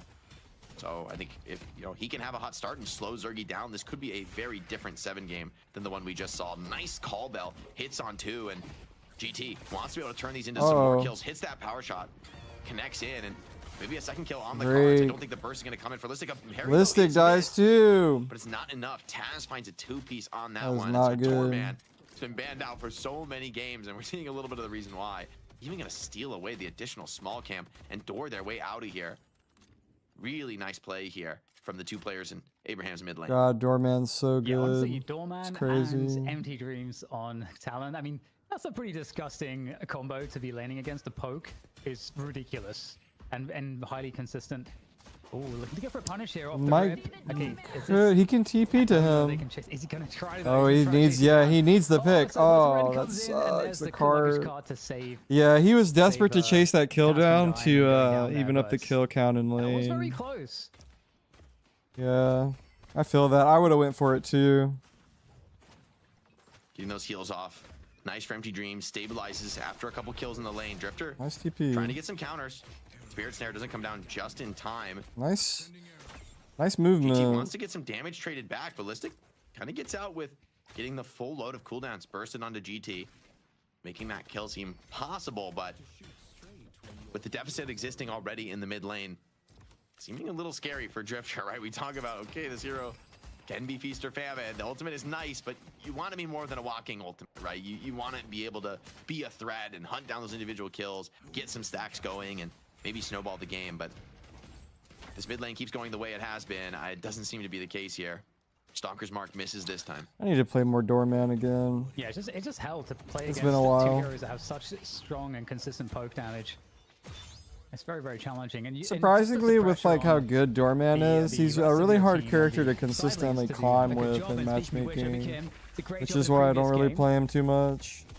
To chase down Sonya But Sniper. he's like It's hella getting pretty good. low. I don't know that there's any finish to be had here, but they're forcing some respect.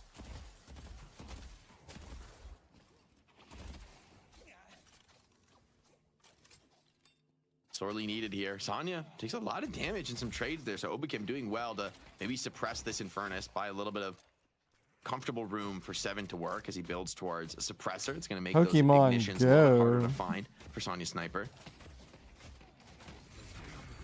Pokemon Go. Just Let's just keep the Stalker's Mark too. Listic does still get in with a nice high damage connection. I don't know if people in the United States still play Pokemon Go. preventing pressure, and now into the, I haven't heard about that in a while. It used to be really popular here. But I don't know, the Americans are like really into Pokemon, so I wouldn't doubt if there was like a huge player base Oh still. my god. Okay, you gotta be careful. The cosmetical Damn, gets caught there, cosmetical. slapped with the club a couple times. And the prize is a vitality buff. Both teams battling over the Vitality buff on the boost pad, Billy. knowing that whoever can stay alive through the fight is going to claim a vitality buff, and that's perfect for Billy. Gets a kill, and now he's going to be able to sustain through the lane. I mean, this is the dream buff to find for Billy. And speaking of dreams, man, mid lane is annihilated. Tower down at 530. Empty Dreams and Taz both going to open up their ultimates from that take. But talk about 2 heroes who love to snowball, who have a lot of damage to bring into these fights. Mid lane for Abraham's going fantastically. Side lanes also very hot starts for Abraham's. I mean, Buffingers find themselves already in a little bit of a scary spot this early into the game. Yeah, definitely. It feels a lot more difficult. Riposte, though, looking to get that stun. Extra damage from the lunges. It's not going to be enough, though. Come on, Sonya bro. will survive, and Overkim will go down for his troubles. And Abraham's off to another great start. I mean, we've seen it quite a few games of them today where they get off to a very, very solid pace. And I think that mid lane is just so ridiculous. Arzo takes down Listic in the meantime. Listic, who is just struggling to just be in this game on the server at the moment with how the mid lane started out. Yeah, it's a nightmare scenario for them for sure. Doorman I mean, Doorman and GT, like, that is a rough look for Drifter, right? This is not a tanky hero who can really sustain with that much incoming damage. Billy Chain comes in. They're going to try and commit on this Venator. They're going to pull him back down. Oh, he's dead. Killable location. The bash down's really starting to hurt, and the damage here comes in. Empty Dreams assists that kill. Buddy, you never had a chance in hell. And D-Mob goes down. Definitely one of those key players to get farmed up, but it feels like with the lead Abrahams has, it's only a matter of time. Buffenger's got to feed some of their players to the Wolves. Doesn't seem like they can take a stand-up fight until they can get some kind of comeback objective. The other thing I'll say about Listic is I feel like he got did a little dirty having to play Drifter in mid, because he's not only is the lane matchup horrible, but in mid you're kind of a close range hero, and mid has like all these big ranges, so you can't really like on the side lanes at least there's this play that you can kind of force. Yeah, I mean, so you can gank either lane though, but that's just not possible really in mid in the same way. So yeah, like just kind of easily. Listic. I feel bad for him. It's not looking good for buff enjoyers, man. man. Competitive play. Maybe Listic would like one, but I don't think he's going to get one. He's going to get a fight. Taz, though, super low. Has a lot of farm on this Doorman. This would be a really nice kill to find. So Obakim looking for that. Doesn't quite have the Italian on just yet, and so won't be able to finish that kill. Damn, I feel... For Taz to get a nice reset and come back into the fight. Man, scary, pro play really exposes like drifters. They've got a little bit of an ultimate economy advantage, and they want to leverage shortcomings. It for kills. Quick pause comes in. But in matchmaking, that character is so strong. Vrake does have lasso. Definitely some because he's such a noob killer, man. Billy seems tanky, but could go down. And yeah, I mean, you suffer it second hand from like your teammates. That's why he's fucking banned for me, dude. Okay, can I get out? That's the question. I hate stalkers, Mark. Really nice cube to block the execution there. Uh-oh, bug comes through. Oh, close. Actually might be enough. No, the bloodletting is not going to kill him. Okay, he's got enough tankiness to survive through it. Classic. Still building Stalker on Shiv, by the way. I don't know if he understands the changes that were made to his character. Off to a great start here on the Geist. There's been really good kill attempts by Buffenjars, but Abrahams has been much better. I mean, Shiv like never buys Stalker. Giving these key kills back. And now at 8 minutes, right, they're a lot stronger on the map. They're going to be able to claim the lion's share of these center sacrifices and be able to convert that into a bigger net worth advantage.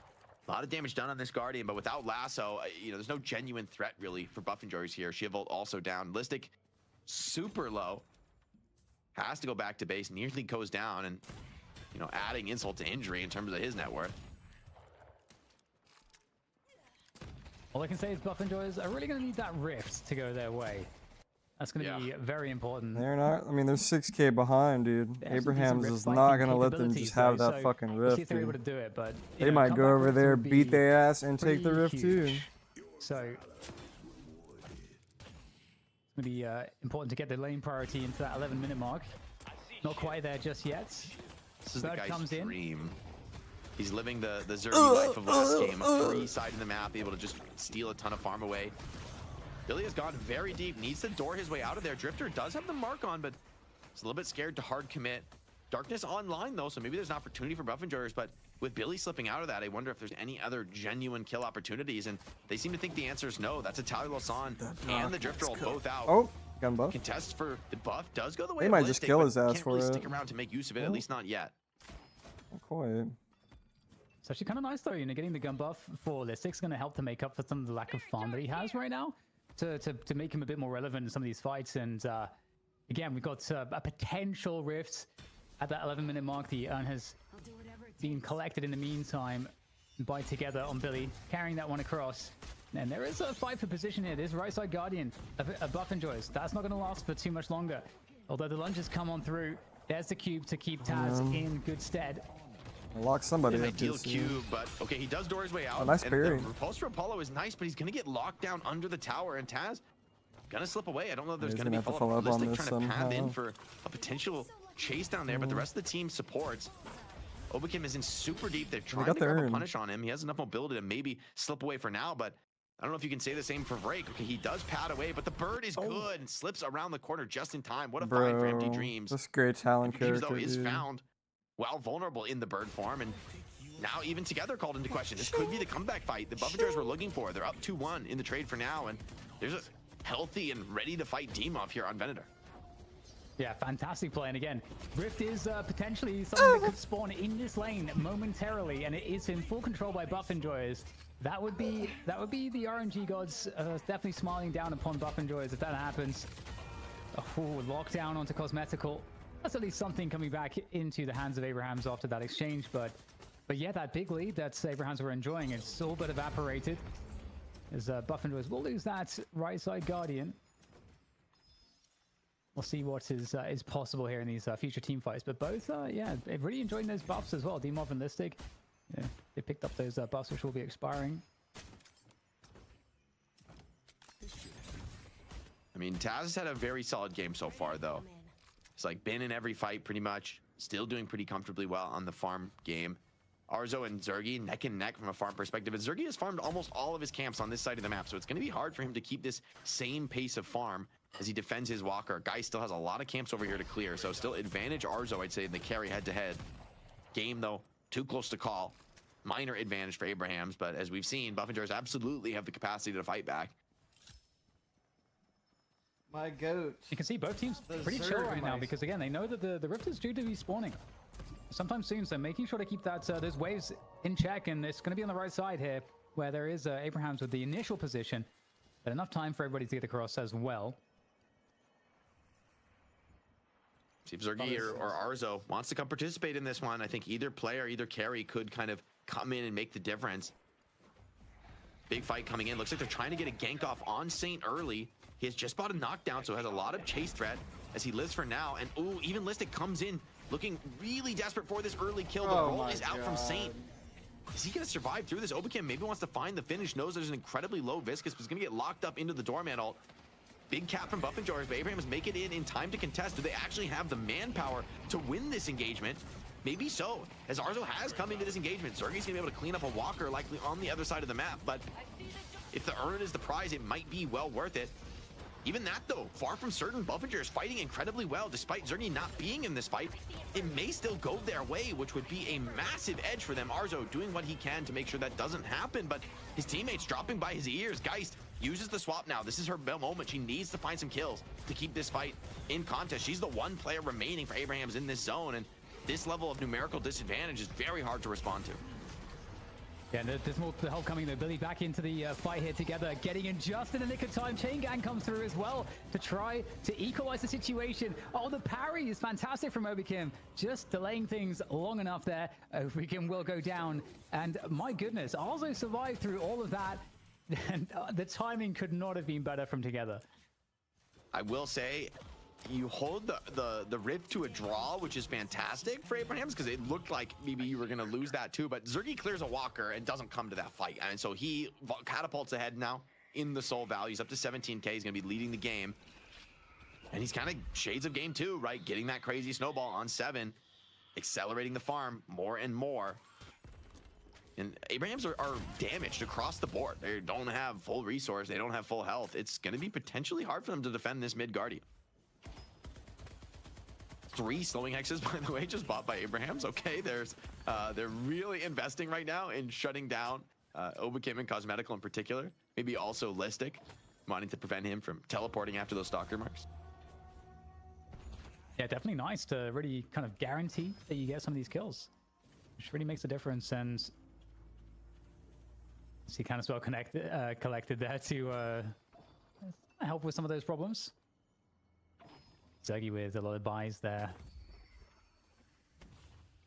Neon being carried across. It's in the hands of Demov on the Venator by for Buff Enjoyers. It feels like whoever picks up the urn just dunks it, like inevitably. It feels like there's no ability to contest the urn now because you don't know where the other guy is, and they're able to just throw it in so easily. Oh, he fucking nice counterspell, blocks the power shot, mitigates that damage taken on Obakam. Okay, Sanya Sniper's hit. He's looking for this, and they do also have Saint. They're looking to actually really go for the ambush here, and in this version Deadlock, you don't know how many people will be with the urn. It's actually quite a posse here behind Demov that's ready to help support the drop in, and it's going to be pretty successful. Obakam in mid. It's going to be the trade. Does counterspell. The follow-up damage has one last chance, but yeah, eventually just doesn't have the HP. Finished by a bullet to the head from the doorman. And a lot of those this game from Taz. A double buff on the field for Buffingers, and they're strong ones, right? Cosmetical with the vitality buff, Zergy with Spirit. They're pretty strong right now. I think there's definitely a moment of weakness here for Abrahams. Nonetheless, they've been able to hold on to this mid Guardian. It's providing them a nice presence on the map. Powerful position from which to keep this game in contest, but it does just feel like Buffingers are slowly starting to eke their way back into this game and maybe have even taken an advantage now, Dan. It is really interesting, you know, because Arzo has done a great job for Abrahams, you know, catching up indeed, staying relevant. Demon on Verta and Zergy on 7, both looking very dangerous on those M1s though. But in the meantime, we do have the engagement taken onto this mid Guardian of Abrahams here. Buffinjoy is trying to find the value.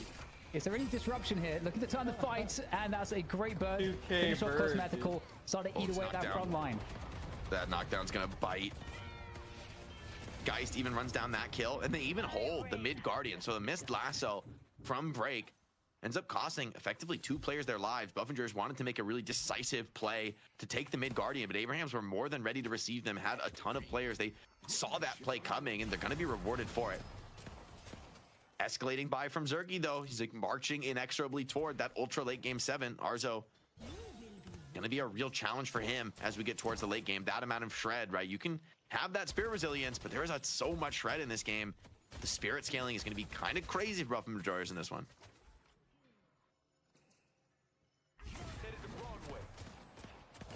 All right, game gets a little bit calmer here. Arzo though still powering forwards. I feel like it's been a minute since we saw a truly successful hypercarry Geist game. I don't think that's crazy to say. I mean, she's definitely feels like very farm dependent, needs to have a really solid net worth status. I will say though, I think if both Geist and 7 are like equally farmed, I feel like I favor Geist. I mean, 7 is such a better farmer that usually he's just going to be ahead in net worth in an even game. But if Geist keeps up, I think just the raw bullet damage output is going to be very hard to deal with. Like, Geist is a much better hero at just pure 1v1ing the enemy carry than 7 is. To see how that ends up going, I think Zergy really wants to be able to get items like Unstoppable online in this game to block some of those big stun and control tools that will be brought to bear against him, considering his farm level.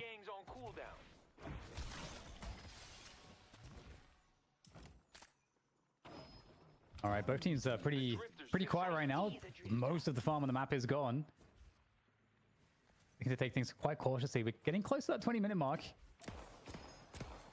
There's always boxes to farm, Dan. There's always this is deadlock. There's always another box. There it is. And the rift in the left lane. It's gonna be a one-on-one on the other side of the map. Sonya versus Listic. Isolation should help the Drifter, but soul advantage for Sonya. So see if that one plays out. Or Sonya just decides to join the team fight. These rifts have been hotly contested this game. Every ultimate available here on the map. Obakam goes in very early, very aggressive, and there are a ton of Abraham's players here to punish, but it's actually Billy who seems to potentially be going down first, but no, Obakam drops before the curse can come in. Demon had to go very deep for that Iradomini to finish the kill. There's a lot of damage across the board. Viscous getting run down. Cosmetical finds that execution. There will be a punish here on the other side of the map. A walker to go down, but winning this fight, getting these super troopers, this is going to be mid-boss from Buffenjoyers. They're going to send the troopers down that lane. It has to be responded to by Abrahams, and then essentially a free opportunity to go for the mid-boss.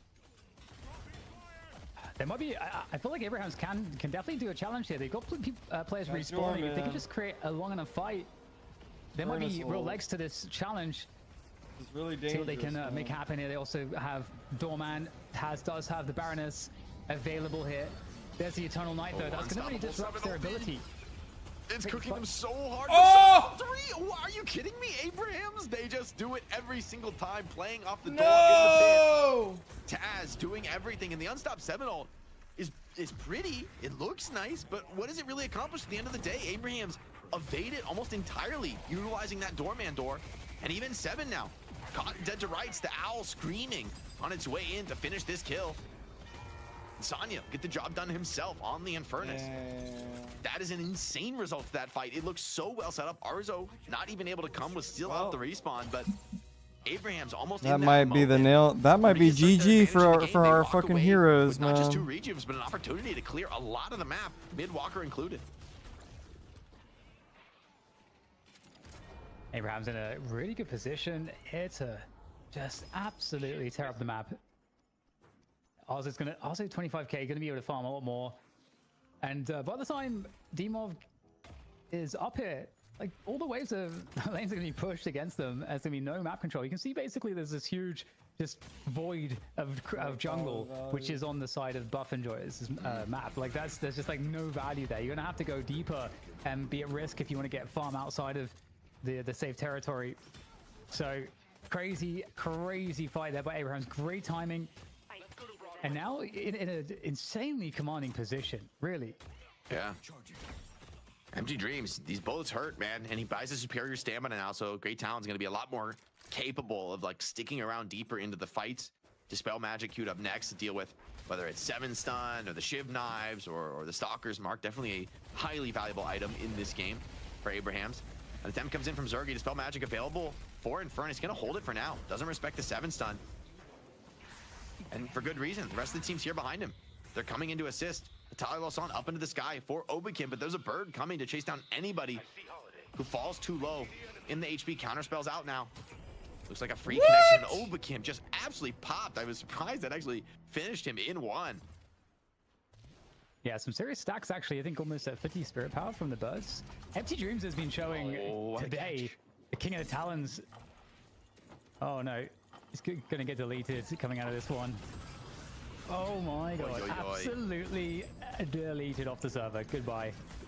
The darkness is thrown in to try to like inject some uncertainty into Abraham's, but instead it just accomplishes almost nothing. And now you kind of genuinely consider a base siege. Still, the rejuve timer, you can feel that change. They just don't really have time to convert this into a base siege, at least not with the rejuves. And considering the HP across the board, they're gonna choose the safer play. Definitely a lot of respect between these two teams in contrast to the challenger match where Abrahams were kind of styling on their opponents. Now it's definitely much more of a battle of equals. I mean, that mid boss. Still, winning that rejuve fight so decisively, so shockingly, I would say, by Abrahams has given them the real edge in this game. By the way, I love that if with Doorman, that the doors have the portal sounds. It's so awesome. It's a lovely thing that Valve can do because Portal is their IP. Yeah, I wonder. I hope that's an asset that stays in the game. I mean, it's kind of a beautiful callback to one of the iconic games, really, of recent times, really modern times, I would say. It's fair to say for Portal. The game definitely is a bit of a lull right now. Definitely, probably the next key objective is going to be buffs spawning in 1 minute. Warpstone picked up by Taz. That'll assist him in getting the rundown set up for the Baroness Hotel on some of these more mobile flankers. And it feels like the Doorman has really changed the game, especially for soloQKING and Vrake, where the punish now is so much more consistent on them. When they come in deep, they try to, you know, pull some attention, set up a team fight, and you can get locked up in the Baroness Hotel and just finished off on your way out.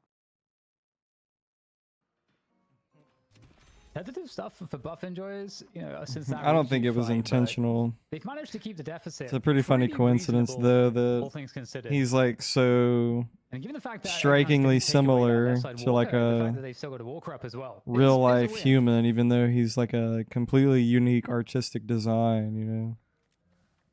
But yeah, a lot of people like face swap him, you know. What the doctor ordered. Movement buff for Listic, not sure that means much of anything, but I don't know that the spirit buff for Billy is that nice either. I guess the cooldown reduction could be helpful.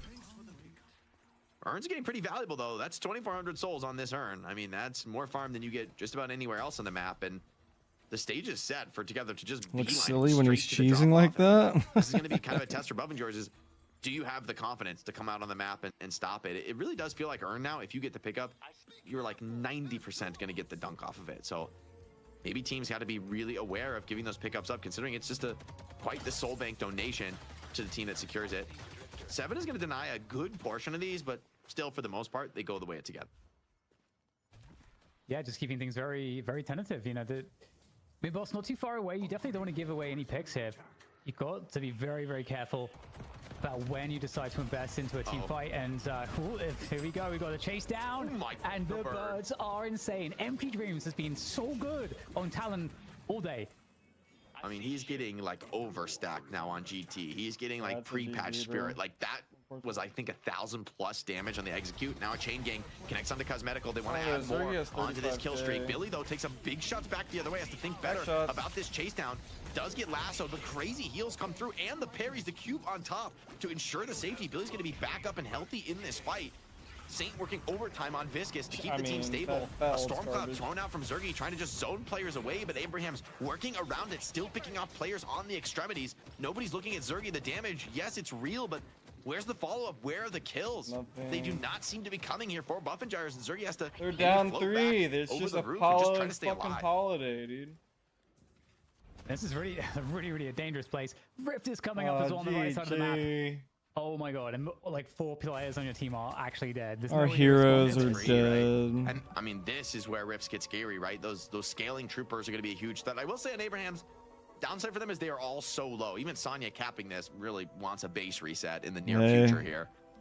He does have that spiritual overflow buy ready, which things start to get scary. I mean, this item gives an insane amount of spirit, lifesteal, rate of fire, really everything that Furnace could ask for. Attempt here being made to try and kill GT, who just barely slips away. He needs the assist from both supports. Got some food, got a burrito. Coming together to ensure he stays alive. He's going to respond with the bird. Execution feels very realistic here. Splits the wickets nicely, gets a good connection. No leftover burrito from your parents. Onto the vendor, who just cannot seem to stay alive in this fight. Damn. Can't say the same about Arzo, still sitting on that health swap. El Taco gets the finish onto Cosmetical as well. El Taco. Why'd you say El Taco?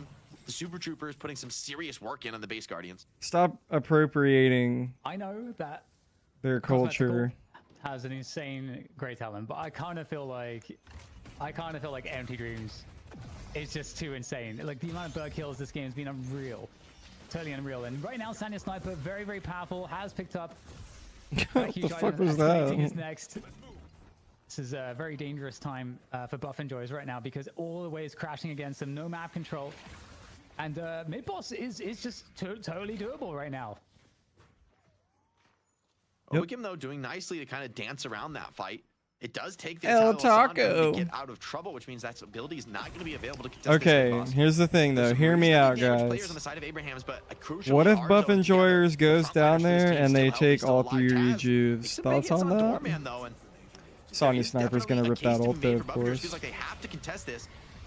The curse trap on the pit so valuable, but with that unstop coming in, they're gonna go for the contest. The Inferno Assault hits on many. I mean, they got 2, but their highest net worth hero is dead. Members here on Buff and Joyers not gonna be able to contribute, and Abraham's making hay out of it. Oh, they're dead. Rejuves all off the deck, but in the end, the fight seems so sad, man. Still a lot of stragglers on the Buff and Joyers side. Crucially, Cosmetic. GG. I mean, dude, it was looking good for Buff and Joyers, but they fucking did mid boss at one point. Looking quite sketchy now. There's no doubt. Yeah. Like Buff and Joyers earlier, with like the previous mid boss spawn, they killed mid boss, and fucking Abrahams went down there and took all the rejuves, and then killed them. I'm gonna get a quick look. And once that happened, it was over, dude. They completely snowballed after that. Just pumping damage. It's kind of crazy. These shrines are going down. Minimum 1, but that I suspect sucks, both. man. Even without the rejuves, it's just Drake stands alone trying to make. I really thought Buff and Joyers was gonna win this one. You know what the problem was, dude? They threw fucking drafting Drifter, dude. Even provides the jump pad to get Arzo into the next siege push a little bit quicker. I don't know. I don't know. If Abrahams can get out of this, I don't know. Fight, just getting both shrines and a like Drifter, Apollo, Holiday, like getting out with their lives. I don't know, man. This game starts to feel really hopeless here for Buff and Joyers. Taz even sticking around. Who did anything besides Zergy and Demov this game, you know? Damage is done, and the door range is crazy. I mean, he's back on his own safe camps here. Kind of unbelievable when you that think mid boss contest like really just fucked them, dude. They took the mid boss rejuves from them, killed them, and then just like went and took every objective on the map, all the farm, and just completely fucked them, dude. For Doorman, I'm interested he doesn't go Spirit Burn. It's actually Saint who's gonna. Yeah, people, dude. That's Apollo's been getting picked. Apollo and Drifter have been picked twice tonight. Very long range, and it's a very real problem. Which is surprising because I didn't think that those characters were good enough for pro play, to be honest. Like they're good in matchmaking. Like Drifter, Drifter much more than Apollo in matchmaking. We need to actually tab check the great talent spirit count when he buys. But in pro play, like monstrous. I mean, this hero has like the most ridiculous spirit numbers you can get in the game. What's Boundless is bought. Get that. Nah, Apollo is like not a good hero, dude. Like I don't really know what they were thinking picking Apollo. Plus 80 plus what is Boundless? What's the percentage it gives you? Is it 15? Well, the crazy thing is the problem is that like so crazy. Yeah, right. Drifter just like that might be like a record. I don't know if you've seen that. So has to get going early, you know. He has to start like the whatchamacallit, the roaming early and see his raw spirit power number. But guess who Drifter laned against this game? What is it? 298. And that's you tell me how you think it went. Like the next couple buys that get him towards those final spirit power investments. Drifter and like Holiday laned against Doorman and fucking Grey Talon this game. Oh no! Oh, D-Mob caught again. So you tell me if you think he got a chance to get going early.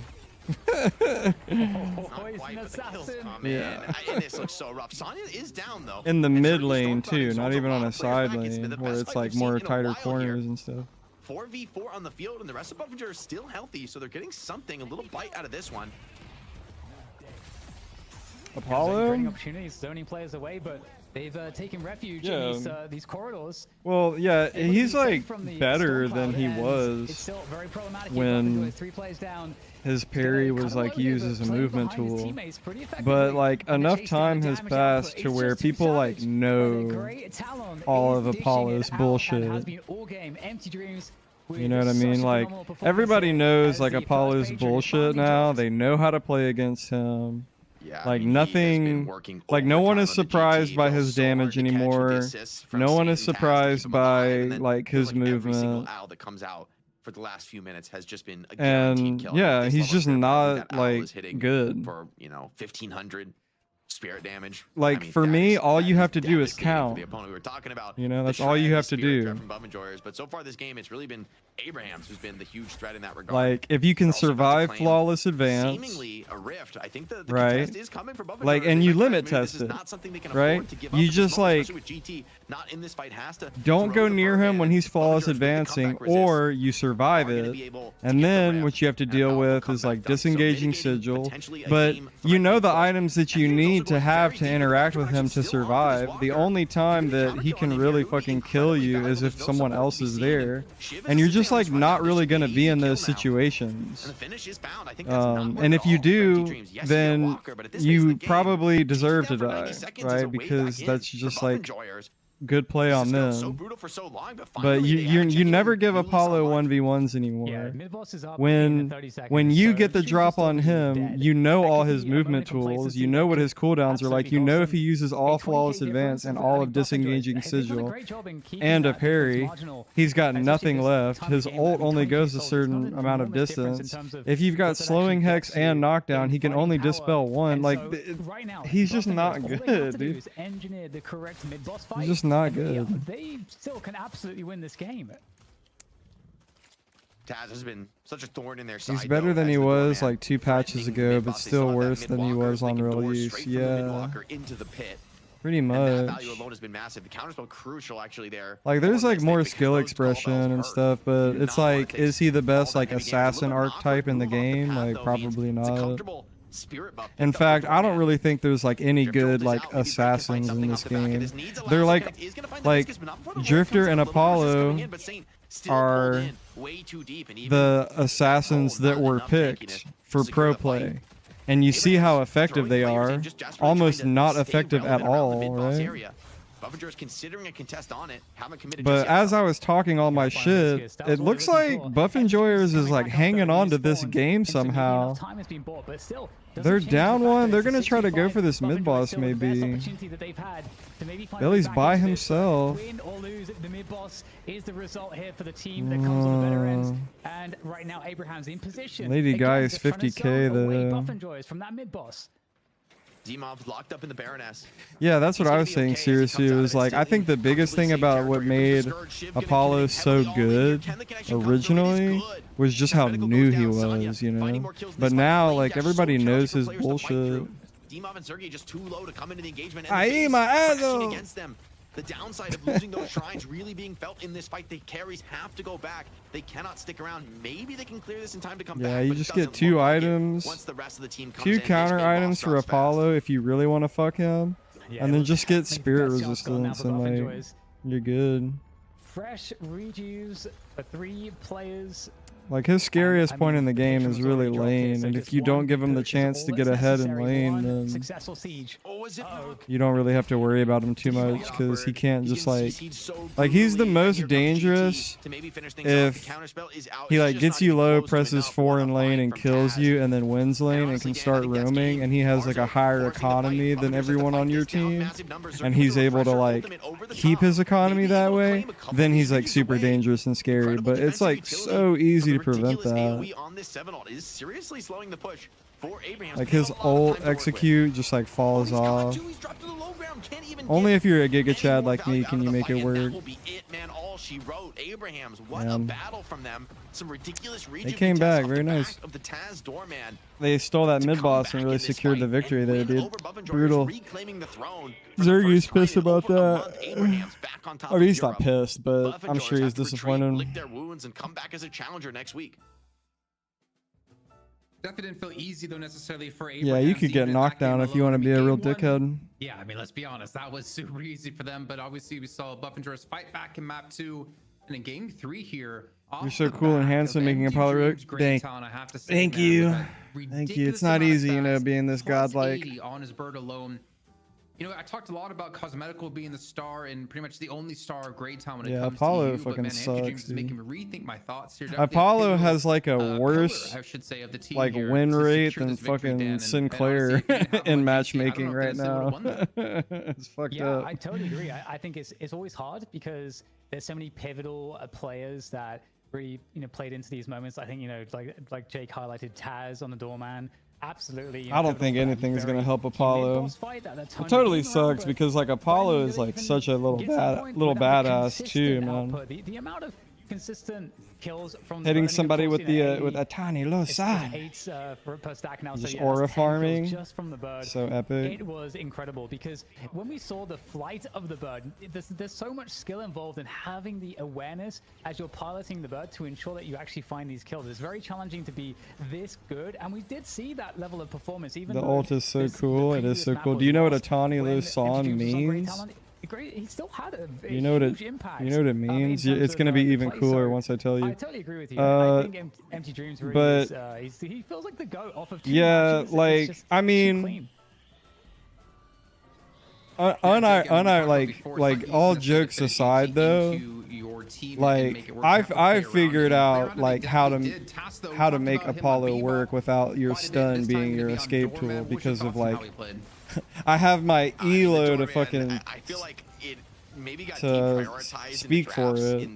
I like started playing Apollo like I think it was banned out in the second phase whenever I was like ascendant, and that's like like while learning how to play new Apollo, I like ranked all the way the fuck down to Oracle, and then I like figured it out, and I've slowly climbed my way back up, and have gotten MVPs with him since, like throughout Phantom and stuff. But looks as good as ever, and maybe teams need to kind of bring him back. What the thing is like disengaging Sigil is like Yeah, and I think that was obviously a big turning point for them too. To kind I don't know. It's kind of weird. Like had every opportunity to lock he's like the only hero in the game whose escape tool is also like kind of the Geist. And I know Dan, you were talking about it quite a bit. And half of his like damage I want to get your take on how you feel like Arzo and so like you have to decide to like I know Jake talked about when sacrifice damage to Seven can farm faster, but it's still like get away. I don't know. I think it's like a design oversight with him.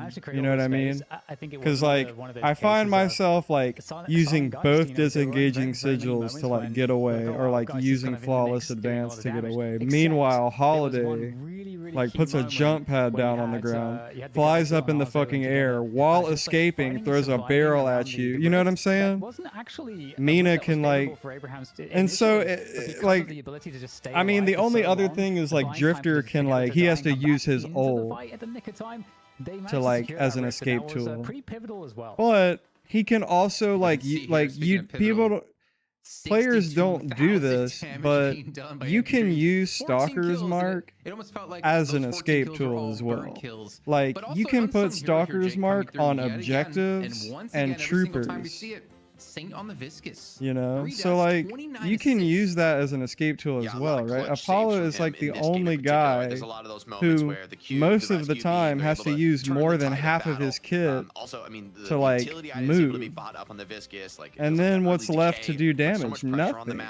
You know? So crucial. Forces Seven to always it's just if he wants to get he's just fucked, dude. They just fucked him. But anyways, Atani Lo San means I have no equal. Did a great job in this game. Isn't that not only badass? with their early lead, but also as we got later and later I into have the no match, equal. playing with each other, like not giving up charges. free kills. If So somebody cool. does go down to a pick off from Vrake, Obukim, or Listic, there's always a punish Yeah, because it's tough Abrahams as are always fuck. there supporting one another, and it felt like But in he's this like the series worst hero in the particular, game. Their experience It's as a fucking team brutal. playing together, playing deep into those challenging games was tested, but it passed, right? They were able to come through those moments where it felt like, hey, maybe Buffingers had turned. Yeah, I mean, look at his stat line, bro. Was what made the difference. So 2 and hats off to 10. Abrahams. You know, they've always been such a solid team. The Maybe they catch a least lucky amount break of this week with damage. Buffingers Like, needing what did a he sub. do I mean, except as good as D-Mob is, feed? subbing in for Hoot, you know, there's not like a major quality difference between those two players.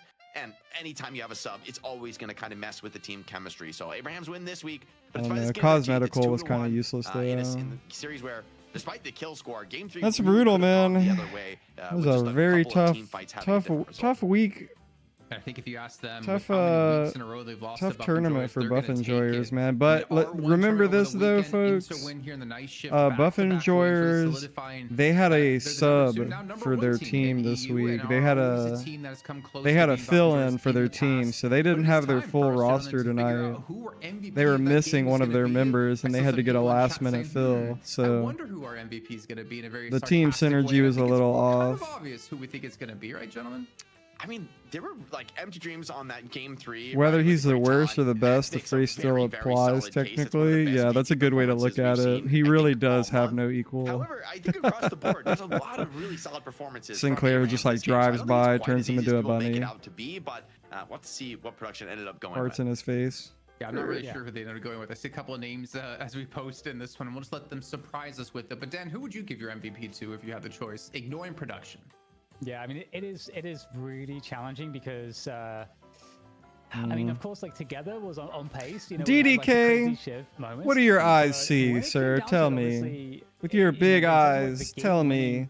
How do performance, you and see have to pick this, one person, I feel like it the kinda has match to be tonight Empty Dreams. going between We've Buff already talked about him Enjoyers quite a lot, and but just the performance was so extremely impactful. that other and team? getting all those executions, having all that presence with the bow. What was their name was again? extremely powerful, and again, like everybody did Abrahams, great that's work on right. the entire team. Sorry, but I was Juice, feel distracted like by it's his day something. today. Oh, gonna be Arzo. It's okay. Arzo. We can have our individual MVPs, and I don't think Well, you're wrong asking what they saying it, Juice, either. I don't think see there would was two probably be MVP worthy quicker. title Bro, you're contenders kind here of for Arzo funny and right Empty Dreams. now. I'd even throw a third into the mix. I think Taz had a fantastic day. I mean, I think game 3, I would argue that the Doorman, just some of those key plays around mid, maybe had more individual sort of like game impact than anyone else. But I think Arzo, for me, was the most stable. Like when I see a character performance this stable, where Lifting! rock solid on the rate. Oh, poor delivered Goo Man. a beat down in game 1 that, I mean, really He put said, Buffingers on their GG, go heels. next. And then again in game 3, I think it is this fight actually, right? He's the one man holding it down, and I think in like a 1v4. And now the for Giga quite some Chads time play. until Together can get back in on The build. NA Like, if this players, fight we're gonna goes see what the either way, NA you know, players at are any cooking. moment, And hey, Arzo guess would what? drop the Not a ball damn and team lost is some gonna of the pick momentum in the fucking carry role. Drifter We or would've seen a very fucking different result, but Apollo. instead he's constantly bullying the opposition, and this game 3 stability on Geist. I mean, they might the pick standard bearer, the Apollo, one but to not kinda keep the Drifter. game in a stable, winnable position. even while Buff and Joyers were hitting their timings and having these big fights. With Honestly, 7-0, though, dude, a lot of like credit has to be NA given. This is the uses Geist is, like, Apollo Geist better. is like the boringest hero in Deadlock, which I kind of agree with. IMO. But in this level of play, you want someone who's completely rock solid on the carry. You're going to give them this much resource, this much But space it's to two farm. different vibes, they though. need to deliver. They need to never go down in a bad death. And The also NA did exactly players have like a different You know what, Jake? I'm gonna be outlook even on crazier. I'm gonna say the. it's a fourth MVP. I'm gonna say it's Saint They- on the rim, on the Viscous. I mean, we just play the But game there's not gonna be differently and have 56 like together and Sonya, I'm sorry, a different outlook on But yeah, I mean, the thing is the that game. is kind of the strength of this team, just like Buff and Which Joy is are what bums me out individuals about who can Night step up Shift, at and any like we given never point have and really NA become versus an EU MVP for the team games and put on because the of MVP it being performance they online need to and there being secure like a their ping own difference. victories. But let's take a look quickly at the But I'd brackets, like because to we are have done more with NA EU, but we're not versus done with the EU show. We games. still have North America to come up next year, and it is a rematch across the board, at least for now. We'll see if things are going to change up in the finals. Melee match, with Melee Creeps Creeps, taking Bird on with Bird Claw. here in our challenger match, who had to go through Get Candy FPS with that Lounge. awesome little pupper holding a lollipop. And then, of course, the winner of this one's going to go up against FPS Lounge. We need more dog logos we were discussing before here early on in the show. But before we Melee do Creeps. break, You know before we Melee get Creeps things is gonna ready for pick North Lash. America, we do have a new Patreon supporter at the $100 tier, Korsaka, who I saw in chat saying, I wonder who the MVP is going to be. Coming in big with the $100 support. Again, for all of you out there, whether it is the $250, $100, or even $5, or even if you can't support us via money here on Patreon, we appreciate all the support you guys give us week in and week out, because it really helps us. What does it help us do? I mean, obviously helps us put on the show, Let's but see it what really Sammy meant the reinvigorates other us to day see about how many what? people enjoy I seeing the emo show out? on every week, and how much the I players emo enjoy out? having your support as well. So again, big thank you to all of you, and of Trying to course, get Korsaka Ashley here out for from getting what? that $100 night shift executive position. But that is going to round out Oh, our EU portion of the show. We do have GG. North America to come up next, but of course, before we can get into North America, we do have to head to a break. But we're coming back fresh. We're coming back looking good, and probably one of us with a crazy looking shirt. It's going to be Uber and ZP to bring you those games, and we'll see you all on the other side of this break.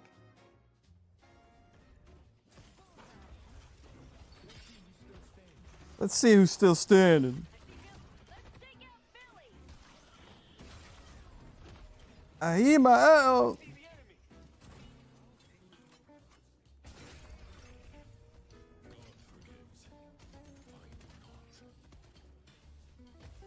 God forgives. I do not. I hear my out. Man, you shouldn't have said that shit, dude. I've got it stuck in my head now.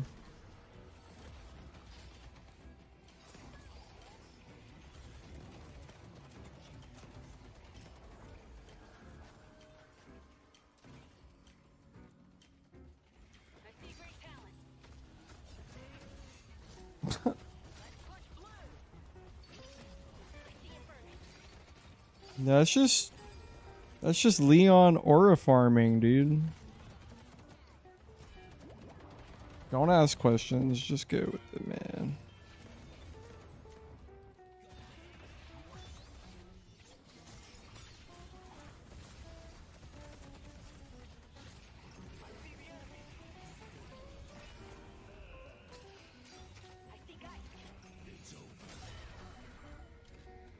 Leon got me wiggling my toes and shit.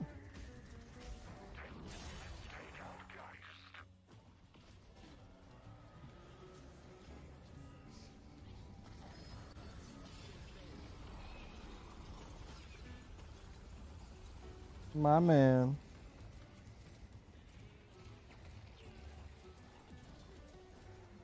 Me too. You should see him in Resident Evil 9. I have something else wiggling, if you know what I mean.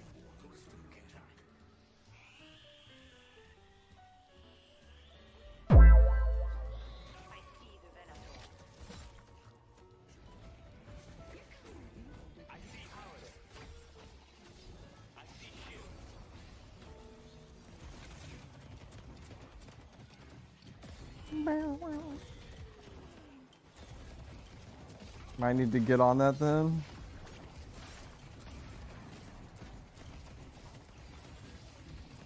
Yeah, Leon aged well. Not for me. Well,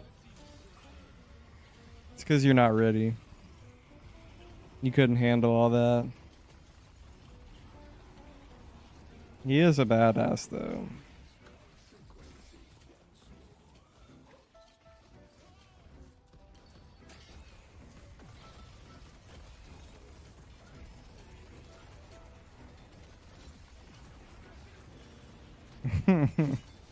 Eepy. You eepy. Good night. Have a goo one. Eepy.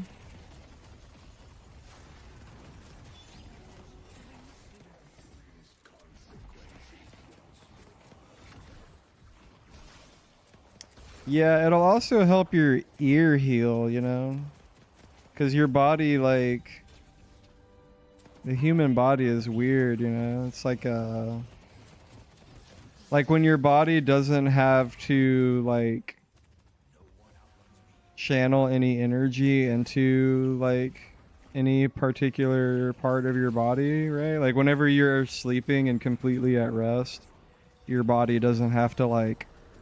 operate this or that or whatever. It can just like completely like enter like recovery mode, you know what I mean? So it might help you like heal, you know what I mean? Wagga. See you later, dude. Have a good one. I see how it is. You just watch the EU matches, not the NA matches, because you're a hater. It's fine.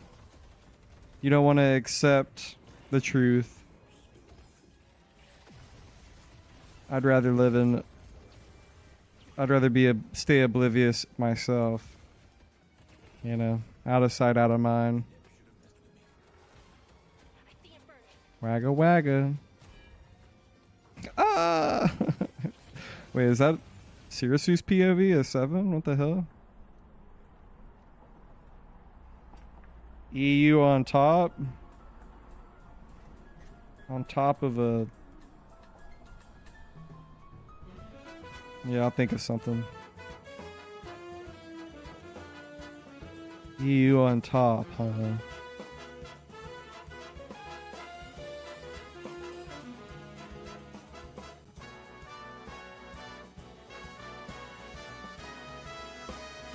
Yeah, I was gonna say on top of a pile of trash, but then, or like something like that. Like that's what I started to say. But then it's like, yeah, that pile of trash is NA. You know what I mean? So I like didn't want to give him that. So I was like, I'm not gonna say that. You know what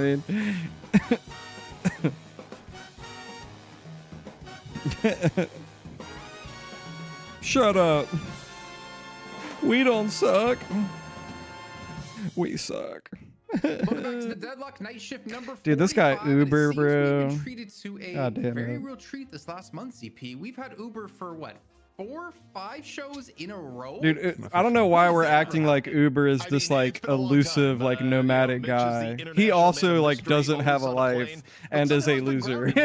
Like he can make it to every fucking Wednesday night, you know, and commentate on the video game, bro. Like, I mean, that's not my swing. Never mind. I'm gonna every week these guys are like, "Oh my God, Uber's here!" Like, I can't believe this. He's so busy with his like, bitch, please. To immerse myself, you know, in Deadlock even more. And look, with he's like, I've been so lucky. I've been able to completely immerse myself in the game. It's crazy. It's like, dude, we know. It's been interesting to at least see Europe experiment with a couple. Get in line. Also nice to see Apollo make his way back in there. Gets a couple of quality life. Fucking drifter, yeah, dude. I'm keen to see what North America's take is going to be on this slightly changed up balance. Yeah, they ain't gonna pick Apollo or Drifter. North America's take on it, I think, is definitely the perfect way to point this one as we're gonna move on. We're gonna be picking Lash. Like, I don't know why EU refuses to pick Lash. King of the Hill. If you win one week, you return the following week, and we have 2 new challengers every single time. Let's take a look at our brackets from our EU matches that you guys missed submit on, or might have missed out on. Sorry, it's 2:30 a.m. here. And what matches are coming up today in North America? 2:30 a.m. Where the fuck do you live? Quick, convincing win against Oblivion. And if you don't know who Oblivion are, we'll go back and watch the broadcast and watch the match, because we finally have some newer players coming into the mix here. And they did dethrone Buff and Joris for the first time in a very long time here in a very exciting EU's finals match. But what gets more exciting is the North American. Man, they side just of fucked things. up the We're running it draft back and yet messed again up from last one week with Melee Crypt mid-boss. taking on Bird with the Clock, and of course the winner up against FPS Lounge, who defended for I think 2, maybe 3 weeks in a row. And gentlemen, I mean, NA is getting kind of interesting here because, again, we also see a team like Get Candy. We're starting to see some new names come into the ranks here. But Bird with Clock ZP, they have been grinding. They have been here on the show for quite a few weeks in a row now, trying to get themselves through the money match, which they did the very first week. But more importantly, get that coveted win.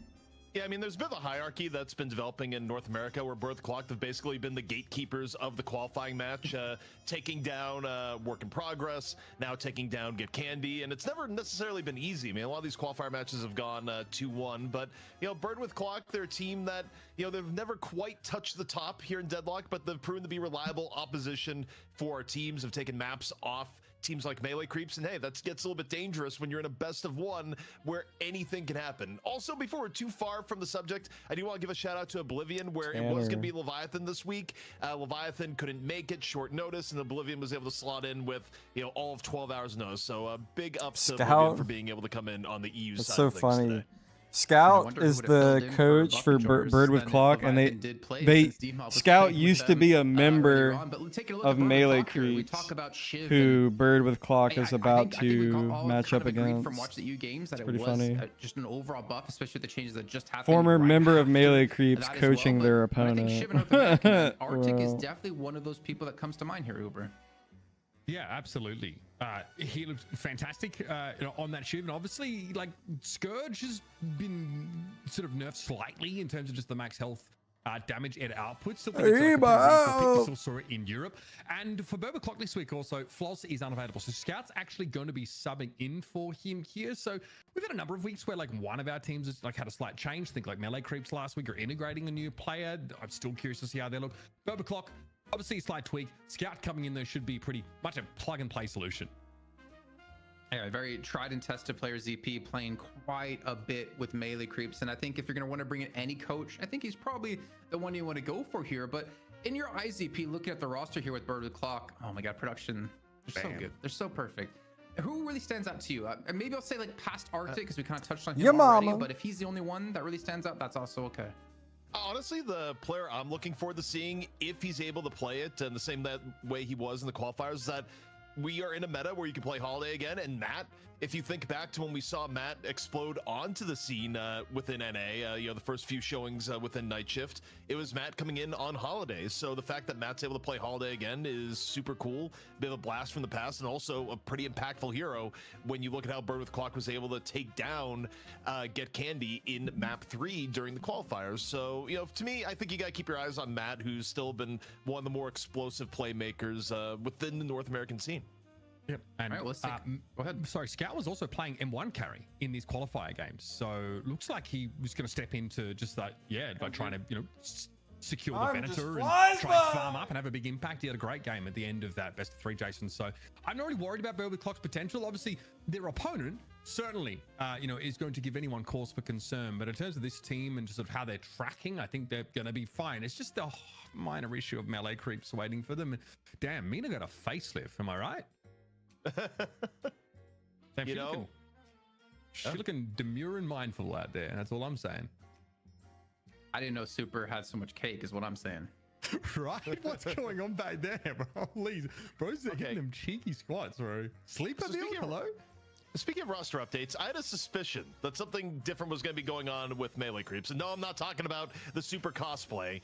Vinyl, the way they described Vinyl last week was as a bit of a trial. And I did not get an updated roster for Melee Creeps, but now on going to the main source, John, who I can rely on to actually give me updates when no one else will, Vinyl is out and Lord NM is in. That's right, Ido and Lord NM on the same team, at least for this week, is what we're going to be dealing with here today. Okay. Now, will Lord NM commend Ido mid-game, even while on Ido's team? Remains to be seen. All right, well, Bird with Clock advancing through into the money match up against FPS Lounge here. Lord and M with, I'm just kidding. Calm down, guys. Calm down in chat.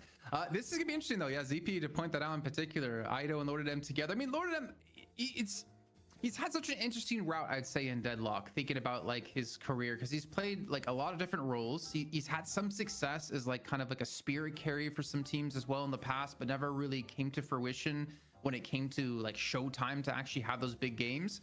But one thing we've been seeing with this team is like John and Do are definitely heavily leaned on and needed, I think, if Melee Creeps want to have some success. Yeah, and I mean, look, you think about pillars of Melee Creeps. You know, I think both John and Saya have kind of traded off who is the most important on the team. Oftentimes, you look to Saya for both the cerebral play, the shot calling, and also when support meta was more of a thing. I mean, Saya was fantastic. Now, of course, Saya's shifted over to the pick role. And I mean, John really takes care of a lot of worries that you have on a team where you know that your M1 is always going to be consistent, rarely get picked off, and generally, if left to his own devices, is going to deliver a good result. I mean, you cannot overvalue that level of consistency in the M1 role because not every team has that. And look, last week, John still had his pick of the litter when it came to M1 carries. It wasn't like he was forced onto Lash like he did in the previous week, and obviously that created an interesting scenario. He played fine, but he was getting caught a lot in that game up against FPS Lounge, right? And they just looked like, in the macro sense, they were looking really, really good. So we're going to temper our expectations in the longer run about this Melee Creeps team because they're clearly still in flux. I thought Vinyl stepped in and looked pretty solid on the doorman, and you know the rumor was that he'd be able to fill a number of different roles here. So yeah, we'll see how it pans out. Calling it now. Melee Creeps are going to settle on their 6th player. It's going to be average. He's rejoining Melee Creeps. It's like the ultimate betrayal for FPS Lounge. It's going to be the most hilarious thing ever. Who knows what's going to happen? But let's take a look here at a Mo and Crow 1v1, and I kind of want to think that Lord and M's doing it for him. I mean, Lord and M. Scout. It's Lord. And it is Lord and M. Yeah. And he's getting parried. Like, he's actually bodied. The inside man. This is actually the sleeper operation to take down Ido from the inside. We thought this was enemies to friends. No. I mean, Lord M, we've seen you do so much better. And someone called emergency meeting, bro. We have an imposter. That's crazy. Lord and M. How far you fall? I feel so bad. It's so easy to be mean to him is the problem. It's so easy. It's so hard to be nice, but it's so easy to be mean. That's how you make friends anyway, Jason. No, not anymore. It's a bit harder for me to be. I've grown up. If you can't tell, he said I've grown up, and look on his shelf in the background. I'm only nice. He's got a pop funk, like a whatever fucking toy back there. I've grown up. Just a few moments. Like a little plushie. I think we're gonna find anime poster on the wall. Exactly how NA is treating this meta. Shut up, bitch. You got gray hairs in your beard. Go ahead, Uber. What are you gonna say? I was gonna say.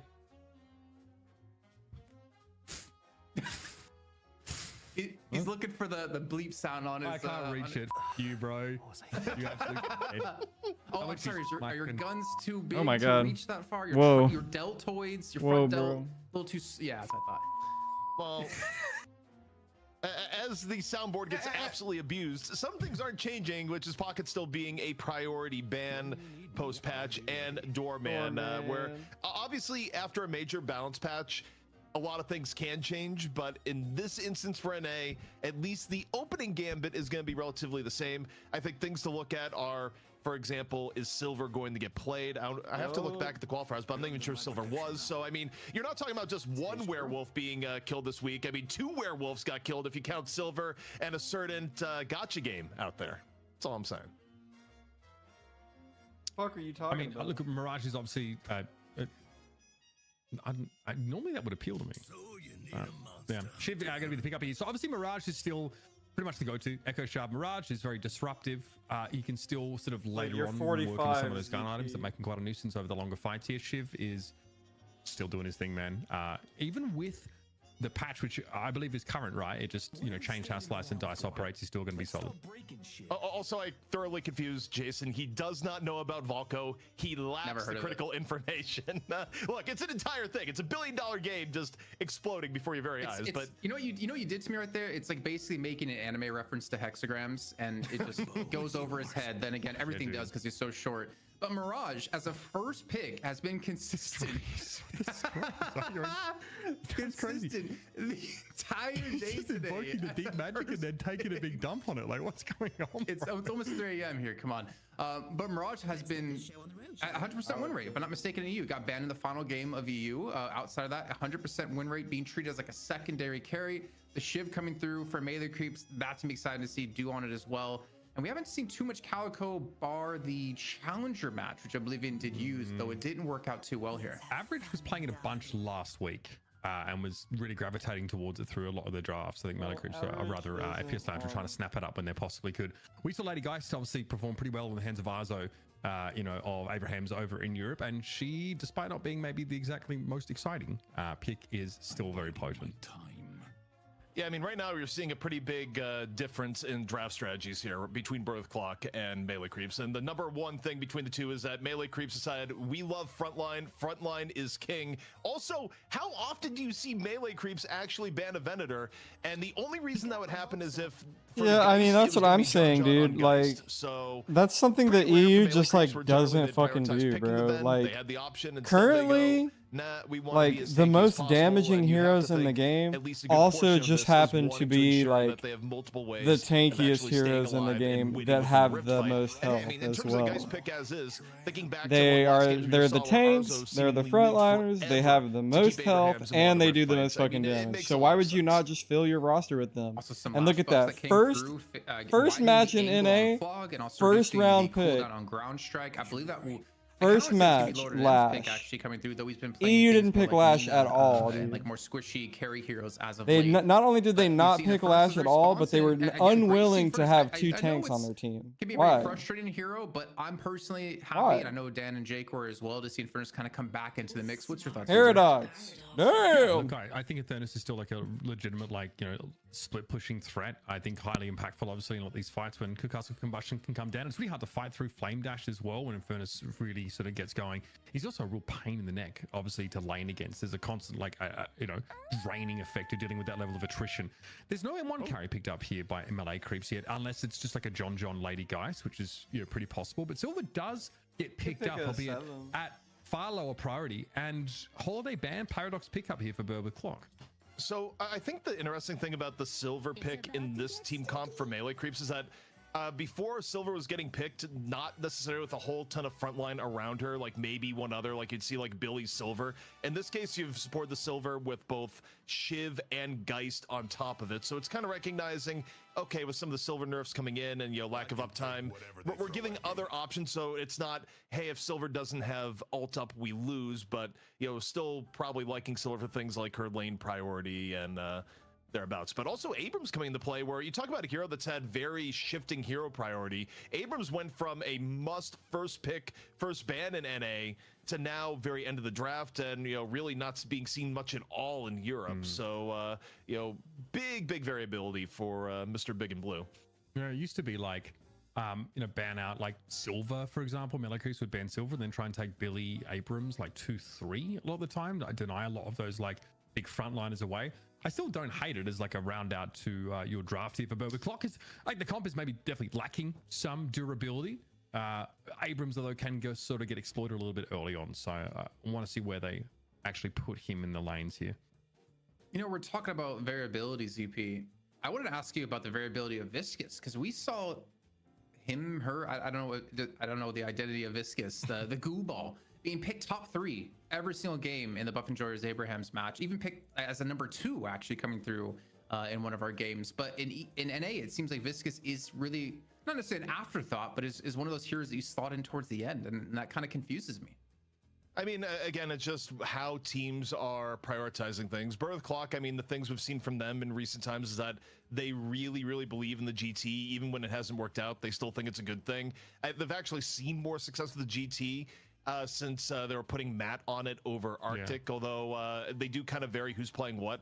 Personally, at the team comp they have here, I'd probably rather see Arctic on the Mirage, which, you talk about Arctic Shiv a lot. Well, Arctic also used to play a very significant amount of Mirage before he fell out of favor. So, maybe put Arctic on Mirage, and then you put Matt on the GT. Yeah, we got into the... That would probably make sense never mind, no spoilers. Viscus, like, what we saw from Lowman last week was like this early gun investment, Mystic Shot, Express Shot, picked up by Viscus. So, like, kind of disgusting harass pressure in lane, and then sort of move into the more spirit-oriented items later on in the game. And Lowman, I think every map that Lowman played at Viscus, it's like doing top damage. This is like so much consistent pressure over the course of the game. The splatters really start to add up. So I think this pick is really solid, especially like look for that Express Shot spike earlier on in the game. And you guys were talking about average playing a lot of Calico in the last few weeks, but look at the Bird with the Clock lineup here, ZP.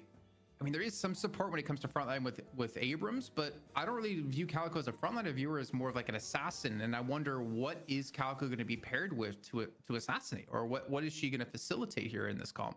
I mean, I think you can actually set up things with GT, like you have GT Bird go in right before Calico goes in, also with swap, with charge. I mean, you have multiple ways of like giving Calico options. I mean, obviously, I would say the most prominent thing here is the Abrams Calico combo, where there was a point where getting those two heroes together was seen as super, super valuable. But I mean, you have other ways of opening it up. Also, I'm just thinking about who's going to be playing what here, and I actually think it may be Arctic on the GT after all here, and then Matt on the Paradox, because Matt was playing a lot of pick for Bird with Clock in recent times, and including Holiday in the final match. So I have no idea. If that stays true, then Scout that may be the case. But creeps, also, it's NA. Hero pools like tend to be a little bit in flux, so there are a few other combinations that may come into play.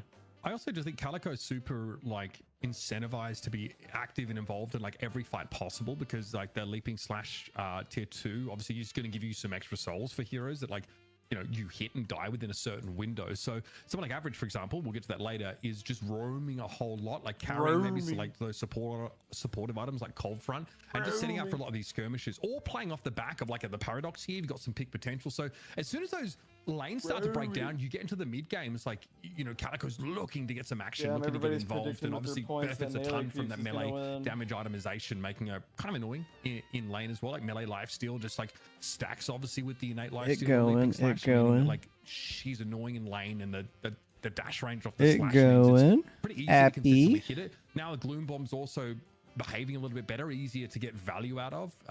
She seems like she's in a pretty good spot. Well, we do have you two here for a second while we're waiting on one player just to get ready into the lobby. I wanted to actually How's it going with you, about the unstable rift that we have in the game now, because we obviously have to talk a lot about it at the top of the show. That and the urn kind of being separated and split into two different objectives. So let's start off with you, ZP. Having another objective in the game, what's your take, and what's your take on how the rift is playing out?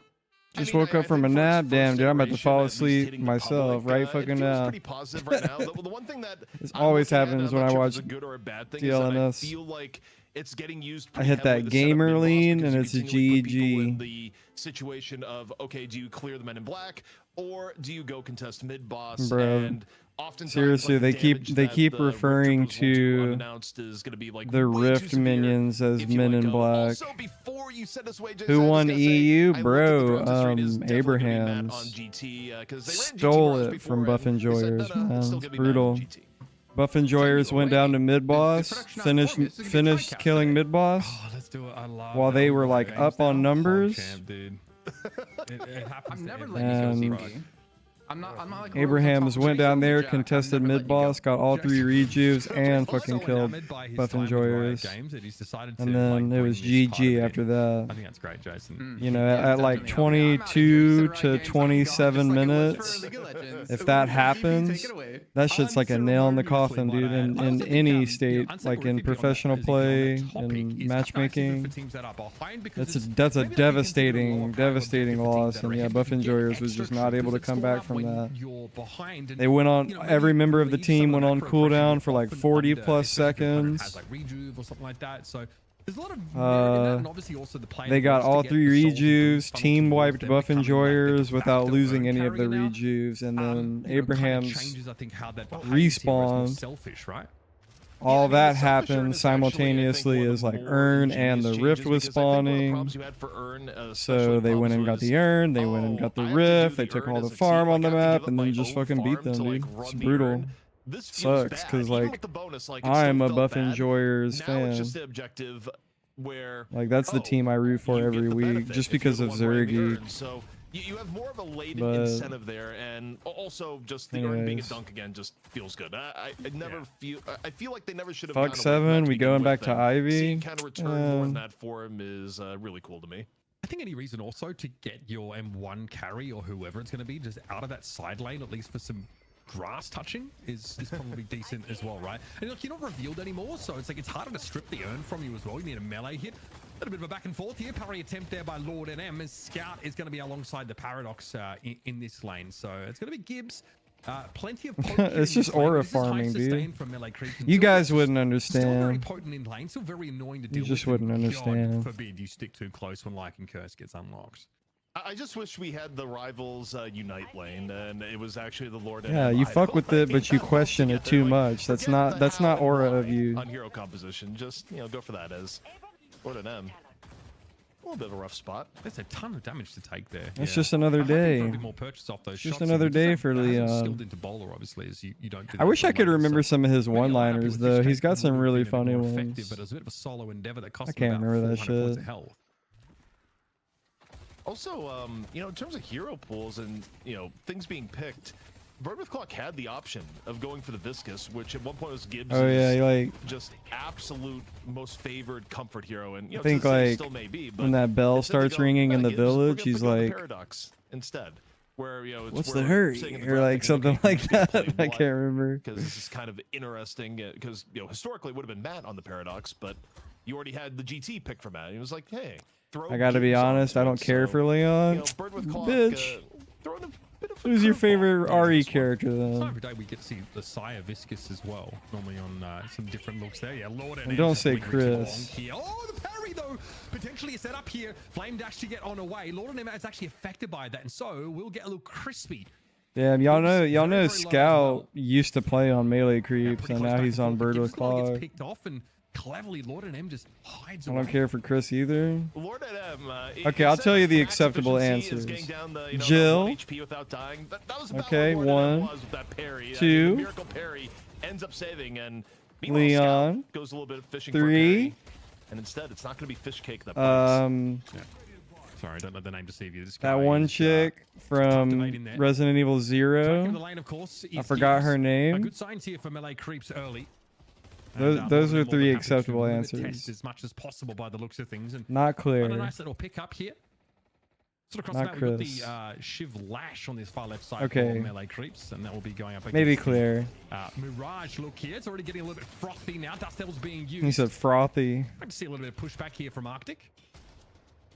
No way, not Funny enough on the Ethan, roster dude. That's stuff, and we kinda say this every time there's a sub, but bro. That's not probably just a that's just substitution. like the In new reality, school it like is Resident Evil, dude. 100% That's the a thing. trial. Even if Like the a lot teams of people, players like a lot of haven't like designated as such, Melee Creeps takes back the a throne. lot of people. That's like their Lord and M on first Melee like Creeps Resident Evil, could dude. be a Is like thing, 7 and but, 8. Bitch, we gotta look at what's And going on like in the middle. Ethan and all his And so homies far, like being like the both main sides staying characters of that reasonably healthy, world. but no Tanner. That's like potentially that's what looking to get people Yeah, associate this is like obviously an interesting lane, right? Like with like Soul their Exchange peak means that, RE like, the all-in's experience. not So really an I don't option for know. you. I mean, I Great guess talent, that's but also would valid. rather just poke you down incrementally, but you're going up against But pretty there's high just like way sustain. more There's a good substance tier, with though, like coming through from Tanner.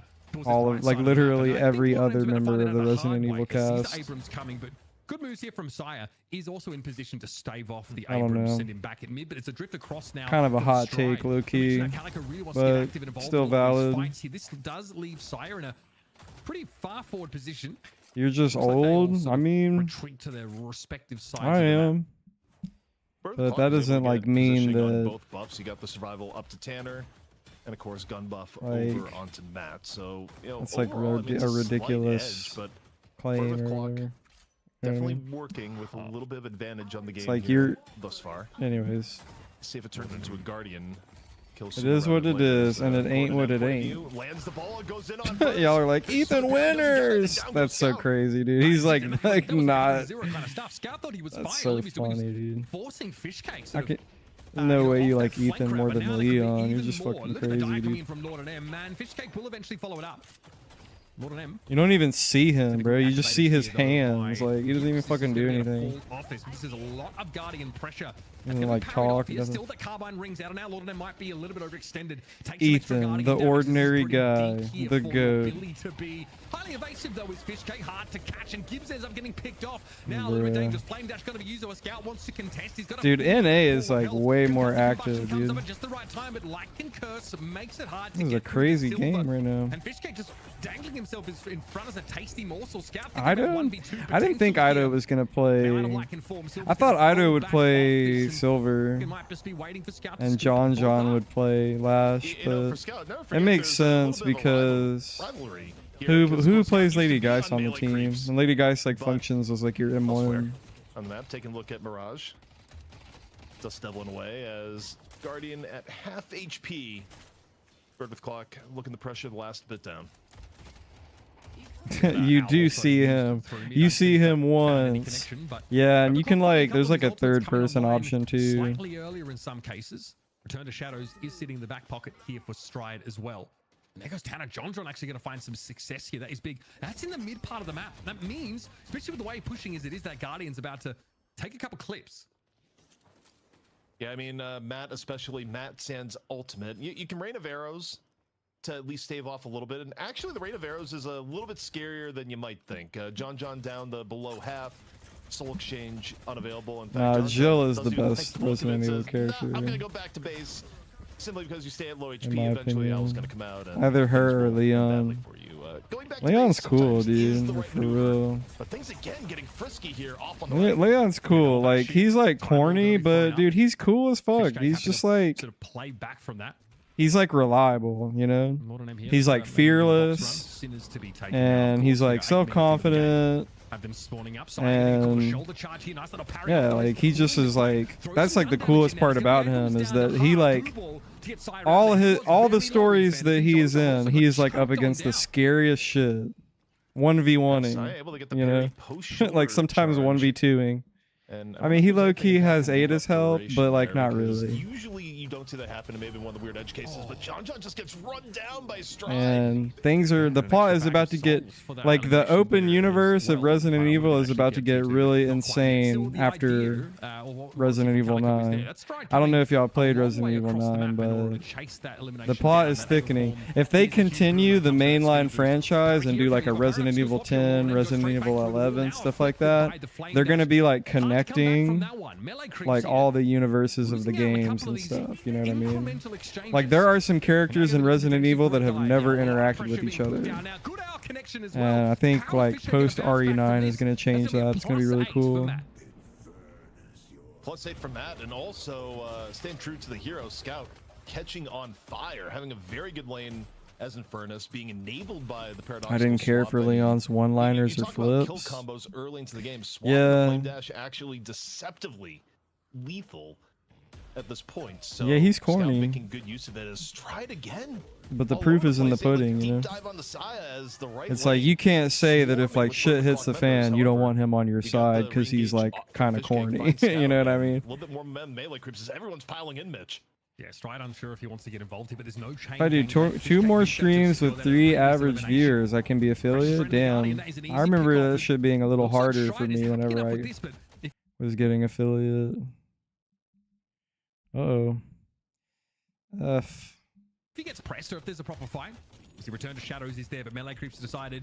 I didn't know it was just like a small viewer count like that. I thought you had to have more. Arctic is very wary of John with a ultimate almost off cooldown, and the Ornn is spurning on in. Yeah, I mean, this is a fight that, you know, gets that's cool. dicey. I mean, calling in Scout for a bit of support. Soul Exchange isn't up yet. That's cool. There's a window. Flame Dash gonna come in. A little bit poke on both Saya and John alike. Elsewhere, though, taking a look at Arctic, the urn carrier, and, you know, it's not often in the past that you saw Mirage. You really thought RE9's main character was going to be Ethan's daughter? Quick dunk.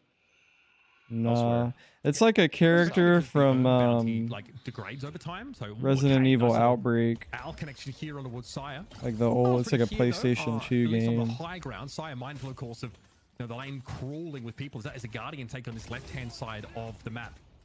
Watch out for Arctic. He's had that own dunk sitting on 4K.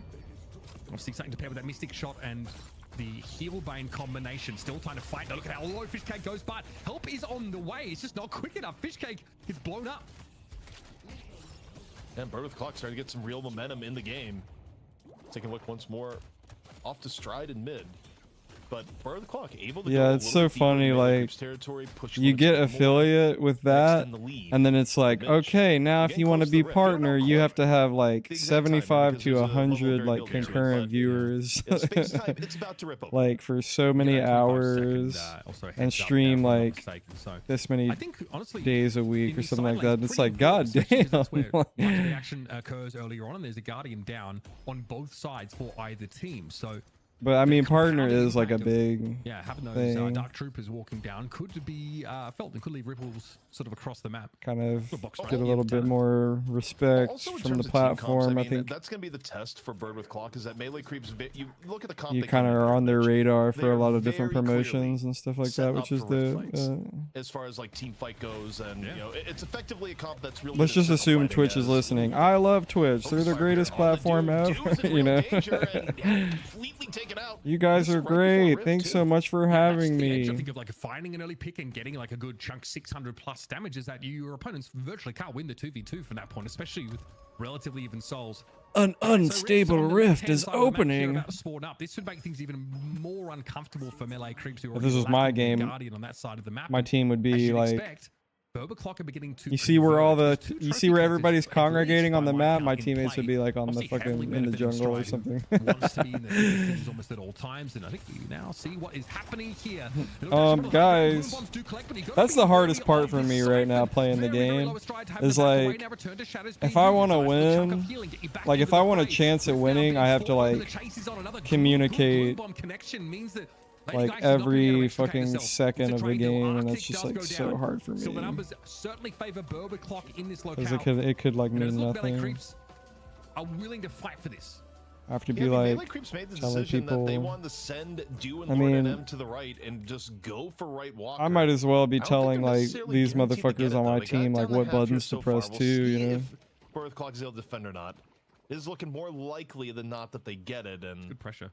Maybe it turns into a walker trade. We'll see. Blop, blop, blop, blop, blop, blop. Gets the kill off that, yeah. Yeah, earlier they were like the three white dudes that are like casting this game were like, yeah, we need to come up with a name for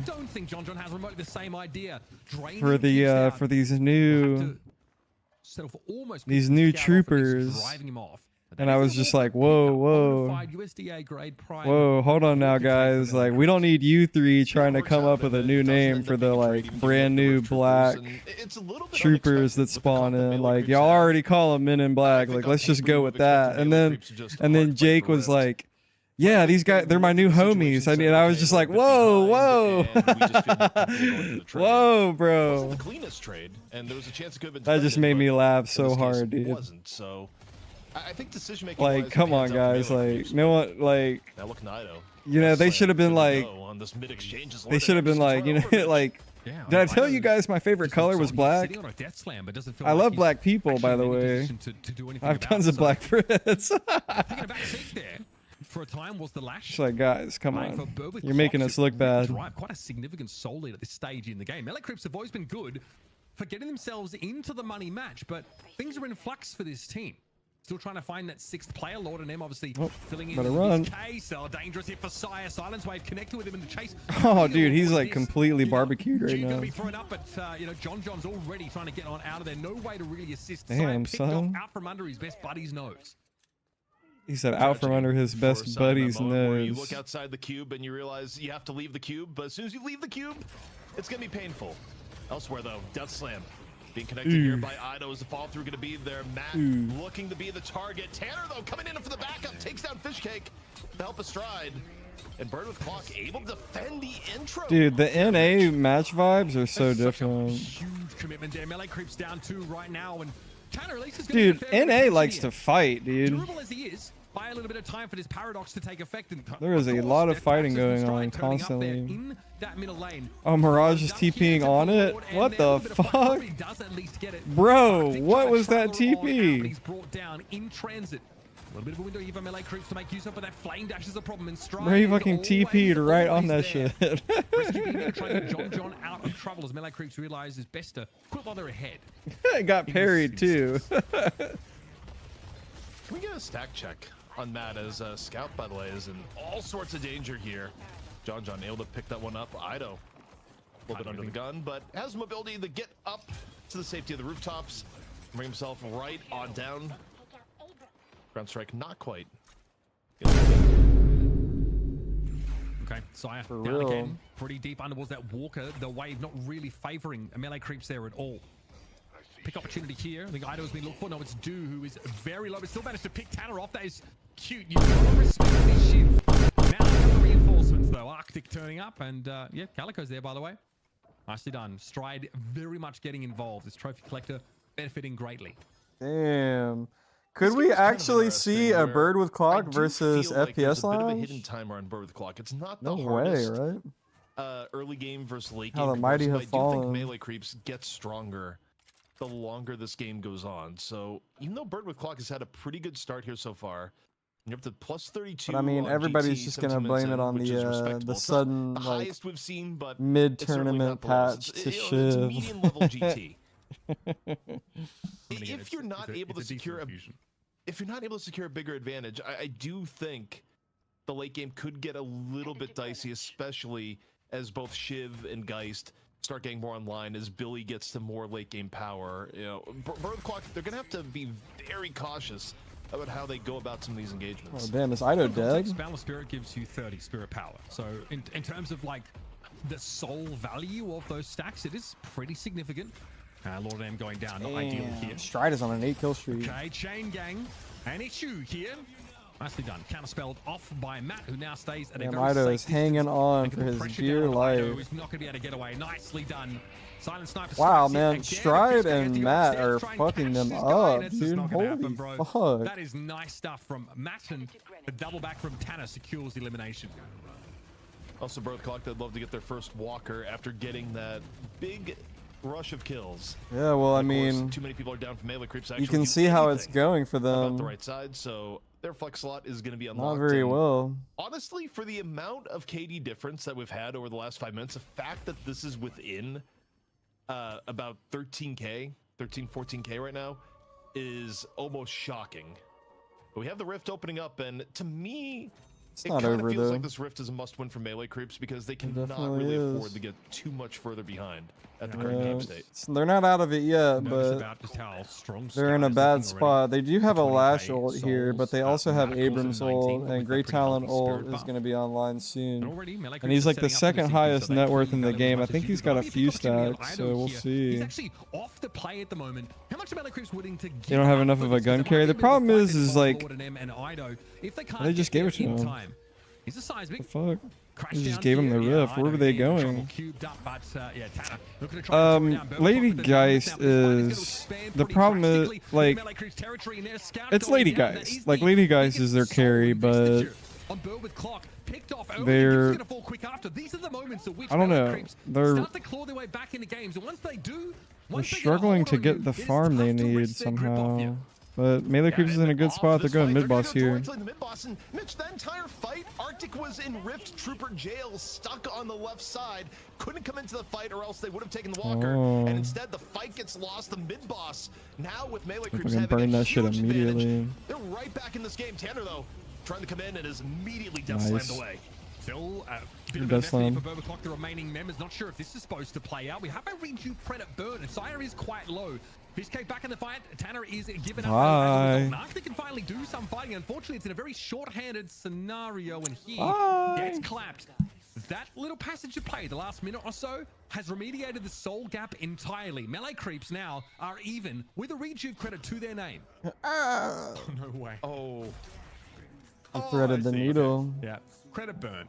Does that count for stacks? it does, yeah. All right, there we go. Well, I think, yeah, Is you it got 40? plus it. I don't play a ton of GT, but things like when we were talking about anything that gives stacks like Glass Cannon, it does count in both ways. By the way, you lose a stack when you die with Rejuve Crystal too, so Yeah. you know. Well, that is a 40. Oh, do you lose a stack when you format. die as Great Talent? Respectable.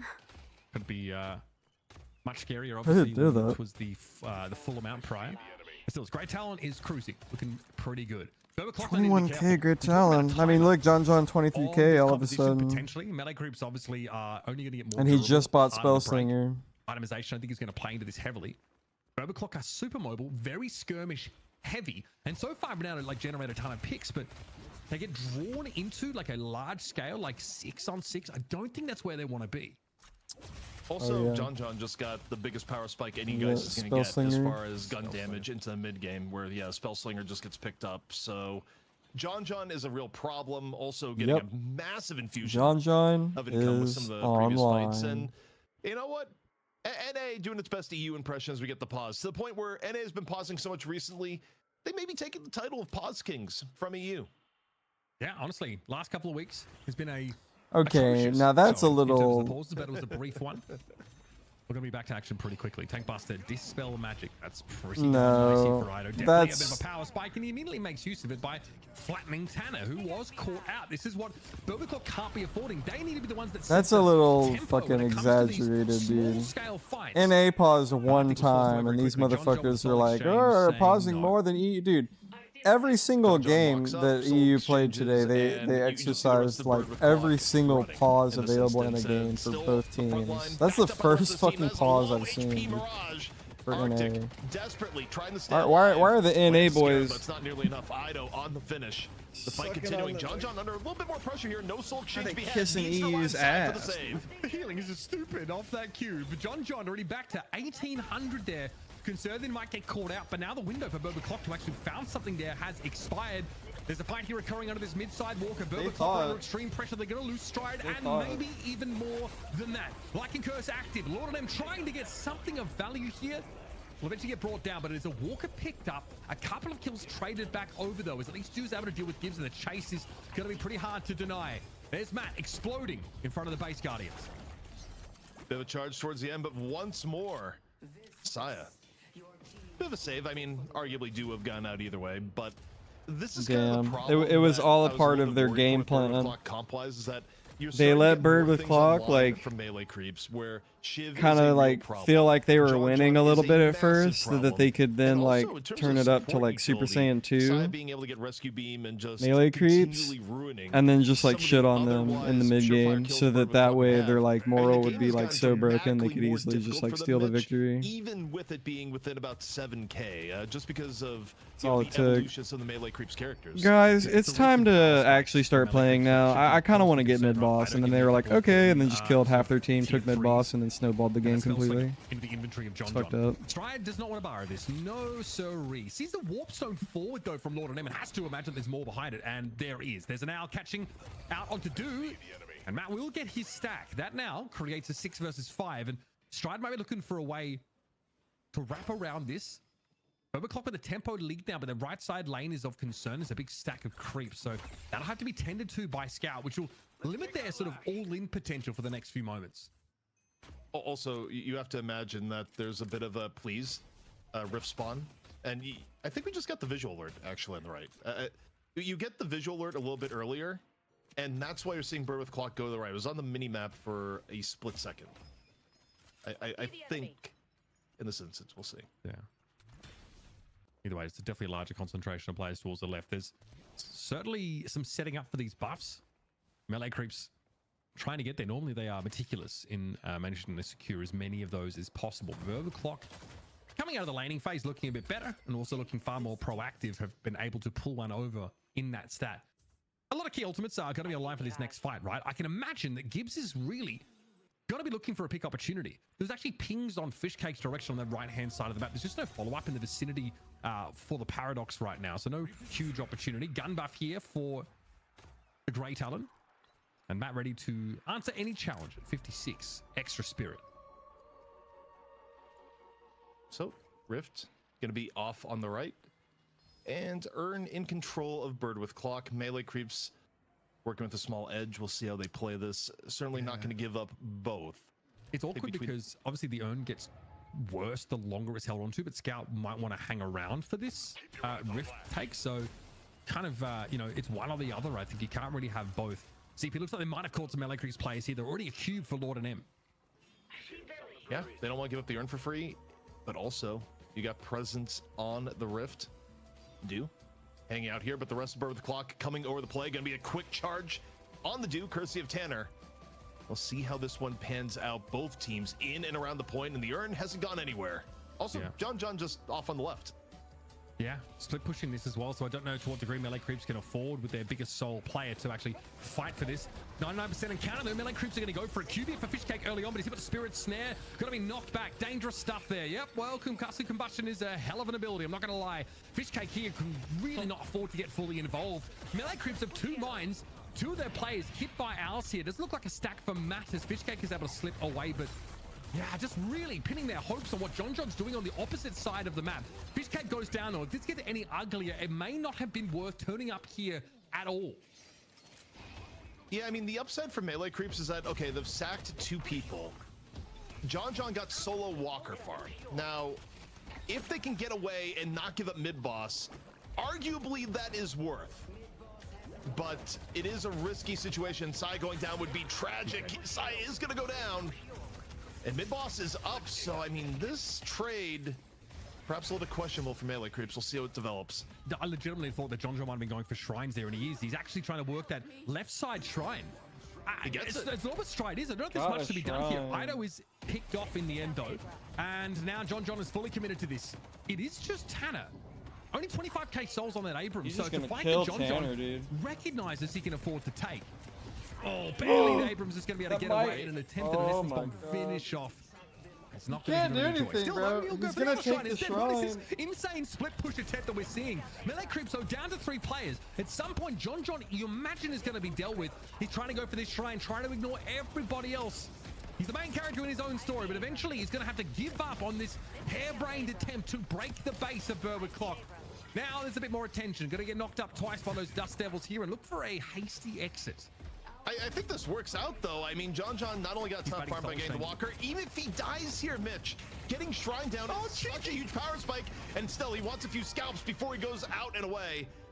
Not going to get it. Was hoping to get at least 1 Rejuve Crystal, but we'll see how the sacrifice of JonJon works. I mean, if melee creeps is able to prevent Shrines going down on their own, I think that play was probably worth it, but that's a big if right now. The reprisal swift and brutal, though. That mid-walker take there, concussive combustion, giving Scout enough breathing room to get on out. As the dust settles, Berwick Clock in that exchange ahead. I think the walker take there towards the end certainly assists. And 3 rejuves. But the map is not theirs right now. They do not really have any map control. So it'll take some time for them to develop that. And melee creeps, this is when obviously they've got to be on their guard. They don't want to fall into that same trap of getting picked off, but they know if they can turn up in the same place, in force, they'll be fine even down 11k.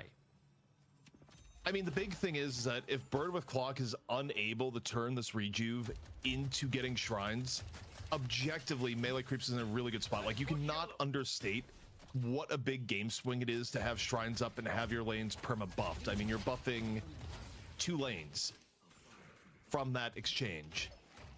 So, you know, for melee creeps, weather the rest of the storm, and it's a shorter storm now with the Rejuve change. Like, you know, Rejuve losing 1 minute is pretty significant in that we have seen even today that teams are just not getting as much from the Rejuve. You know, for Bird with Clock, I don't think they're going to get a Shrine here barring a huge throw. They will be able to get the Walker, and they'll have to content themselves with that being enough. Yeah, I don't think melee creeps are really bothered about contesting this for the time being. But now that Rejuve reduction duration definitely forces you to be a bit more proactive and make, you know, more efficient use of the buff. Still a lot to take here, though, for Berwick Clock. They just, again, need to watch out. Don't get drawn into a larger fight. Scout there. Going to have a Rejuve Crystal popped, and Ido's going to retreat here. Why they Tanner come on in the looking for a slam. Fishcake apparently was the target. This is a pretty hefty hour. Plus 64 spirit here for Matt. And now they start knocking on the front gate, CT. Melee creeps. They lose Sire there. Nice catch by Matt. That is massive. And that is a 70-second respawn timer for the Viscous. They might be able to get Shrines now. These pickoffs, especially the last pick on the side, is huge. Again, JonJon would be even bigger. 4-man death slam. Ido doesn't save it. Tanner goes down. Ido making big plays. The rest of the Rejuves are gone. JonJon, though, falls in turn. Lord and M, though, into the fray as Birth Clock starts to fall. Now, Ido really desperately trying to get back into the action too, if at all possible. Keep up with Do and the rest of the team. Looking for, obviously, a nice little perch for a ground slam, or at least maybe like a hyperline. The fucking range on that grapple, dude. Are you down kidding 4 players, and many of them for over 45 seconds. Mid-boss, though, still over 2 minutes away. But there's some waves to push back, and again, a chance here just to take stock of things as melee creeps are still in this game. You know what it is? Ido can't let Lord and M be right when Lord and M is in the same voice comms as Ido, is what I believe there. Like, the rivalry is somehow pushing Ido to find bigger plays, because that save there, Mitch, was so incredibly vital. Without a death slam of that level, the way that fight was going, Shrines are down, and this is a very different situation for melee creeps. Yeah, look at this push on this left-hand side. I mean, Matt has been trying to address it, but can't extend too far out from the base when he is one of only 2 of his teammates alive. This unstoppable means that Lord and M is that much stickier, that much hard to peel off, especially when like Berserker gets active, Hanazora, you're in there with a warp zone. This guy's certainly going to be a factor in these fights to come, and an uncontested earn dunk here is going to help. Certainly. That's another earn dunk for Lord and M. Can we get a golden statue check? You know, I don't think it's going to be Rem-esque, but I think our resident werewolf has done a bit of gambling. Not as much as expected, actually, but still the leader for melee creeps. Yeah, I mean, also like 2.5K off that one turn in. It's a pretty significant infusion of souls over for Lord and M, who, you know, is definitely building himself into a very dangerous like factor in these fights. What are we waiting for here? Might have spotted the Ava form of Calico go past, and you've certainly heard it now. There's 3 melee creeps players here, all of them pretty good at achieving these picks, so they are looking to catch an isolated player, but Burbaclock playing pretty cagey now. We're a minute out from mid-boss, and oh dear. What has Dude got himself into here? Straight through the time wall. E-shift pop here. Just going to shrug off the silence at least, but and buy a bit of time. There might be a wider fight here. It's all about stall to get the rest of melee creeps in this engagement. Cube on John straight away. He's in there. Scourges for all and sundry popped. As Do is virtually impossible to kill. He was the initial target of scrutiny. Now do Burbaclock, do they switch things up here? Tanner trying to reposition with that side, but he's gone very low in doing so, and Gibbs falls. Melee creeps got this fight started on them, but you better believe they're going to be the ones to finish it. Burbaclock baited, tempted into a full-scale engagement that goes horrifically for them. Mitch, they went in I thought, 4.3K I kind of was like thinking, I was like, man, it would be cool if Bird with Clock won. What did you expect was going to happen in this fight? Like melee creeps just like always the worst target to open up on. Kind of boring when like the same motherfuckers always win. Just because you could stall out with the E shift, and again, you're 4.3K HP Shiv. Absolutely, I think, unreal blunder by Bird Clock to go in. Like it would have been cool to see Bird Clock versus have the appropriate response. They're gonna get the other shrine that John left untouched, and now Bird with Clock maybe facing the beginning of the end here, Mitch, in a game where economy-wise it's even. The state of the game is anything but. No, that was huge. I can see Bird Clock's is sort of maybe just being anxious, looking to try and get a pick. The quick pick on the shiv would have been great, but the E shift was just like number situation. You go get like E shift saved that motherfucker's life, and maybe dude. the clock you alluded to was something that is ticking in the back of Bird with Clock's mind. They knew that they really had to put an end to melee creeps as early as they could, but now yeah, I mean E shift just saved his life. That shit lasted forever, dude. Lost it all. Shrines are gone, mid boss is gone. And the chance to fight in the money match also may have just vaporized.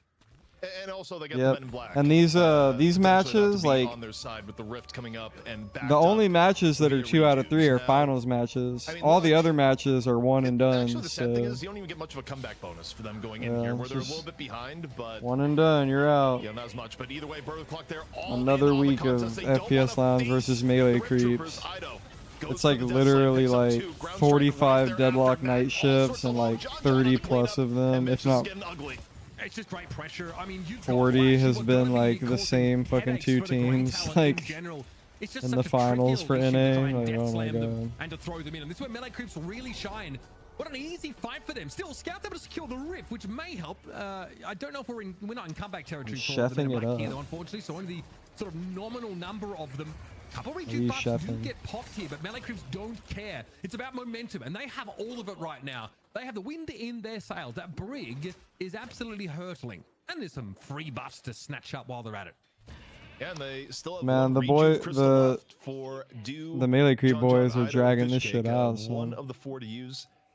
Lord and M and Saya both having theirs eaten up in the last fight, but gun buff is up, and you know, the Scout get caught here. That's menacing. Did he say brig? Blue and around Scout, who simply an Overwatch player. Is the last one remaining on the team. He's done. There's no way he's getting out of this one. Surely, flame dash away. Why are they not just going into their base and fucking ending the game? Unfolding before Bird Clock, and they can't do a thing about it. All they can do is look on in dismay as a big lead generated in the early game crumbles as melee creeps get to play their exact style. They get magical Christmas player. 6 on 6 when their shiv is just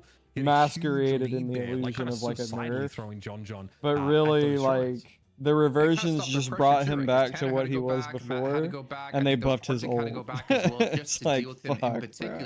They did get the mid walker in the like end, after a day, a patch, and then a quick reversion to the patch notes. Where Shiv has ended up is the same character with a better ult. Impact-wise in the game, it's like, fuck, man. There were really good options here. I mean, you could talk about Sai for the saves. You could talk about John for the play that got none of it ever seemed like a nerf to me. Living long enough to make that a huge thorn in the Birth Clock side. I think a global bullet, like I think a global spirit shred is better than a mix of both. Personal damage out. Personally.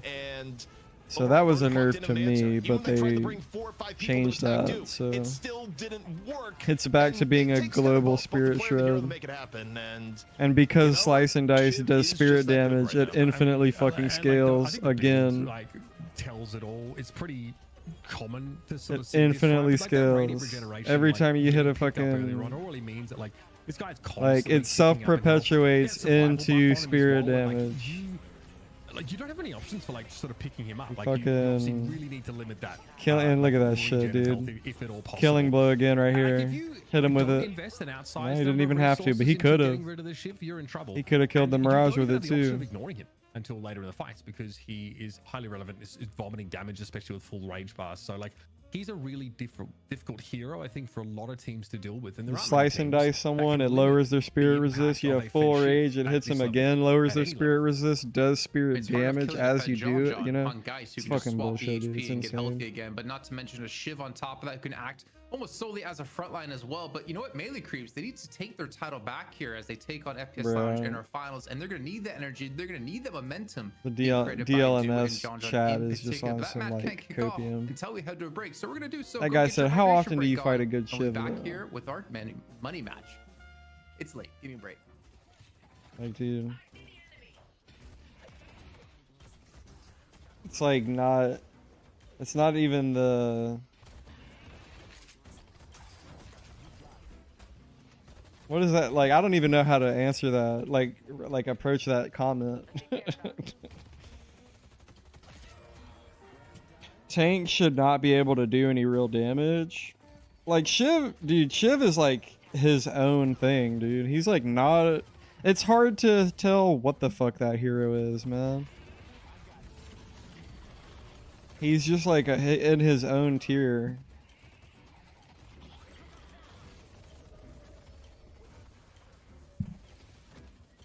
Because like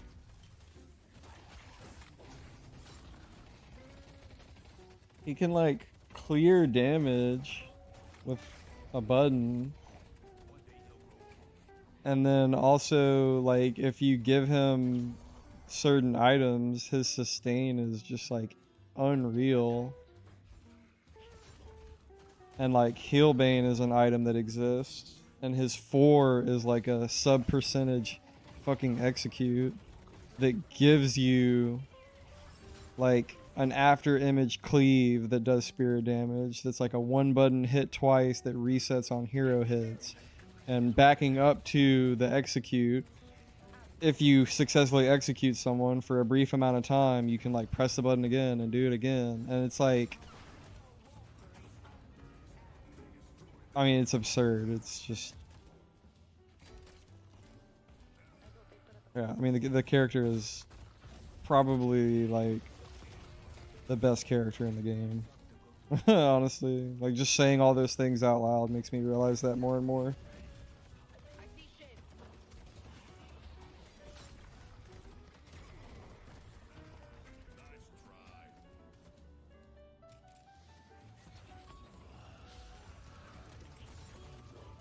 Because, I mean, you saw what happened when, like, the whole enemy team jumped him and he had E-shift, right?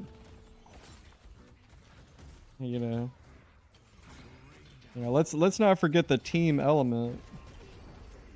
Alright? That is, like, a part of his kit. Inadvertently. Like, if things get bad for him, if all that bullshit starts to not work, or he gets jumped, he just like rides out the entire duration of each shift. until like at least one person can show up, and that's all he needs, you know? One of his teammates to show up and help him.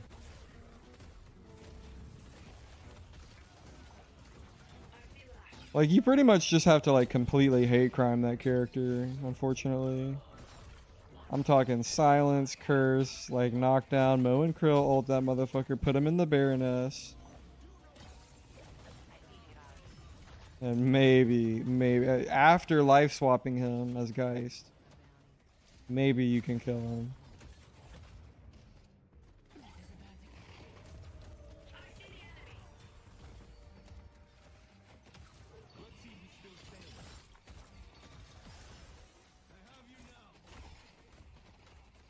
I mean, it was looking really good with Bird with Clock, but Melee Creeps was like, I think they just got like that tournament experience, man. They were really able to like keep their composure, assess the situation, and focus their like strengths, and I don't know, just make like all the right decisions to stay in the game and win, man. Good for them.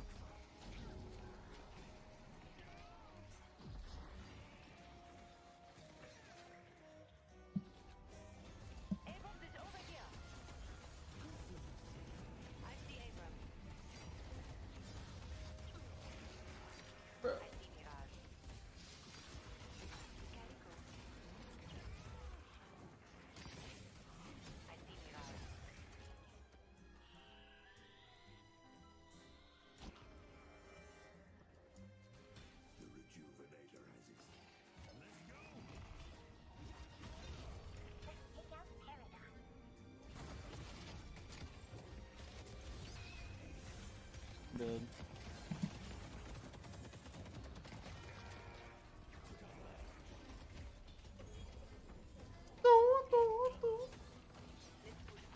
Same shiv build. Same shiv build.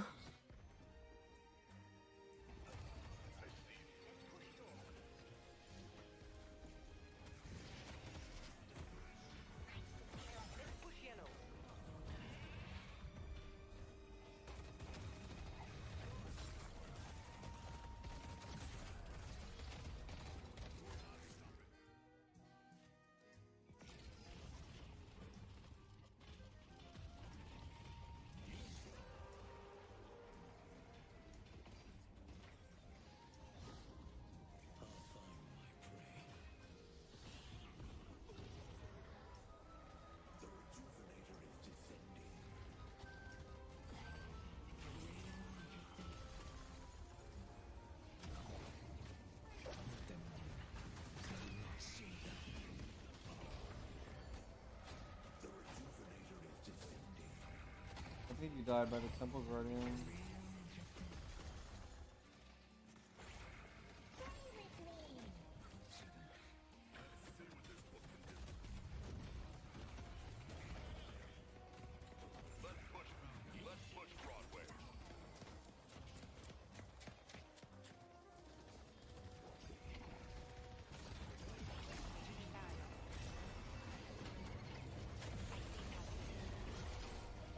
Damn, dude, that's fucked up. You got all those people with the last ult.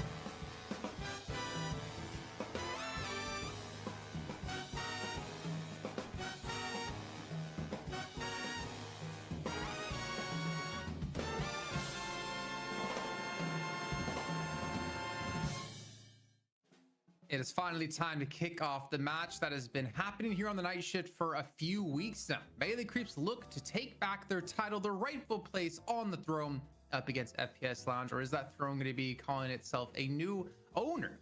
And FPS Lounge holding on for 3 weeks back to back. We're gonna find out. Just Captain hosting here with Uber and ZP by my side, bringing you all the action in these games. And action is definitely what we had in game number 1 of the day here in North America, Uber. Yeah, I mean, when you get two comps that are designed to do very different things, that spike at different parts of the game, it's like a battle between those two paradigms. And, you know, the team with the pick comp is on a clock, and that clock ran out for the birds. It is going to be Melee Creeps advancing yet again.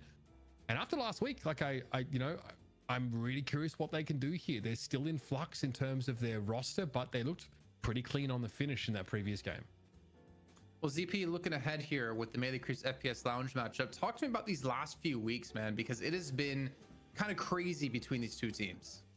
Yeah, I mean, it's been a little bit crazy, and Melee Creeps themselves have been going through roster change at the top of it, where, you know, in terms of the roster change cycle, right, you had FPS Lounge really have to do some soul searching. They end up merging with Floormen. They have a rough first week, but they come together and be like, no, we really do have the best of both teams, and they knock Melee Creeps down. Melee Creeps elsewhere, they have Ranger decide, nope, I'm gonna go back to coaching, and they sort of have the continual musical chairs at who's playing. They have League in for a week. They have Vinyl in last week, and then against all odds, you know, you have Lord NM in this week. So, you know, the roster mania has kind of hit NA a little bit hard, and for now, FPS Lounge is on top because I think they've found the winning combination so far.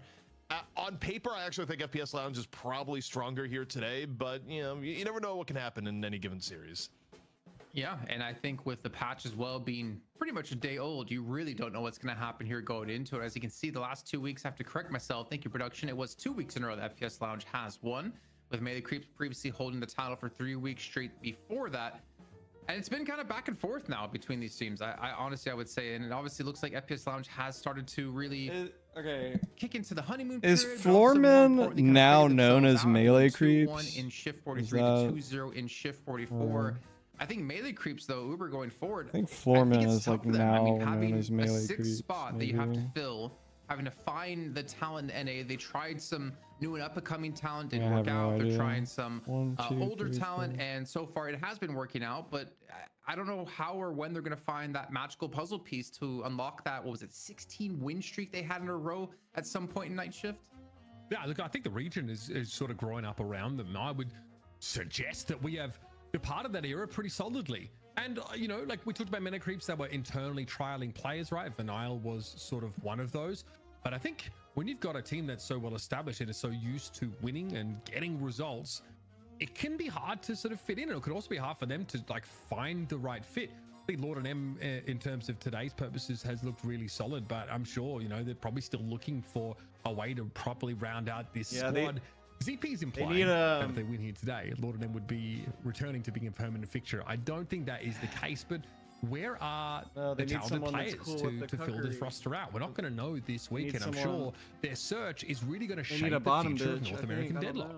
What I'll say directly, Mitch, is that overall in Deadlock history, the one thing that teams value more than anything else is winning. You win with a roster and you go, this like is pretty good. We've seen times in the EU where a player comes in for a sub and then magically, oh, you won this week as a sub? Oh, I guess you're just main roster now. Not that you necessarily replace the player that you were subbing in for, but the weakest link on a team is evaluated and promptly ejected. It's just kind of how it works, because, you know, the one thing teams value above all else, it's winning. And, you know, for Lord NM, while on paper it's subbing here today, should Melee Creeps win, you know, there will be a discussion like, I don't know, maybe we make this thing more permanent, but a long way to go to actually get there, because FPS Lounge is quite good. And, you know, Melee Creeps, obviously they haven't played with this edition of the roster very long. I don't know why, again, I just feel like I want to be mean to Lord and them, but imagine you win Night Shift here and then you still get replaced and they bring you as well as a 6th. That feel a little bit slap in the face. But I think, you know, Lord and them, I think he's due some good energy coming his way at some point. He's been around for a very long time, playing some pretty good teams, and is looking to make his breakthrough moment here within the Melee Crews. But it's going to be tough here against their opponents. We'll take a look at their roster. If you guys haven't remembered or haven't seen FPS Lounge before, it's a very, very tough team across the board. A star-studded lineup. Honestly, I would almost compare them to the current buff enjoyers in the sense that like Poppers is kind of like the newest player on the team technically, but you have all this old guard around him and Leffa and Low Main and Average and Xeno and DMB. Uber, this team is very good. Yeah, they're stacked. Make no mistake. Like, I think Average is continuing to improve as a player, and you know, when we've seen him on like these roaming, skirmishing heroes like the Calico, he's been reaching for a lot recently. That's been a huge boon to this team. Leffer showed us, I think, Infernus and then even Warden last weekend, and looked great there. We talked about Low Main's Viscous earlier on. So this team is in a great spot. They looked very clean in the second game of that series, especially. Like, they really slapped melee creeps down to sort of close out that series. Prior on Holiday, right? And they were, you know, just trying to get Shiv when they could, or Warden sort of folded into their setup. Still looks sick. They're great players, and honestly, like, I feel like they're in good shape, guys, to take our third straight. Also, I have a favor to ask production. Can we get the target focus on the coach? That was our bad last week, where we, you know, started added coaches into the rosters, and we left out Pure content. Where overall it got noticed, like, hey, what about Pure? It's like, yeah, Pure has been a big part of this FPS Lounge team, and you know, coaching them behind the scenes. Also, you know, doing coaching, of course, you know, for the community as a whole. So, you know, got to recognize people behind the scenes that make it happen, and Pure has been part of this team for a long time now. And given the fact that we've seen them make good adaptations week after week, and you know, the fact that they did improve rapidly after assembling this roster, you know, it doesn't happen without someone pulling the strings behind the scenes. So kudos to you, Pure Content. You know, the proper recognition is there today. Yeah, congrats to Pure Content. Congrats to ZP's PayPal account, as it just got an influx of money coming into it from maybe a certain coach out there. We do have our draft coming up shortly here between these two teams, but really quickly though, ZP, I mean, thinking back to the FPS Lounge roster, who's like the standout player to you? For me, I mean, obviously they have a star-studded lineup, but for you, if you were to focus on one player in particular, who would you put your eye on? It kind of depends overall. I mean, you could argue that Average is the heart of the team in large part because you talk to the players behind the scenes, they'd be like, yeah, you know, in terms of like actually keeping the vibes of the team up and like making things good, you know, a lot of people do look towards Average. I think in terms of the actual gameplay and the eye test on screen, it's kind of hard to deny how good Xeno has been over the last few weeks. So, you know, it kind of depends what angle you want to go for. Who's keeping the team together? Average. Who's making the flashiest plays over the last few weeks? Got to be Xeno. Put him back on the Apollo, boys. We're heading to the pick ban here, and again, we didn't really get to see much with only one North American game being played and having EU all under our belts now and done for this week. But a doorman to start things off for FPS Lounge on the side of melee creeps. I mean, the thing is, they're not getting first pick. Do you think Shiv's gonna be a contested for first pick? Is Mirage gonna be contested for first pick? I feel like we finally had our first loss with him in this week as well in that last game. What was I thinking? Okay. Yeah, Pocket obviously getting banned away, no surprise. I wonder, like, it seems like their priority in securing like Venator is definitely dropped, and melee creeps don't seem to be obsessed with this idea of getting like a Holiday / Paradox folded in really early. So I wonder if they just like get Mirage first pick, just sort of lock that away, because they ain't getting the Shiv, that's for sure. Thank God. I was sitting here saying, like, please don't do anything other than pick the Shiv. Shiv is 3-1 on the day today, and the games that Shiv has won, Shiv has looked like an actual monster. He's led into the voice line. So I think Shiv is 100% first pick worthy, and arguably, I think for melee creeps, if you're second pick, not banning the Shiv and letting it go through first might be a mistake with what we've seen here today. Like, I don't know if teams have actually adapted the Shiv's current level of power. Now, obviously, you're going to get 2 premium picks in turn for melee creeps. Number 1 is going to be Mirage. We'll see what number 2 is going to be. And it's going to be Billy. So, I mean, they're getting a reasonable bounty here, but the Shiv has been hard to beat so far today. I really wonder what's going on internally when they talk about Shiv. And they're just, you know, it's like from It's Always Sunny, Charlie, which is like 1,000 different boards around the room trying to come up with, and now I'm referencing something ZP doesn't know about, trying to figure out, okay, what can we finally do to Shiv that will put him in a good state? And they are trying everything they possibly can, but he just seems to always come out stronger every single time, or at least it's still extremely viable. He went from S tier to S tier, back to S tier, and he doesn't seem to be moving. Okay, so Ven goes, I mean, this is about where you'd expect it to in this sort of, you know, 3-4 slot here, but that means for melee creeps, like, do they try and like secure the Geist alongside this, right? I don't know if we need to see the Bebop return either in John or Sire's hands. It looks like they're in agreement here. This does mean that like Holiday is floating around into this next round of bans, and look, you can try for the Paradox here, but we've just really not seen that find nearly as much success these days. Melagroups are also like fronting up for another like all-in fight around a local objective kind of composition, and yeah, Leffers Infernus is off the table this time. Yeah, it's kind of interesting here. You may have been able to make the argument of like, go ahead and ban Holiday, but she did get hit a little bit in the last patch. And I think off the eye testing, Infernus actually has been more of the threat.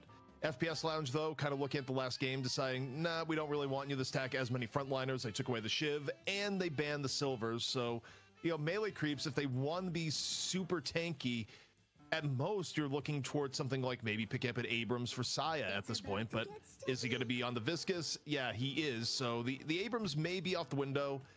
We'll see. I mean, they still have the hero pool depth to play it. I mean, you could still put Ido on it if you wanted to get that. It just kind of depends on how much they value having a super tanky frontline versus how much of it was a crime of opportunity in the last game. Ido Lash seems like it might be in the works, especially given this comp. This is looking really similar, by the way, to Melagroups' previous composition, just without the Mirage in the mix. But, you know, I think Ido Lash could be quite strong here. Obviously, you know, decent shout against the Grey Talon now. That's going to be followed up with the Paradox. And so, like, has the Holiday Prior really dropped that much since, like, her barrels got slightly nerfed? Like, what is the thinking here? The interesting thing with the barrels is that the barrels, I mean, I think they're a little bit better velocity-wise in the pre-buff state, but a lot of in a way, she kind of went back to pre-buff Holiday in a lot of ways. Like, her scaling is now only like 0.1 better than what it was pre-patch.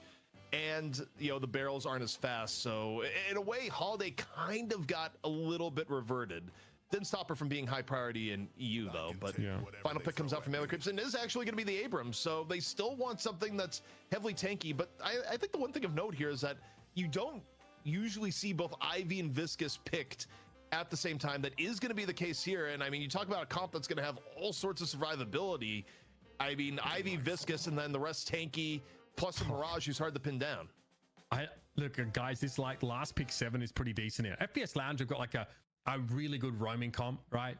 They're very good at securing those picks, but now they've also supplemented that with someone who performs really well fighting the rifts and like fighting in these like, you know, team fight oriented scenarios. It's also a very straightforward go anywhere. You know, pick up maybe if it's going to be someone like Leffa who just wants to sit and just farm watching for extended periods of time. So I like this shift, at least in focus, or at least FPS Lounge are trying to spread what their team comp is effective is doing, because melee creeps are extremely tanky. They are really hard to blow up. They didn't get the Shiv in fairness, but this is still like a solid comp. I wonder how this early game looks for them though. I'm going to be wondering about coming out of lane on top and dealing with like the first 5 to 8 minutes after those sort of Guardians start to fall. I'm trying to think of what lanes we'll even see at a melee creeps here, because I'm not really seeing a super strong lane in my eyes. For some reason, Abrams Ivy kind of comes to mind, because obviously the charge into a stone form, also like Dust Devil into charge. I mean, you're really kind of banking on Abrams and Billy to be the key factors in your lanes to alleviate some of the pressure, but obviously apply some of this pressure and potentially look for these early kills, which I think both teams, well, I think FPS Lounge are definitely to be looking for here. Well, overall, I don't think the melee, I think the melee creeps team actually arguably, depending on how some of this pans out, like the laning is going to be better in some lanes for sure. I mean, probably why you grab the Mirage is for the early good laning. And you have Viscous that, you know, instantly upgrades whatever lane Viscous is in. Abrams is something that at the very least, like, Abrams usually won't lose a lane because Abrams can play defensive enough that you have to give Abrams enough space that, you know, it's difficult to actually push and kill an Abrams. Not impossible, but Abrams can be played in a lot of neutral lanes. So I don't know. As I look at melee creeps here, I think in terms of their lane composition, they're going to be able to engineer, I think, at least one winning lane, whichever lane the Mirage is in. And the rest of the lanes are good enough that they should be able to play not to lose at a minimum. So I kind of like melee creeps coming out of the laning phase here, personally. It's like Ven GT mid, right? Or unless Paradox is going to be there. Paradox GT, I think. Yeah. It's a lot of poke. Yeah. That's... Also, I mean, like, there's a lot of poke across like a lot of these setups, right? Like Calico Leap 7 is a nuisance in lane there as well. We know that Shiv could be, you know, can get by like in those kind of setups here. But FPS Lounge, like they get to set the tempo. This is a tempo setter's composition. Melee Creeps definitely want to be more reactive, and they want to be in place in advanced. But again, their macro has always been really good. Like, they are always able to set up early for this stuff, contest those key objectives. Raw but damage versus it's like, do they have enough of a level of soul parity before we come to like some of these big team fights? So can they draw FPS Lounge into them? It's going to be a tougher endeavor than it was against Bear with Clock, I feel. I just had a premonition about how this game is going to go down, at least in part. I think GT is going to have a hell of a time trying to stay alive in this game, and not the least of which is that, think about when Melee Creeps has picked Ivy in recent times. They've played a very aggro Ivy that basically uses airdrop as a we're going to drop in on you and take you out sort of maneuver. I actually think you're going to be seeing Ivy use the skies to like chase down GT, often with an Abrams or a Billy in tow. So, because that's one thing we've seen with GT comps is that even when you're ahead of the game, a GT comp just loses if you're actually able to pin down the GT early, and Ivy actually gives you the ability to hem in the GT more often than you may think. Like, it actually really changes your decision making and how you have to position in this game. So I think for FPS Lounge, in terms of team fighting, like, you could look at it on paper and be like, wow, this team fight's really good. You can open up with an Owl, you have space control at the bomb, you have 7, but there's also scenarios where Melee Creeps just able to go in, instantly isolate one person, and then actually make it more of a 6-on-5. Like, the opening the Melee Creeps initiation wise is actually unreal, and it's kind of up to FPS Lounge to not die off the combo of Chain Gang, off airdrop. And if they can survive those two things, they probably win the overall team fight. But I think, you know, the engagement for these team fights is going to be absolutely crucial in deciding who actually wins the fight. Yeah, how are you going to burst these guys through Cube and like airdrop plus like that Kudzu Covenant? Like, it's going to be tricky. I think the Paradox play here has to be world class from FPS Lounge. So like, and they need to snowball those like successful engagements over and over again, because no one here on Melee Creeps is particularly easy to pick off. And also, if they can stall that, we're going to have a situation like we had from do in the previous game where everyone piles in, airdrop gets them there, Mirage is going to travel on in, and then all of a sudden you've got more in your hands than you bargained for. I think FPS Lounge comes far. I wouldn't even look at it as like an amazing team fighting setup here. I think they're really good, like with macro pressure and like punishing poor positioning. But even with the 7, like I wouldn't want to get into a 6v6 too early if I was these guys. So are you both leaning towards Melee Creeps then? Because that's kind of the gist I'm getting from you. Look, ZP kind of sold me at least on the idea that like the laning is not too bad, right? I think that like that would be my only concern. Melee Creeps just don't want to enter that mid game while they're like behind in tempo, I think. So if they can secure themselves like if they get 2 winning lanes somehow out of this, then I think they're going to be just fine. FPS Lounge have like a comp that looks really volatile, but potentially like really powerful. A few things need to go right. They need to funnel that sort of farm very well into the 7 and the Venator as well. Okay, well, gentlemen, it's time to head into our first match here in our money match of the Deadlock Night Shift number 45. It's FPS Lounge defending their title up against Melee Creeps, brought to you by Uber and ZP.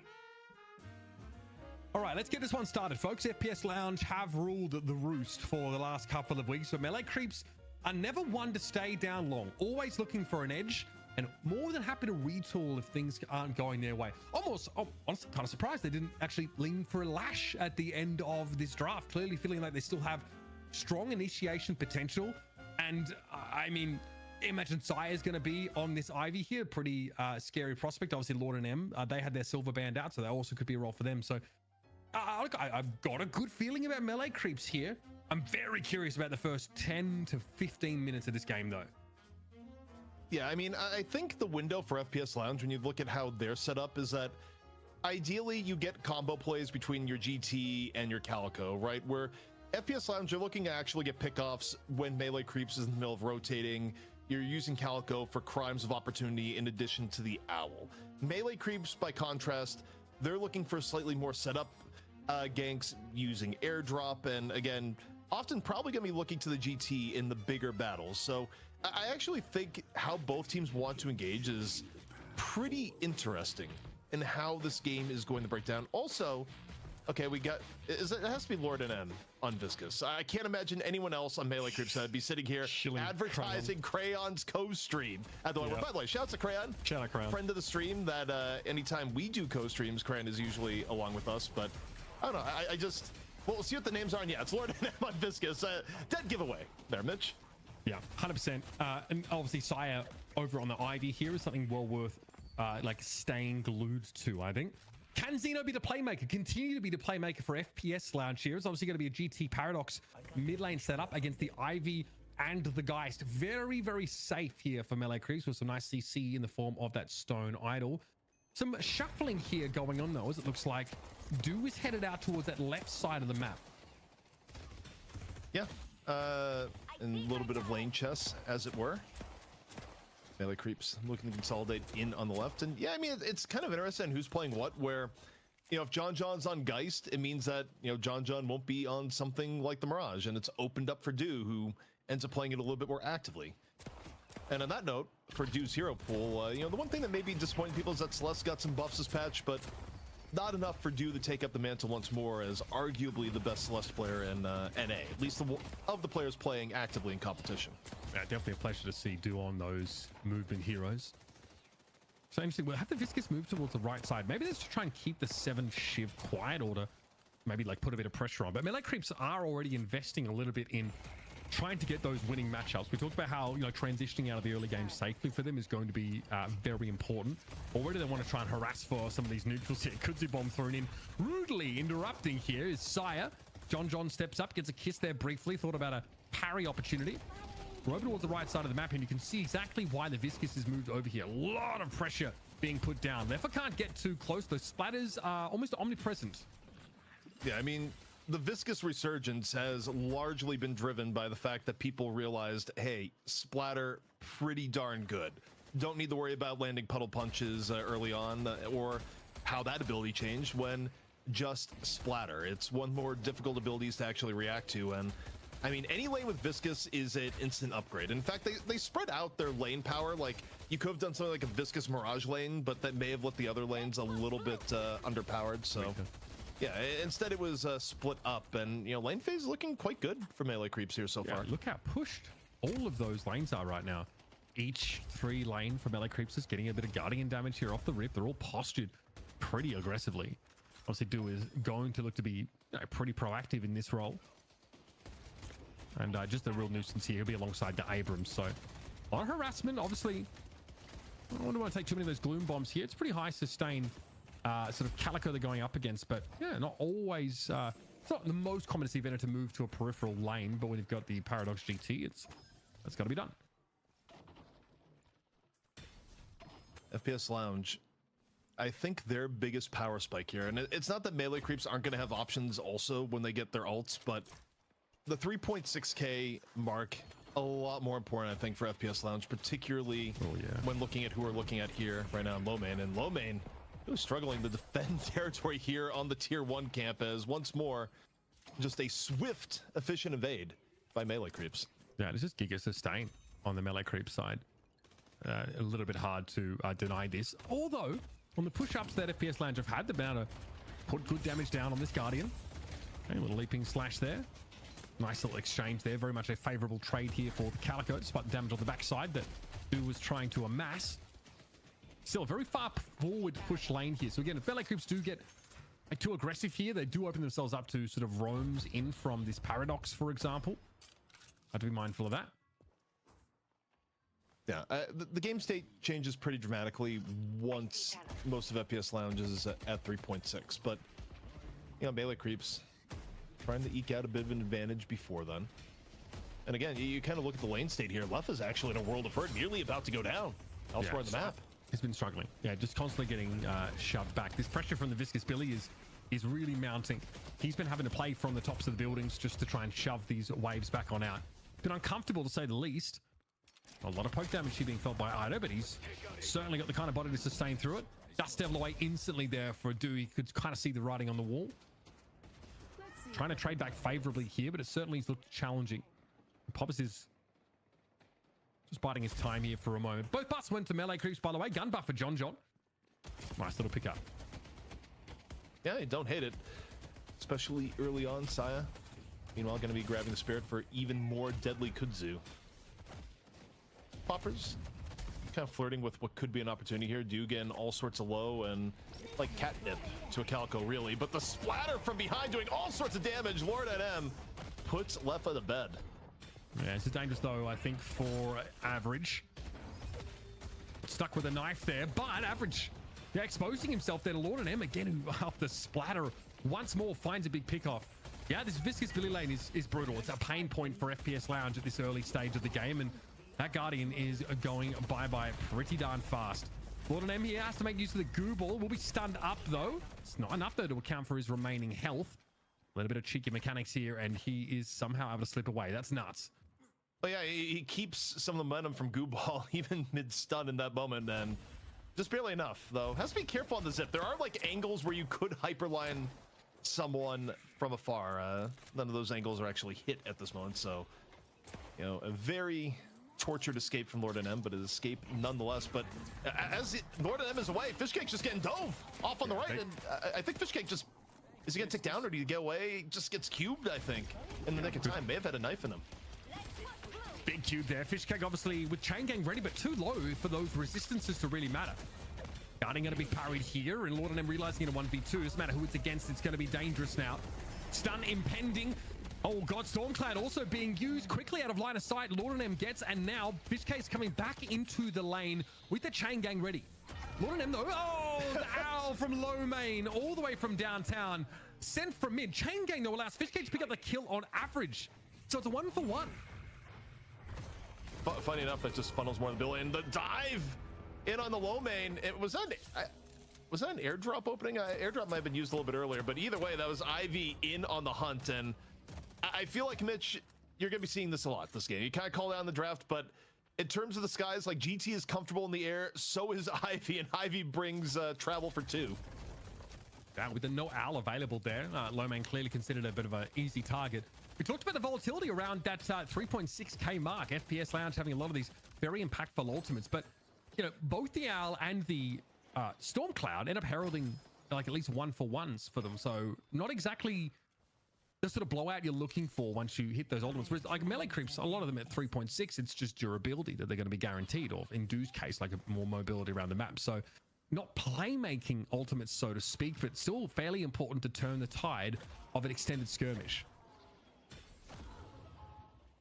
Lane phase starting to come to a conclusion. Melee creeps not only holding their own, but getting a little bit ahead. But plenty of game left to go, and really, while most of the ults are drained right now, this is about the period of time where FPS Lounge can be at their most lethal and looking to set up kills early on here, pre-first urn, pre-first rift. But all that being said, time for a little bit of gambling, courtesy of Billy. And you talk about tech right there. Melees that hit both the creep and the slot machine at the same time. Anything to make this process a little bit quicker and get Billy back in lane where he wants to be. As the dust settles a little bit, you'll notice it's 2 Guardians taken down from FPS Lounge's side of the map here. So melee creeps, look, I mean, this early game definitely not nearly as rocky as some might have sort of postulated. Fishcake very healthy with that 7.2k. And honestly, very happy, of course, to be in a lane with the Viscous, which certainly feels like it gives him a bit of a boost. Conversely, low main and DMB, not exactly recipients of large amount of souls at this early stage of the game, but DMB is being given a lot this left-hand side farm. So, you know, in a matter of time, you're going to blink and he's going to be topped right on up in terms of those souls. No problem at all. Sire looking pretty aggressive on that right side of the map there. Aware, of course, under the Walker, Lefa is just farming. What we need to look at here is that, well, FPS Lounge, you know, they're looking to set up things with Owl. I think Sai isn't going to wait very long when airdrop is up to look for a target. And again, it may just be the GT, but elsewhere, you get the swap. John, though, moving on to the Soul Exchange.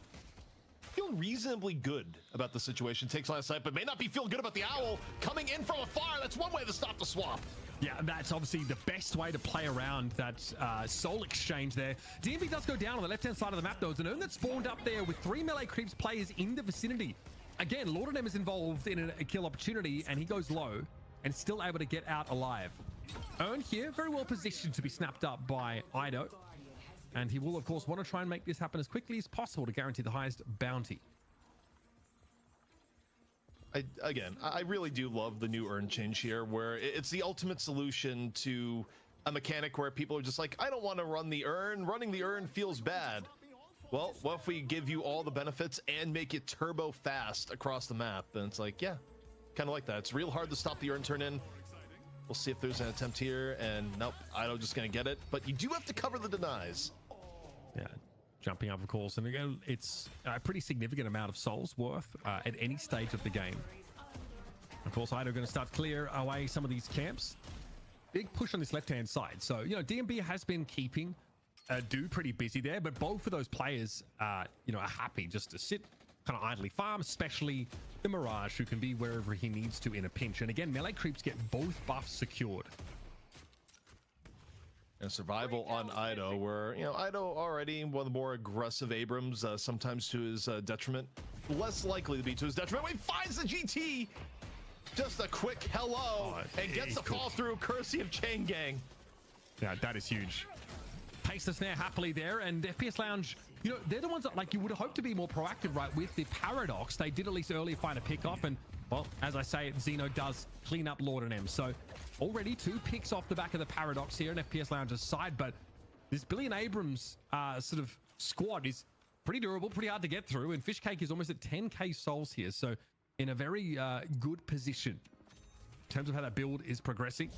Spirit Strike rather added to the arsenal. I don't think he's going to be too bothered about this. There might still be a decent fight to be had, especially with Mirage waiting in the wings.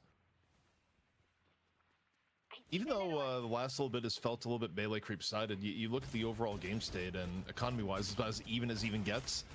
And the Rift soon to be approaching. Here, Mitch. We're within the zone that the alert should be coming out any moment, and you know, we'll see how melee creeps values it. Last time around for melee creeps, we saw they valued Walker instead, but we got Fighter brewing in a low HP Shiv. Yeah, Average just not in great shape at all. Perhaps he was the one that was called out. Lord and M again traded. Here's the Owl. Wasn't able to find an elimination though. Was doing Ido ultimately able to shrug that off. Iridomini's actually going to pop in the lane here by DMB. So you've got to give the Venator a wide berth for the time being, but after that, FPS Lounge don't really feel like there's, you know, really any reason to get too close now. This Rift should go in melee creep's favor. There's a drift across though. Look, both roamers are on their way across for FPS Lounge now. Off the zipline, Lord of Them is going to arrive. There's big ultimates in play. Here's the side stick from Ido. He's going to go for it now.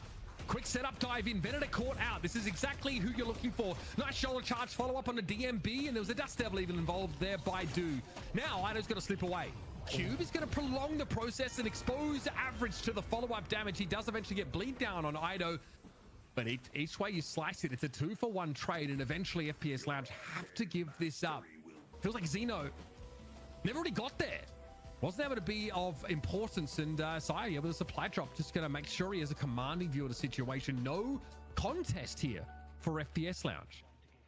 Also, really high value cube by Lord and M there, where you might look at them and be like, oh, Ido still died, right? It dragged out the attention for a long period of time, what would have been a kill that was, you know, about a second away. But deep dive now, going for John. No soul exchange on the table, and we'll see if John support gets their time. Not at all. John gonna fall. A quick dine and dash, courtesy of Poppers. Yeah, there was the soul exchanges very early there by John. So maybe took a bunch of burst damage, but either way, that was forced out pretty quick. And these shoulder charges are magnetic from Ido. Popper's one of the most mobile heroes in the entire game, wasn't able to escape. And now that Midwalker is going to get some attention. There's a drift across here, though, from Leffer. Stormcloud ready. He is doing what he needs to in terms of farming up, and is just working on those neutral camps for the time being. There's a golden opportunity to snatch away a Sinner. As even gets here, Mitch. I think a few storylines developing that may be a little bit worrisome for FPS Lounge in terms of who's getting farmed. But even then, you know, dudes at 14k, Ido grab on the Average. Shiv not the easiest kill, but this time they have the tools, Mitch. I can just see him over and over again, especially with the Billy turning up. There's like, what, 3-4 forms of like hard CC to ultimately punish the Shiv. And it's just not advanced enough in the game where the Shiv can shrug any of that off. No E-Shift, none of that kind of stuff to speak of. Time to fight for some buffs, apparently. Supply drop being used here to signal some threat, if nothing else. And that's going to be a casting buff pickup here for Fishcake in a fight on the backside, you'd imagine. I don't know where Poppers is supposed to go here, and it's a pretty compromising spot for Leffer to be, but he's going to go for the Storm Cloud and catches out Ido either way. Still, even with the bullet resist, you imagine Leffer will fall, and he does. Lord and M is able to snatch himself up a quick double, and here's Fishcake with cooldowns are plenty to use, but realizes perhaps He's overstayed his welcome. Low main, big owl pickup. Eventually, he's traded out for it now, and DMB is hot-footing it over there. Local numbers advantage here for FPS Lounges. Melee creeps start to run out of steam a little bit. And yeah, mindful of average, I think, is Xena do rather, but he's still going for that pickoff. Still gets the paradox. Knows, though, that this is almost guaranteed to be traded. Well, dust deviling away and away. Is that gonna be enough? You got four knives in you. You are bleeding all over the streets of the Cursed Apple. Average with some revenge. Difficult game for Average so far, but that definitely helps, and even more so if Average is able to get on the urn. Also, Mitch, of note in that last fight, that was the rare plus 16. One owl. Yeah, 2 pickoffs there. The radius is pretty easy to understate sometimes. Iridomini, dangerous. Yep, warps straight away instantly from Ido. Especially sees the GT very quickly converging on his position. I'd be pretty scared of DMV in this spot, but he doesn't have a clear sight line to Ido. He's going to get to hide away and slowly regen. Cube, self-cube there by Lord and M. Doesn't want to tank any of that damage either, because that mid-walker is going to start to look pretty exposed if FPS Lounge push up any further, and Saya could be in some danger as well. Has to pop the airdrop to try and get away, but he is not going to escape this. Stone Idol, a little double up there, not too shabby. Some time has been bought, and he is slippery. Oh. Even the slipperiest eventually will have to fall, and Poppers will ensure it.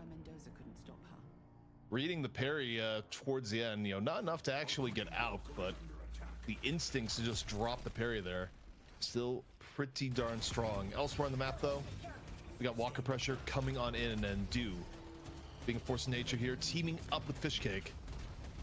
See what, if anything, comes to defend here on the Walker. For FPS Lounge, you don't want to give it up for free. Here's that return to shadows. Unaffected, ultimately. Do is. Fishcake, though, very low, being chased currently. I can't imagine you're going to escape the Calico, and no, Poppers will get to their intended target. Again, Trophy Collector. So we're going to be stacking that up quite nicely here. Xeno falls yet again, though. And still, Melee Creep's trying to fight back. You can see all these waves are pushed up at the moment. Large number of souls to be turned in here to a couple of key items now for DMB. Can we get a counting of both kills and then deaths in the game? Because this has been particularly bloody. I think a few people have been isolated a little bit more than others on both teams, and just getting the graph for context here would actually be kind of interesting for how this otherwise close game has gone down. Okay, we got the tab screen here, and yeah, that is 6 deaths for Average, which made the comeback kills at the cleanup of the last fight into urn super important for getting a foothold back into the game. Yeah, getting in line with that Radiant now as well, so certainly represents a bit of power spike in terms of survivability. Okay, Sai will be shoved off that rooftop. But these lanes now have slowly crept in Melee Creeps' direction, or at least in one that favors them. John studiously farming away on his left-hand side is taking up the spot that Do previously held. And yeah, I mean, Leffa hasn't seen a ton of action. We've seen, I think, 1 Storm Cloud so far that did end up securing a kill. But he's up to 20k souls. A pretty phenomenal game so far as the back and forth goes, where we've been getting good fights, and neither team has really had a significant foothold over the other for any real period of time. And even this soul graph right here, don't be fooled, this is within a range of 3.2k. 3k, yeah. Okay, Rift on the left. FPS Lounge already set up for this. So Melee Creeps were hoping for some mid-side Walker pressure. Instead, though, they're going to start to drift over towards this left side. They got a comp that certainly wants to fight for these objectives. And maybe opening the way towards the left side Amber Walker seems like an appetizing prospect for them. They likely would have been spotted here crossing, though, by Lomain, who could be in some danger. Connected, bash down, also going to drop him. There's nowhere to go. Lomain just lingered a little bit too close to the sun. And a seismic here could start off the fight. Warpstone for repositioning. Not quite getting the connection, but with no Grey Talon, FPS Lounge have no interest in fully committing to this rift. To pick up for Melee Creeps. It's what I brought up in the draft here, is that Ivy was going to be the catalyst to be hunting GT the entire game, and it kind of came to fruition there. They identified GT, went in for the precision strike, and it puts FPS Lounge in a really bad spot. The engagement matters so much, as Ido not quite going to land that charge. Average going to look to even things up. Now Ido in a bit of danger. Yeah, already K damage off the back of this van, and I don't see Ido being able to escape, especially after using that seismic early, looking for an aggressive opening. What a gut shot. to punish John here. He's sitting on Soul Exchange though, and he's looking to get close enough to make it work. But once again, the prescribed antidote to a Soul Exchange is an owl. Also, for someone not packing any range on them, what you get from Cultist, that was an absurd gut shot. That was max range from DMB. Talk about knowing your character. But it sets up the mid-boss attempt here for FPS Lounge. Crystal already coming down. However, you're gonna have Sai here, a little bit disruption. Stoneform in.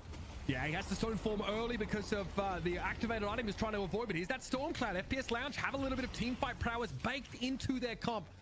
Sai already burns a credit and will fall down after the fact here. So one rejuve credit apiece here. FPS Lounge going in with confidence, and Sai does very well to sneak two of them away.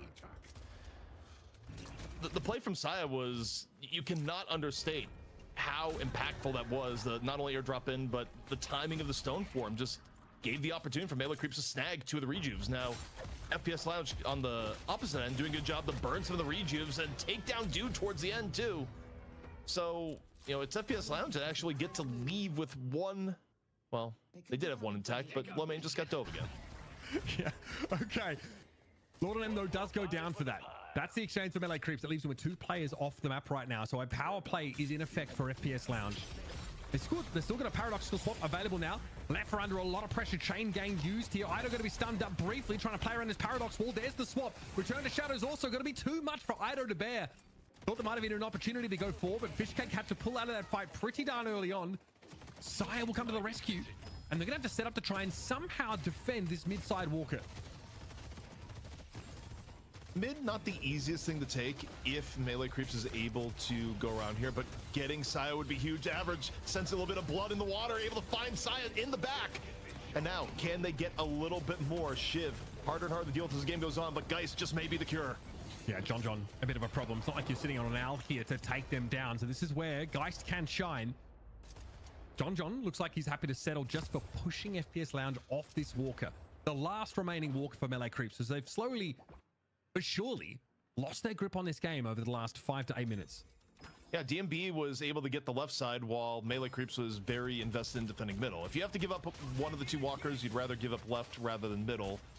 But FPS Lounge kind of puts melee creeps in a tough position. And more importantly, anytime you get solo walker farm to your M1, it is a huge boon. Like, to the point that, you know, while you may be able to argue, wow, getting mid walker would have been better of the two, getting solo walker benefit on your position 1 is one of the best things that can happen in the game. It's a massive power spike, and you see it right now in terms of DMB going on a bit of a shopping spree, picking up the E-shift, which we're kind of seeing carries pick up early and earlier as time goes on. Pretty nice against this supply drop. It's quite telegraphed when Sire wants to swoop on in. So having that option to delay also makes it harder to pick DMB off, because outside of that sort of all-in approach, like a seismic or a supply drop, there's not a simple way for melee creeps to get these small picks, these little 1s and 2s. So working on Sinners here now. Venator with the Fortitude and the E-shift in inventory. So like you mentioned, yeah, like looking at survivability pretty closely early on in this game. Lord of M cute himself there. So, oh, I don't know. I see why. Okay, Paradoxical Swap comes in Gooball form. Lord of M is not going to be allowed to escape. Unclear if there was a Owl Connect there. Ido was certainly impacted by it. Don't know if we had a +8 off that either way. Ido is bleeding on out here. Average making him look like a stuck pig. Slowly but surely, the last few minutes have been rather negative for melee creeps, and you look at the lead here, nearly a 20k lead opening up for FPS Lounge. And, you know, I do wonder, in terms of map control, or FPS Lounge was getting a foothold, you know, what do the golden statues look like here? Because usually that is kind of your leading indicator of map control, and boy oh boy, the map control looking a lot better for FPS Lounge, Mitch. I mean, that 36 golden statues doesn't manifest in an obvious way in terms of souls, right? It's honestly just visually observed impact in these fights. Whoa, here's Lady Geist for you. Quick life train here on average, not an easy target to go for though, and that's why melee creeps aren't fully committing to it. Again, they don't want to do what Burger Clock did to them necessarily. Still, another catch on low main here. Wow, that is pretty nice. What a shoulder charge there. Lord of M going to steal the kill away, but still there's more fighting to be done, and that is a dirty slash. Return to Shadows here. It'd be nice to get some damage off the back of that, but still the life top up is important. And again, Mirage is in the vicinity right now. Fishcake overwhelmed though completely. Stormcloud a problem as well for the Geist. John has to head for the hills. No easy soul exchange target there either. It's tough for soloQKING. If John can't be active in the fight, they're virtually down to 2 players here. Poppers and Kosi a chance to eat up Lord NM, and he is feeding the masses. So we got kills going against melee creeps here. The consolation that they end up getting is the urn. Overall, in terms of the game state, they still end up even further behind on souls. And you know, again, this is a little bit troubling for melee creeps, but you know, really good testament to how FPS Lounge have been making just good use of their control around the map. They're about to pick up the Walker on top of it. The lead continues to expand, and you know, without a singular game-defining moment, melee creeps now find themselves very far behind. And you know, FPS Lounge, what more can you say, Mitch? It's just been incredibly consistent rotations across the map, and just overall picking better fights. And even from a lower soul total, like, you might not feel too bad about this like pretty all-in comp that certainly fights well for its ground. But the fact that Leffer is as fed as he is and DMB is also in great shape, you don't even necessarily have like a quote-unquote better team fighting comp to hang your hat on right now. It's actually pretty rough out there. Average has massively recovered from a bit of a rocky early game to now where he's just not someone melee creeps can go after. We saw that earlier when John came in with a supply drop and they just had to sort of give up on going for that pick. They get themselves a rift here, and that's going to keep that push on the left-hand side, and it's going to keep melee creeps a little, or rather FPS Lounge, excuse me, a little bit busy for a time. Maybe buy some breathing room. Yeah, and I mean, I think you talk about the average comeback. It's pretty unreal. I mean, I think average actually started out the game 0-6 and now is 7-6. Yeah. And also started out the game pretty broke. So laning phase was not a fun time for average. Post laning phase, team fighting, what a difference it makes. Let's go blue. My main here, 6 stacks. But again, with that boundless in inventory, it's got to a point now where he's going to be nuking people pretty quickly. Even though he himself has maybe not been able to benefit from getting most of the farm, you're still going to see him have a pretty big impact. Here's a mid-boss attempt though. Melee creeps, they've got Chain Gang and Supply Drop to work with. So yeah, FPS Lounge, I like this idea. Try to catch them if they linger too close. They've got the comp to find isolated players, and they're going to go for it. Hammer and Tong, Sire flattened there. Nice little leaf damage. Ido turning elsewhere. Perhaps the Mirage, who's dashing through with these Dust Devils constantly. Ido's extremely low, but Average is in trouble and eventually is brought down, not given a chance to get back in the fight. Supply Drop active now. The chaser is on. Poppers was hoping to go after Do, but this is again blown up in their face. It's melee creeps who have the fight taken to them and seem satisfied with that. Gonna be tough here to deal with Ido. Sire to the rescue once more. Fishcake's able to extricate himself at low life, and Poppers is found lingering on his own. Popper saw an illusion there. The illusion was actually being able to kill the Abrams, but it's not happening with the Ivy there as backup. Just enough disruption was done, and for melee creeps, they may be looking for a dive here. And oh, splatter into the tunnel is such high damage. That is the one place you do not want to get hit with the goo. Yeah. Bounces all around. But as we look here, DMB still trying to apply a little bit of pressure, but it is a number where he's outnumbered here, Mitch. Yes, very much so. 5-1 odds are not ones I'd be looking to take for. You might say the deck is stacked against you. E-shift even used there by DMB, but yeah, I think he emerged from that realizing there was nothing to do. So melee creeps here, they come. After falling behind pretty significantly, they now have these 3 rejuve credits, and they have closed the soul lead. Extremely back and forth game, and all it takes is one good fight where FPS Lounge ran them down, not wanting to get caught inside the mid-boss pit in a straight 6 versus 6. They ended up opting into one anyway. You know what? Can we get a look at the soul graph again? Because this has been another one of those just massive comeback games. It's not even a sine wave, really, a little bit at the beginning, but it was a flood in favor of FPS Lounge, and all it took was effectively, you know, 1.5 kind of messed up fights, and you know, melee creeps, not only are they in the lead now, but you got 3 rejuve crystals left, still 2 minutes left to make it work, and they're going to invest part of this time to get double buffs. Yeah. And it is a sine wave. It looks more like resonance frequency, though. You know what I mean? Where it just gets wilder and wilder swings. As we get into this stage of the game, the volatility is certainly going to be there. But melee creeps have gotten through this mid game. They've got all the walkers down, so they've evened things up in that regard. Buffs are in their hands. They're going to get an urn turn in here, in theory. Obviously, do has the walk just across the map. Still can't, you know, cheekily TP. But it's harder to wrest the urn away. You can't drop it anymore. But if you get meleeed, it will drop. You can't parry while you're holding onto it. So a couple of little things about it. If someone wants to take the urn off you, they want to spend a melee on doing so, they can. But the setup here is pretty darn good for FPS Lounge and rather for melee creeps, and they do want to fight in numbers around this turn-in location if it comes to it. The one good part for FPS Lounge is that running out the rejuve is a lot easier now with it being down a minute. But hey, if you see an opportunity, you're going to go for it, and this may be the opportunity. Still, again, juggled repeatedly by Do. An Owl putting into it temporarily. 3-man Owl coming down in, and Lefa real low here, Mitch. Yeah, he went for a defensive storm cloud, ZP. It looks like it's bought a little bit of time, but again, that pressure's still going to be felt now. Fishcake knocking at the door, cubed up. A bit of an awkward spot. Okay, Cube going to be popped up here. Counterspell going to be active. Gooball in play for Lord of but he's also running a little bit low. You've got to be careful not to overextend as melee creeps. Pop his dip go down. You still have 1 rejuve credit left. You can afford to take some risks. And if you see DMB dangling himself under your nose like that, odds are you're going to take the opportunity. Now, though, Average, who's recovered from a weaker early game, sees some opportunities here to pick up some kills, but it's the Shrines that they turned it around, didn't they? Average is going to turn around now, try and maybe fight this Billy. But Fishcake is down for it. Fight it slow. Lounge is that if you're fighting Average, you're not over and finishing off the final Shrine, although that still may be happening regardless. 1 Shrine is down. The backup is here from Ido. Average wants no part of the double frontliner battle, but has no choice. John finishes off from afar. FPS Lounge down 4. Melee creeps only 1. Last Shrine surely about to fall here, Mitch. We'll see what, if anything, this plus 48 Owl is going to be able to get. I mean, again, there's nothing to do here. Yeah, okay.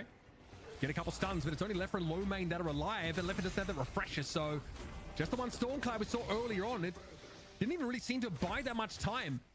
All Shrines down. Melee creeps now in the lead. 21k souls. And they back away into an entirely blue map. Part of the problem here is that scaling wise for FPS Lounge, some of their weaknesses become even worse. Low main staying alive when melee creeps is working at this big of a lead. When your Abrams is at 36k, it's easier said than done, especially when Saya is still going to be looking for airdrop engagements. You know, you try and concoct the best team fight for FPS Lounge. What you're looking for is someone getting bursted. Between the GT, the Venator, and the Calico, you actually do have some pretty ridiculous burst potential. If they can't do it, the Killing Blow can finish it off. Or you're looking for just a really good Stormcloud somehow coming out from Lefa, you know, maybe aided by a swap at the beginning. So it's like, for FPS Lounge, even being down, they do have win conditions, and maybe this is one of them right here. The squad in on the Fishcake, nowhere to go. Yeah, a big bag as well, sitting on Fishcake. He was pretty confident farming away there. Obviously, no E-shift on that Billy. Okay, pause here for melee creeps. I wonder what that discussion was. His dog. Okay. His dog, of course. No one talking. Not a great sign by melee creeps, but hey, they're in good shape. Still losing Fishcake for a whole minute. That does represent a real window for FPS Lounge to go to work here. That was obviously at the cost of the swap. But Zeno, again, with less map to work with, sometimes ZP can be harder to find these picks, so FPS Lounge very happy to at least gotten 1 of them. Whether it amounts to much, though, remains to be seen. Lord of them gets that Boundless into the inventory. Ido with the Transcendent cooldown. The rift is opening, and FPS Lounge being behind, they certainly want a piece of it. Still, you know, some danger here for FPS Lounge where if they commit too much to an objective, melee creeps just could go for Patron. So this is, you know, they have to be a little bit judicious in how they allocate resources. As said, how many people are going for Average at the moment? Yep, supply drop. I think Average is in some trouble. Again, we're kind of into the stat check territory as well, where even if Average is, you know, fundamentally hard to blow up, this is probably a little bit too much. I like this kiting, though. Bought a bit of time. Okay, bro, we are sliding the heck on out of there. Rift picked up by FPS Lounge here, but obviously Shrines are down, so melee creep's going to have push power elsewhere. He gets away, though, with his life. That is a huge boon. Losing Shiv at this point would be catastrophic. It's one of the people that cannot die really under any circumstance, at least not without getting a lot of resources out, but melee creeps Gonna force. this side. Now's the time to do mid boss, or at the very least make it scream. As I say that, it's just a quick retreat coming in from Fishcake. And for melee creeps, you know, you got 2 on the right. Just like mid boss is just not a place where FPS Lounge are going to be super excited about fighting. Sure, Stormcloud there is very good, right? But where does GT get the room to breathe? How are you bursting down any of these melee creeps players when they're all grouped up? And Sire's there as well to save people. Soul Exchange to stay alive. Yeah, it's going to be a big ask, especially with the threat of getting seismic. Maybe you sneak someone in there, try and steal, but I think if FPS Lounge lose one of their key players, like Average, as you mentioned earlier, this is not looking good for me. I also don't have the mechanism to like steal these retubes away either. Like I got my big AoE stuns. Well, catch on the Venator. That's not good. FPS Lounge need to get DME on out of here, but the chase is certainly going to be quite sticky. Dust Devil's in pursuit. Sure, the charge a little wayward, but it does at least put a play between DMB and his base. Lord of Name is down. Chain Gang being used. There's a fight elsewhere. AVG is going to get caught out. Big melee hit, and that should do it. That's the Venator out of the game. However, the rest of FPS Lounge have sprung their trap in the meantime. Do highly isolated from the rest of his team. Doesn't really have the damage to cut through this Shiv survivability. Scourge is ticking. Big damage off that. Oh no! The Dust Devil to secure that elimination, and there goes Leffa. Picked up post Stormcloud, might I add. The Jin's mark was all over Average's body there in about like 5 different places. That stack explodes, and for Shiv of all heroes to get annihilated like that, that is something else. But also, Mitch, we are witnessing a 55k Mirage, kind of a pain to deal with. Rejuve Crystal coming on down. Melee creeps looking to pick up another 3. Only a 10k economic difference between the teams, but you look at who has the economy. A 57k Mirage is dropping tactical nukes, something we just saw, and melee creeps potentially about to be in position to end the game. 3 rejuves up, and yeah, we're getting damage onto the patron right now. This build is so interesting, right? Obviously focusing on that spirit of the transcendent here. No ricochet, none of that kind of business. Obviously being able to make use of that echo shard to dash through a whole lot, and the Jin's marks are very, very scary. It's why the E-shift just to buy time until their detonation was so crucial in that previous fight. Patron knocked to the last stage. As melee creeps gonna back up here and get an unstoppable for Fishcake, and okay, even Sire's getting a boundless.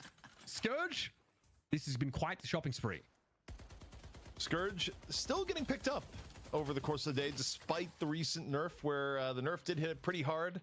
The scaling not really compensating for the nerf, but you know, I think people just realize, like, yeah, it doesn't need to be that strong for the item to still be worthwhile. Still, Rejuve, 2 minutes left to go. Melee creeps would love to end this here and now. Only one more stage of the patron. Can FPS Lounge hold on? Feels all but impossible here. Seismic, Scourge active as well. Stun on Average, AVG, whatever, he's down. Walk straight through the trap, not a care in the world. Leffa, no Stormcloud available here. Defensively, it would have been great to have. That's not to be. Chain Gang here, catching on to 4. And there's nowhere for Poppers to go, really, except his spawn. He slips back in there and stays alive, but Lone Main was picked off amidst all that. And now the rest of FPS Lounge are liable to get cleared out of this pit. No ultimates to hang their hats on whatsoever. Poppers eventually falls on his trip back out of spawn. And now we go to work here, folks. Melee creeps get off to a great start with a fantastic team fighting setup that's able to weather that sort of mid-game flurry from FPS Lounge and secure the dub. Had to have been one of the most entertaining games we've seen here in, well, I'm gonna just say a few weeks, honestly. Every single matchup between these two teams seems to just bring us cinema.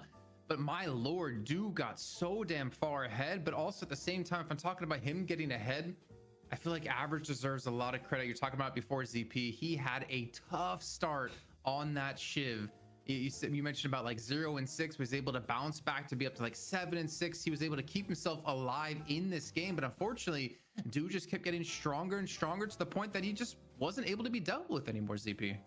Yeah, I mean, the conversion of damage towards the end was ridiculous. A Jin's Mark stack like that, one of the only ways to kind of look at a Shiv and actually efficiently remove them with any sort of speed. And yeah, I mean, economy allocation was unreal for melee creeps, and I think it's the thing that saved them, because look, there was a point where FPS Lounge was nearly up 30k, and melee creeps, it was only through, you know, a handful of plays and rotations and, you know, some of the scrappiest of fights that they're able to get back in, because normally a team goes up 30K, you're usually not going to be able to make up that deficit. Yeah, especially with low main. I mean, he was putting up so many stacks early in this game, and obviously, as you guys were talking about before, Uber, the best way to deal with a soul exchange is just to not let her use it and just get the execute off with the bird. Yeah, and honestly, like this is just such a good time for Ivy right now as well, because sneakily they did get buffed. Ivy now is like doing more healing with the Kudzu connection per boon by like a pretty significant amount. It's like I don't know, like 20% increase or so. And like you get airdrop back quicker if you're using it on allies, which is kind of the go-to for Sire in almost every case. So perfect for a play maker like him. 9 times out of 10 when it's a supply drop that's coming in, especially if it's John being thrown into the fight, it goes quite well. Look, Leffa, the Stormclads are pretty good. We're sort of seeing some of them here, but Melee Creeps get into like a position where they're just being tickled by that ultimate for the most part. They are so tanky, and Do's build, like I've got to get a look at it. I don't see builds like that very often at all, right? Like such a heavy spirit investment. Normally, like you do get the Echo Shard and then still some gun investment there, but he was all about that spirit with that Boundless picked up when it was. Well, you mentioned, them kind of just ignoring love for the most part as you're just tickling away. But honestly, low main, as EP pointed out in the draft, he had the hardest of times after the early stages of the game to really be successful in these fights. I think you called it perfectly, ZP. The airdrops out of Saya just really punished him consistently and pretty much made him a non-existent threat. And this is the adaptation we've been seeing from teams now that GT has been meta for a decent amount of time. People have started to realize, wait, this hero is uniquely vulnerable to dive in a way that very few other heroes are. And one thing for Low Main, I mean, we'll look at the final items. I don't know if Low Main ever invested in an E-shift, but I do think that's the one itemization thing you need to like prioritize a little bit earlier. Okay, the E-shift did come in. I think some of these dives, it was just, even once E-shift came online, the presence was overwhelming enough that the 6 seconds wasn't enough to save low main, at least by the time we saw it on camera. So yeah, I mean, this is kind of the battle plan that people have kind of developed to deal with GT, is that, yeah, you can pick GT, but GT now has to play a game of, do 3 people roll up on me and kill me before I do anything in a fight? And the answer oftentimes may just be yes. I mean, 60. To be fair, Ido did it last game on Lash as well. He was able to focus on Matt quite a few times, able to get quite a few ground strikes on him too, to really keep him locked down and pretty much just always going into spawn. But here on the Abrams, he also had some like really early pressure onto low main with some great charges. Obviously, assisting out of side helps quite a bit here. And Uber, you're getting a look here at the build of Do that you wanted to see. Siphon Bullets, Boundless Transcendent cooldown, E-shift, Scourge, Echo Shard. I mean, he's got more like 6.4Ks than I could ever afford in my games. Yeah, it's not as crazy as I thought it was, right? Still very much like, focusing on the Dust Devil build, but yeah, kind of sick, right? We saw how he wins that fight against Average there, where he E-shifts and waits for the Jin's mark to pop, and Average just loses like a K health like on the spot. So I don't think I've seen such a far ahead Mirage in quite some time. And it's so funny how we were sort of tolling the bell for Mirage's sort of demise, but it's being played in a different way right now, but still really impactful. Still found like a really solid niche here, and I mean, it's terrifying to see that from Do now. Like, you even taking the Shiv away from him, he's always going to have an option to to threaten you. Yeah, I mean, yeah, for sure. He's been the MVP of the day for sure so far in the games we've seen in Challenger, and of course now into the money match. But ZP, was there anything special in the builds that you saw? Anything you wanted to point out in particular, or are you all good? Pretty much everything status quo. I mean, to me, it was kind of as expected. Not too surprised to see Mirage go, the even heavier spirit build. In fact, like NA was a little bit weird for a long period of time, where they're trying to make like more gun heavy builds work, and you just had people watching from EU going like, "No, what are you doing? This is how you build this hero." And I mean, frankly, part of Mirage's bad win rate for a while, I think, was both a combination of the meta at the time, but also people's builds were a little bit weird and less optimal. I think people have narrowed that down, a little bit more. I mean, to be fair, NA was also saying that Shiv is overrated and you shouldn't pick them. And then eventually they came around to the Shiv power. Well, ladies and gentlemen, we do have to head to a break where we let the players have their own hydration break and get ready for the next match, because Melee Creeps right now are one game away from reclaiming their throne at FPS Lounge to figure out what they can do here at match 2. We'll see you in a few.